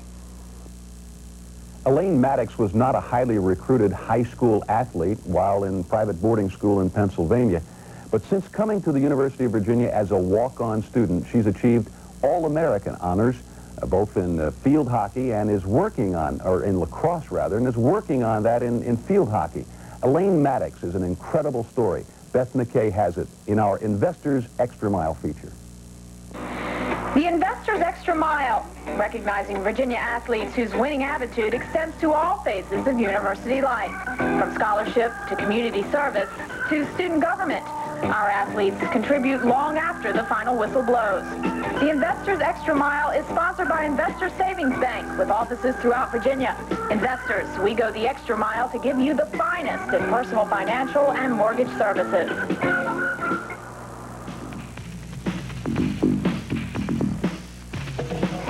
To be the best, any athletic team must look to its leaders who exercise poise and discipline both on and off the field. For UVA's field hockey team, leadership comes from senior Elaine Maddox, a walk-on whose athletic ability and determination to succeed has lifted her to All-American status, an accomplishment she says is well worth the long hours of practice. You just get this really happy feeling. It's something that you really worked for, and that you know if you couldn't achieve it, you just try harder and harder, and you work on the skills and stuff like that.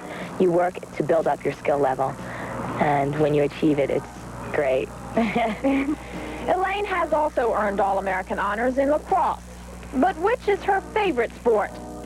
This is my philosophy. If I had a favorite sport, I would play that one better. And I figure, you know, if everybody says lacrosse is your favorite sport, but no, I try to treat them equally as well. And it's this philosophy which helps the intense competitor succeed in other aspects of life. Playing two sports makes you get your work done on time, right? So you don't put it off until the day before it's done. But Elaine makes sure her life's not all work and no play. I just love to have fun and just have a good time, and I love to talk to people. I love to dance, and what I do off the field, I'm still competitively, I'm sorry, I play racquetball in my spare time as much as I can. That's what I do. That's what relaxes me, racquetball. But I love to dance. I love to just have a good time. Because that's what life's all about, just having a good time. Having a good time, and for Elaine, having the true dedication to go all the way to the top. Just work really hard and go for it, because if you have a goal, I'm sure you'll accomplish it in the long run. Just try really hard. Don't give up.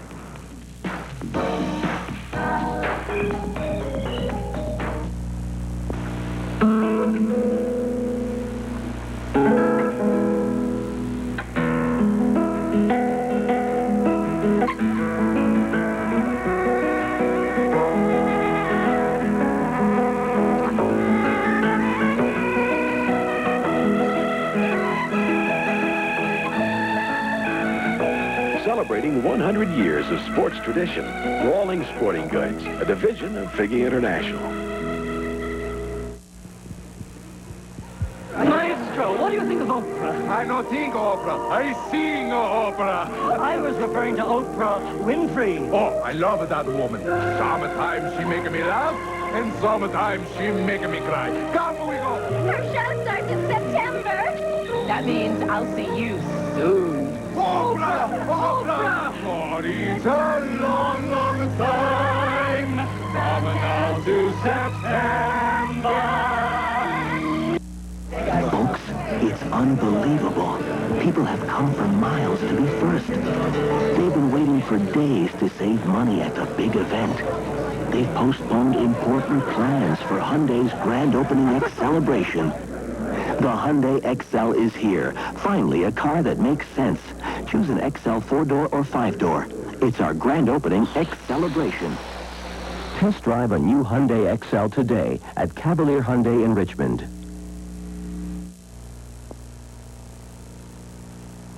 Virginia football is brought to you in part by Investors Savings Bank and by Rawlings, a division of Figge International. Well, before the game against South Carolina, Coach, you indicated that you wanted to get more balance out of your attack. You didn't think you could rush the ball as you did last year in leading the conference. You couldn't have been more balanced, in my view. No, it worked out pretty well. Actually, I thought with that many plays, I think we had 81, that we would have thrown the football more, but you know, when you make some long runs like that and you're getting 7, 8 yards sometimes, well, it just doesn't make sense to do it. And there were some possessions where you wanted ball control. You wanted the clock to run, too. Yeah, we did. Toward the end of the game, we tried to play it a little bit slower and move the football on the ground. You had 268 yards on the ground, 271 in the air. That's about as balanced as a team can get. Starting the second half with the big lead, you had taken the touchdown at the end of the first half, but couldn't quite build on that with momentum to start. I don't know. We didn't come out. I was a little bit worried when we came out at the half. It didn't seem like we had the kind of enthusiasm we had in the beginning of the game. Of course, that's a great catch right there. Yes. But it doesn't explain an additional 10 or 15 yards. You know, that's zone coverage, so we should be able to make the tackle. South Carolina escaped in their own backfield a couple of times from some pretty heavy pressure and turned them into. Yeah, they did. They did you know, we had a linebacker free right on top of the quarterback when he threw that ball. So it was, he did a good job a couple times.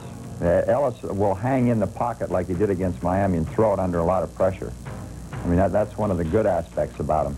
Coach, it was a hot day out there, and you were shuffling linemen in units. Was that because of the heat, or? Well, that was part of it, but there's, as I said from the beginning, we have 10 or 12 offensive linemen that are very close. I don't consider any of them starters right now. We're just going to play them and see if anybody else if anybody comes to the fore. But for now, it helps us. We can play 2 units.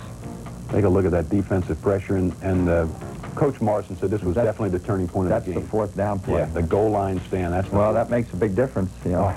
And then the possession afterwards. You run off 6, 7 minutes of the clock and a long drive. Yeah, but get nothing. No, except that you did take the steam out of them.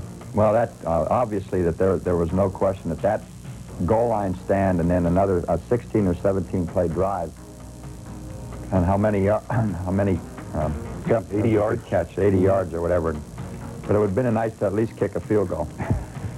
I know what you mean about that. This particular drive was extremely important, though, because you had some problems early in this game with the punting. The kicking game was hurting you. Oh, yeah. Well, Dempsey didn't kick well the first couple of times. That's his first. You know, he's playing a lot of the game, and then he has to go in and punt. It's very difficult, but he's our best, and I don't know what we're going to do. We have a freshman by the name of McMeans that we may look at this week. He's been hurt with an ankle injury. Joel's a great athlete, but it's awfully tough to play a line position, tight end, and then come in and boot the ball.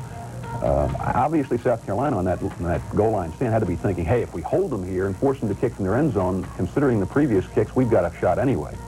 But that didn't happen. That's a good play by that defensive player from South Carolina. He jumped. I was told that he stepped on somebody's back and jumped to get up that high, but that's not true. Looks like he did not do that. He did leap up there. He leaped and he got his hand on the ball.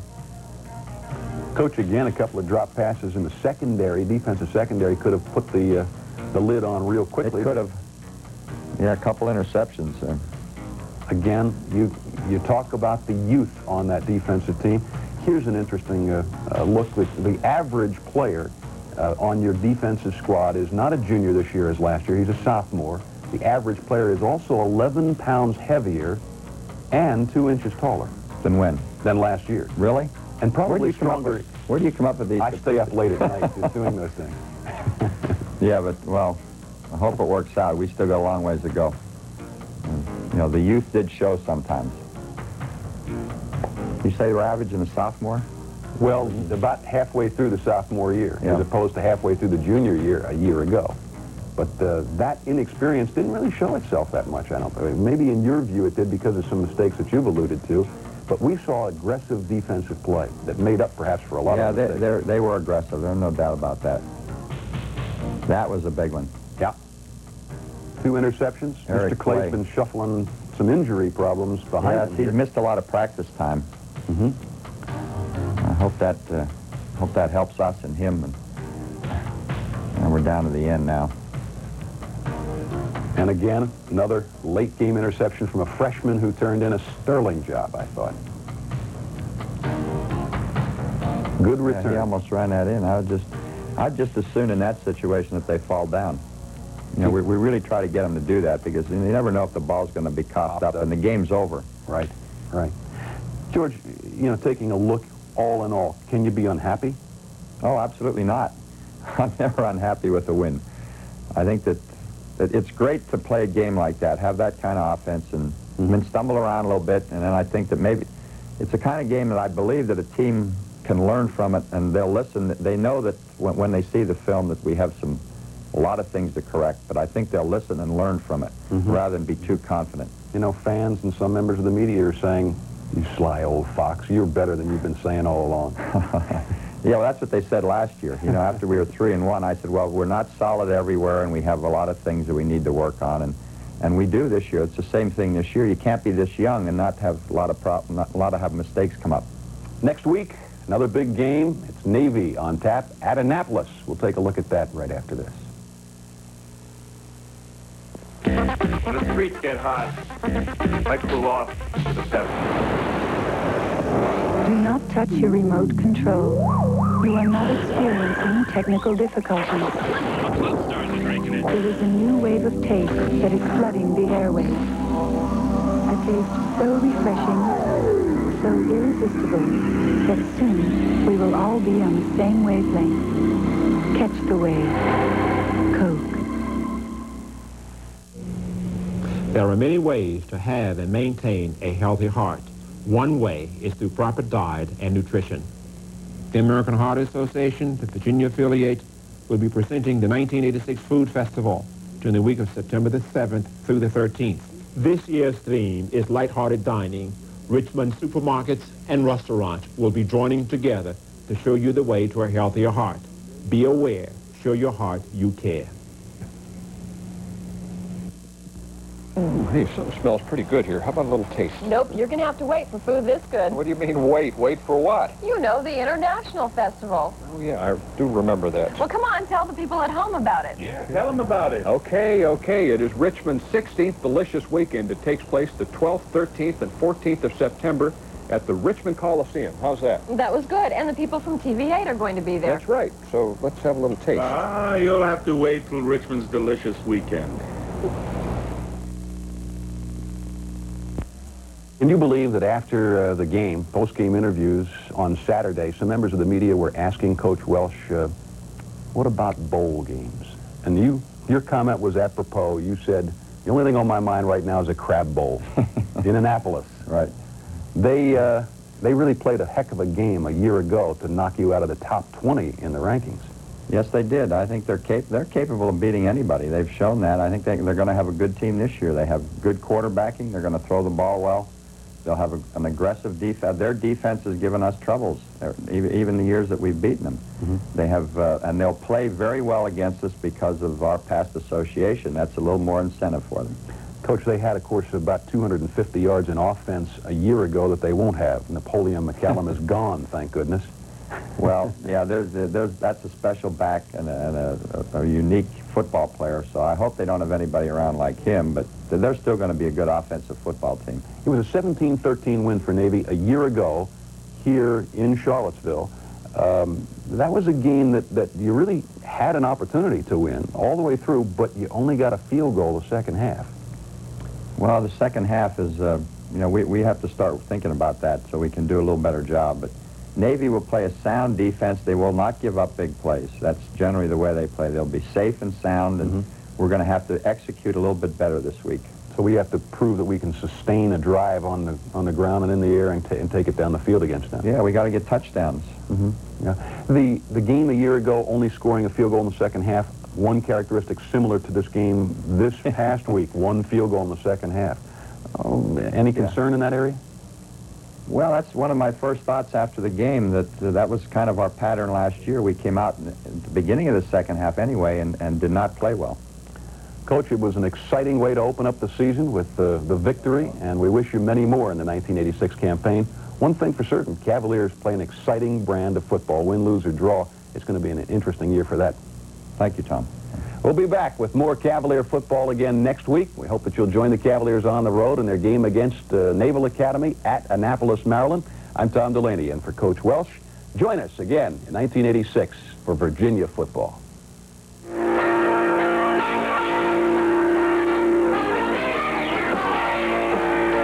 This has been Virginia football with Cavalier head coach George Welsh. And I'm your host, Tom Delaney. Virginia football has been brought to you by Coca-Cola, your central Coca-Cola bottling company of Charlottesville. And by Rawlings, a division of Figge International. And by Investors Savings Bank. And by Richmond Ford.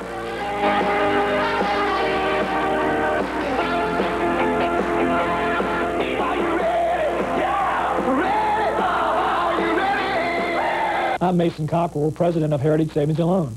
We're pleased to join Channel 8 in presenting Eye on Virginia, honoring outstanding citizens who have contributed significantly to our community. There are several ingredients that go into the making of a magnificent evening at the Symphony. The musicians, the hall, the audience. Richmond boasts some of the finest. And in this, our 30th season, the Richmond Symphony undertakes its search for a brilliant new conductor from among these 6 exciting candidates. So attend the Richmond Symphony this year. We're conducting quite a show. Grüß Gott. At the 16th Annual International Festival, the German Americans will be the honored group. It will be an Oktoberfest in September at the Richmond Coliseum. 32 nationality groups will feature an endless menu of food. Join us for a delicious weekend, September 12th, 13th, and 14th. For further information, call 353-4389. Auf Wiedersehen. This is Virginia's News Channel, WXUX TV8. From ABC News.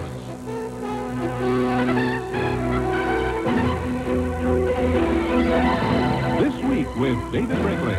Now from our Washington headquarters, here's David Brinkley. How is it possible that in the United States, where we have had free and compulsory public education for more than 100 years, we still have 20 million people, more or less, who cannot read or write? Is it a failure of the schools or a personal failure on the part of those who are illiterate? The countries we must compete with in the world have literacy figures better than ours. So the costs of illiteracy are economic and social and more. Well, how did this happen, and what can we do about it? We will ask today's guests. Sidney Sheldon, author and spokesman for the Coalition for Literacy. Marva Collins, director of the West Side Preparatory School in Chicago. Harold McGraw, Jr., president of the Business Council for Effective Literacy and chairman of McGraw-Hill. David Harmon, professor of education at Columbia University and president of the Institute for Corporate Education. Some background from our man Jack Smith. And our discussion here with George Will, Sam Donaldson, and Harding Carter, all here on our Sunday program. First, a little news since the Sunday morning papers. In Karachi, Pakistan, the survivors of the hijacking and shooting on Friday have been flown out, and a U.S. Air Force transport flew the wounded to West Germany for medical treatment. Here are two reports, first from Hillary Bowker in Wiesbaden. The U.S. Air Force transport brought in the wounded before dawn. 11 victims of the Karachi hijacking, 6 Americans, 5 of other nationalities. U.S. Ambassador Richard Burt said terrorism is an attack on our way of life. Like-minded, civilized countries have to work together to deal with this scourge.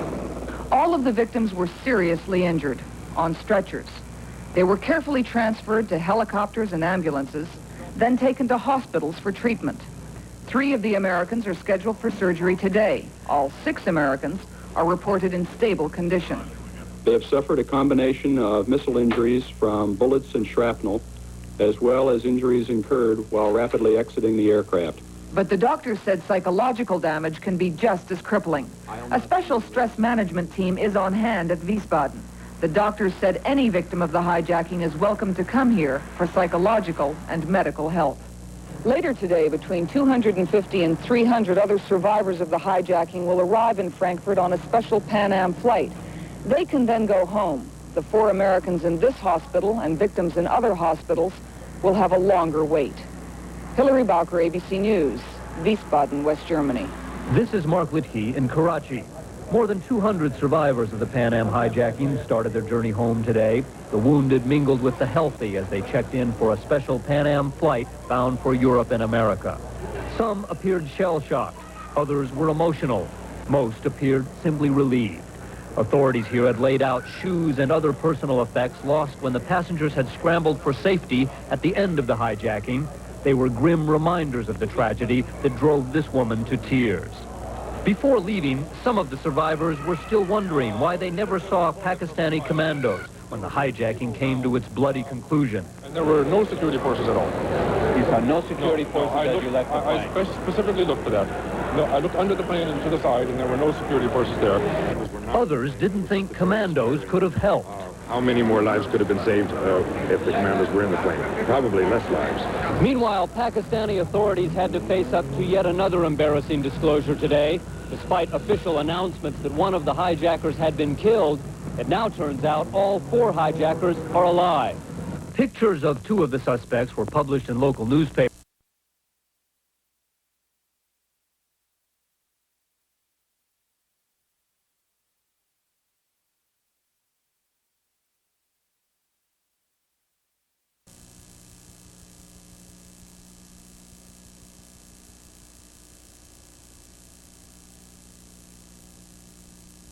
Dr. Grover C. Hill Jr. offers affordable dentures in Chester.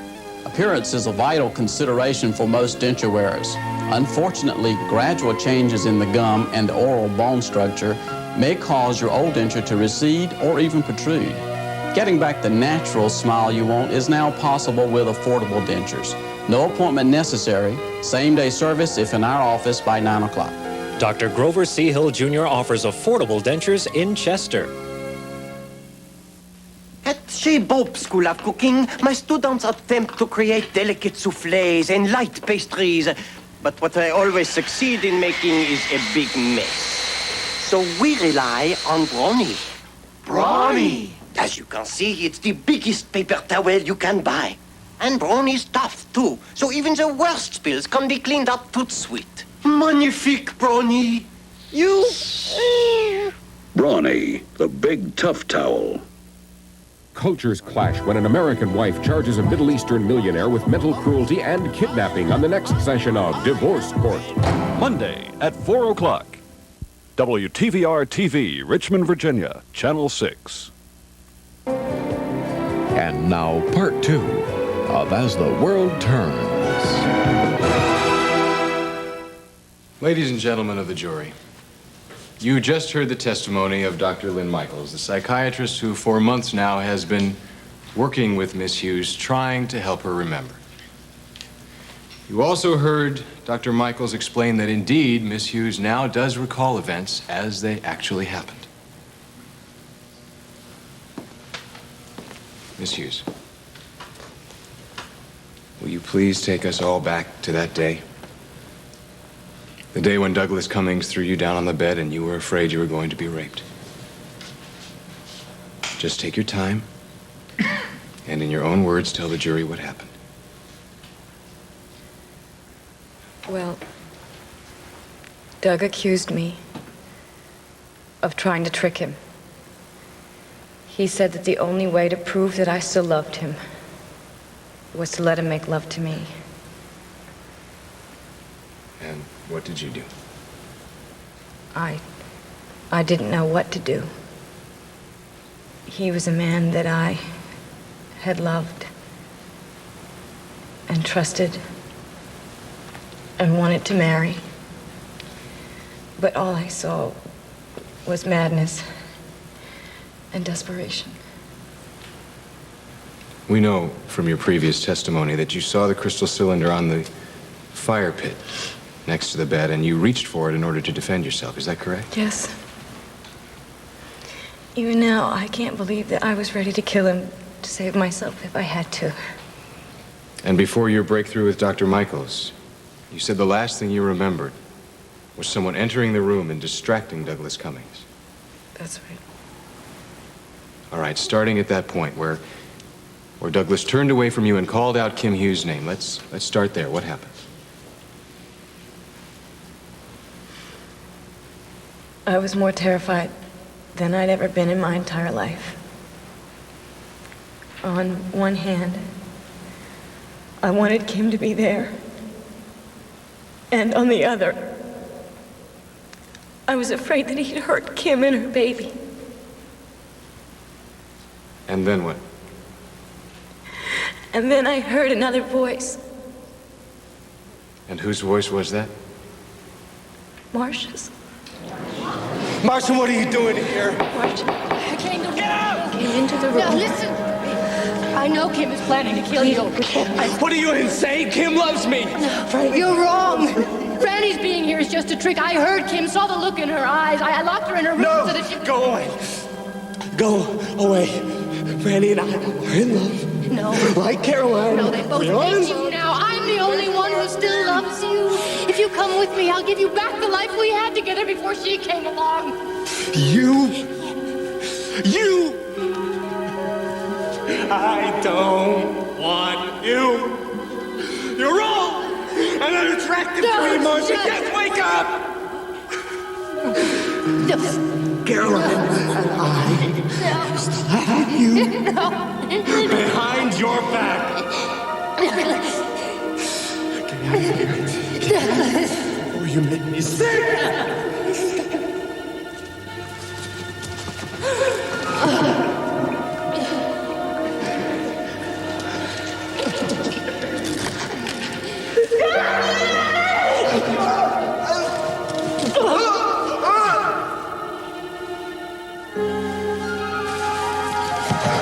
My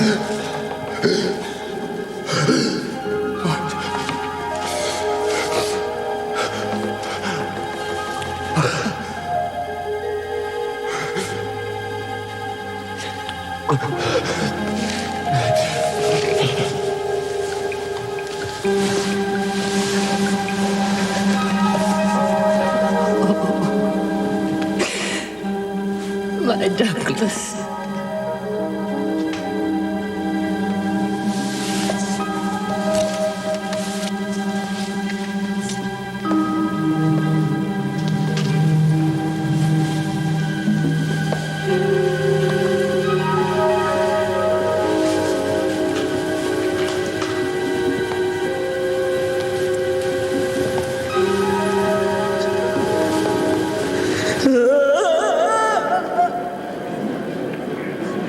Just after you lost consciousness, Kim Hughes entered the room. Yes. I didn't see her. But that must have been what happened.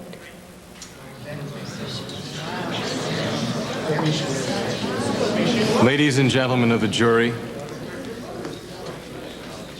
I'm sure you can now understand why, after seeing Douglas Cummings stabbed in cold blood in front of her by Marcia Talbot, his body falling down on top of her, the knife, the blood, the entire situation was so devastating, so shattering,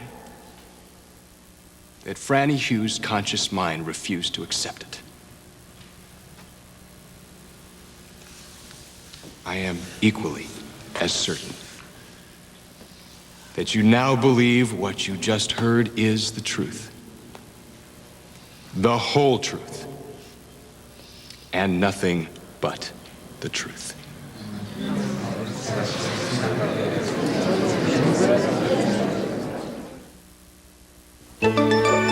You put a lot of thought into planning your child's birthday celebration.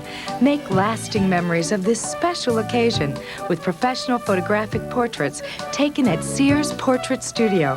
And now, through this Saturday only, Sears offers a package of 2 8x10s, 3 5x7s, and 15 wallet-sized color portraits for only $14.95, including 95-cent deposit. Create a portrait memory today at Sears.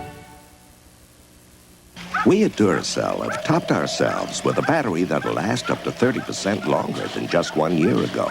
Today's copper top battery, when it comes to making them last longer, we never stop. If your automatic bowl cleaner doesn't clean well or last long enough, you're flushing money down the drain. Try 2,000 flushes. It cleans with chlorine bleach. Up to 4 months. With 2,000 flushes, money doesn't go down the drain, the stains go. It's a fact of life, Bowser. People do have their shortcomings, like me. I didn't know that Alpo cost the same as other dry dog foods. Truth is, I never looked. I mean, who would have thought that Alpo, with more meat protein than 10 pounds of sirloin, cost the same as all those others? Look, to err is human, to forgive canine. Alpo beef-flavored dinner.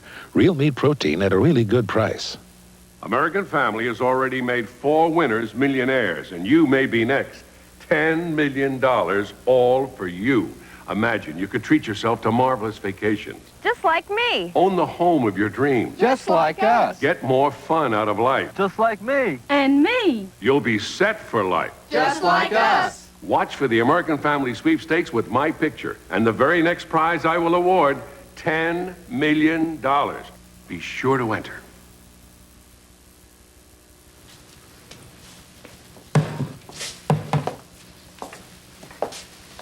Franny Hughes just accused you of the murder of Douglas Cummings. She'll say anything to protect herself and her precious stepmother. The jury believed her. It was written all over their faces. I'm telling you, it's a lie. Well, I certainly hope so, Miss Talbot. For your sake and mine.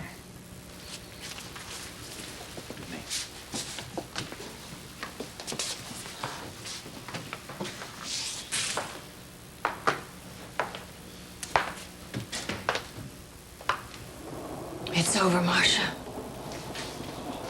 I know all about it. All you can do now is to tell the truth. But I can guarantee you that if you tell the truth, there'll be no investigation into Caroline Cummins' death. Do you understand? Nobody need ever know that you killed yet another person that you claim to have loved.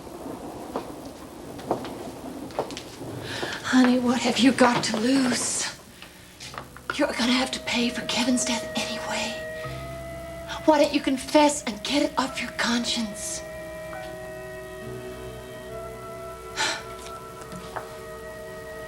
You know, I realized something today that I'd never realized before. That Frances really loved Douglas. And Douglas really loved Frances. He never loved her. And I realized something else. But if you had let Henry put Douglas into hospital right after Caroline died, none of this need have happened. Doug and Franny could have been together. But you took that away from him. Marcia, don't you realize? You killed the man you loved way before you ever plunged that knife into his back.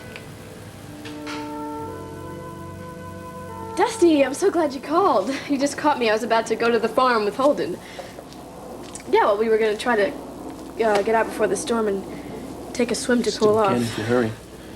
What? Yeah, I know it's horrendous outside, but we still want to take a swim. Do you think you could take a break from the books and come with us?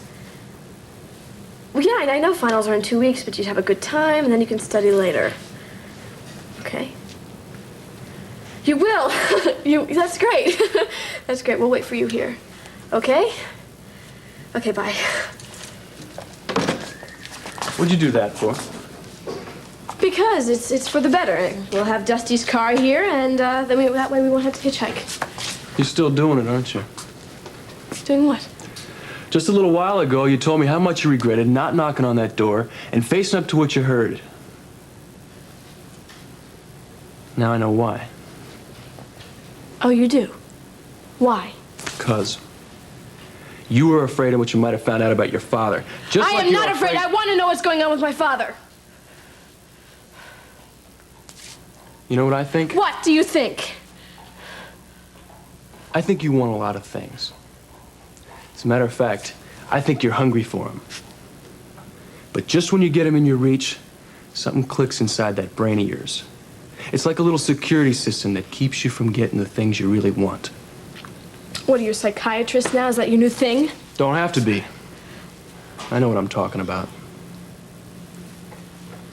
I bet when you were a little kid, you used to drag your blanket around like that cartoon don't make character fun of me, all Linus. right? Just don't make fun of me. That's the last thing I want to do to you.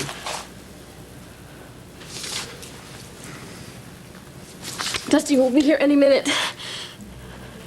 Doesn't bother me any. In fact, I don't think it bothers you half as much as you say it does. Right?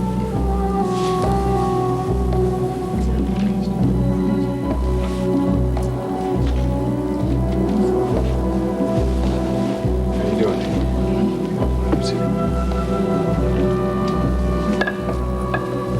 Please have a seat, Miss Talbot. Miss Talbot, for your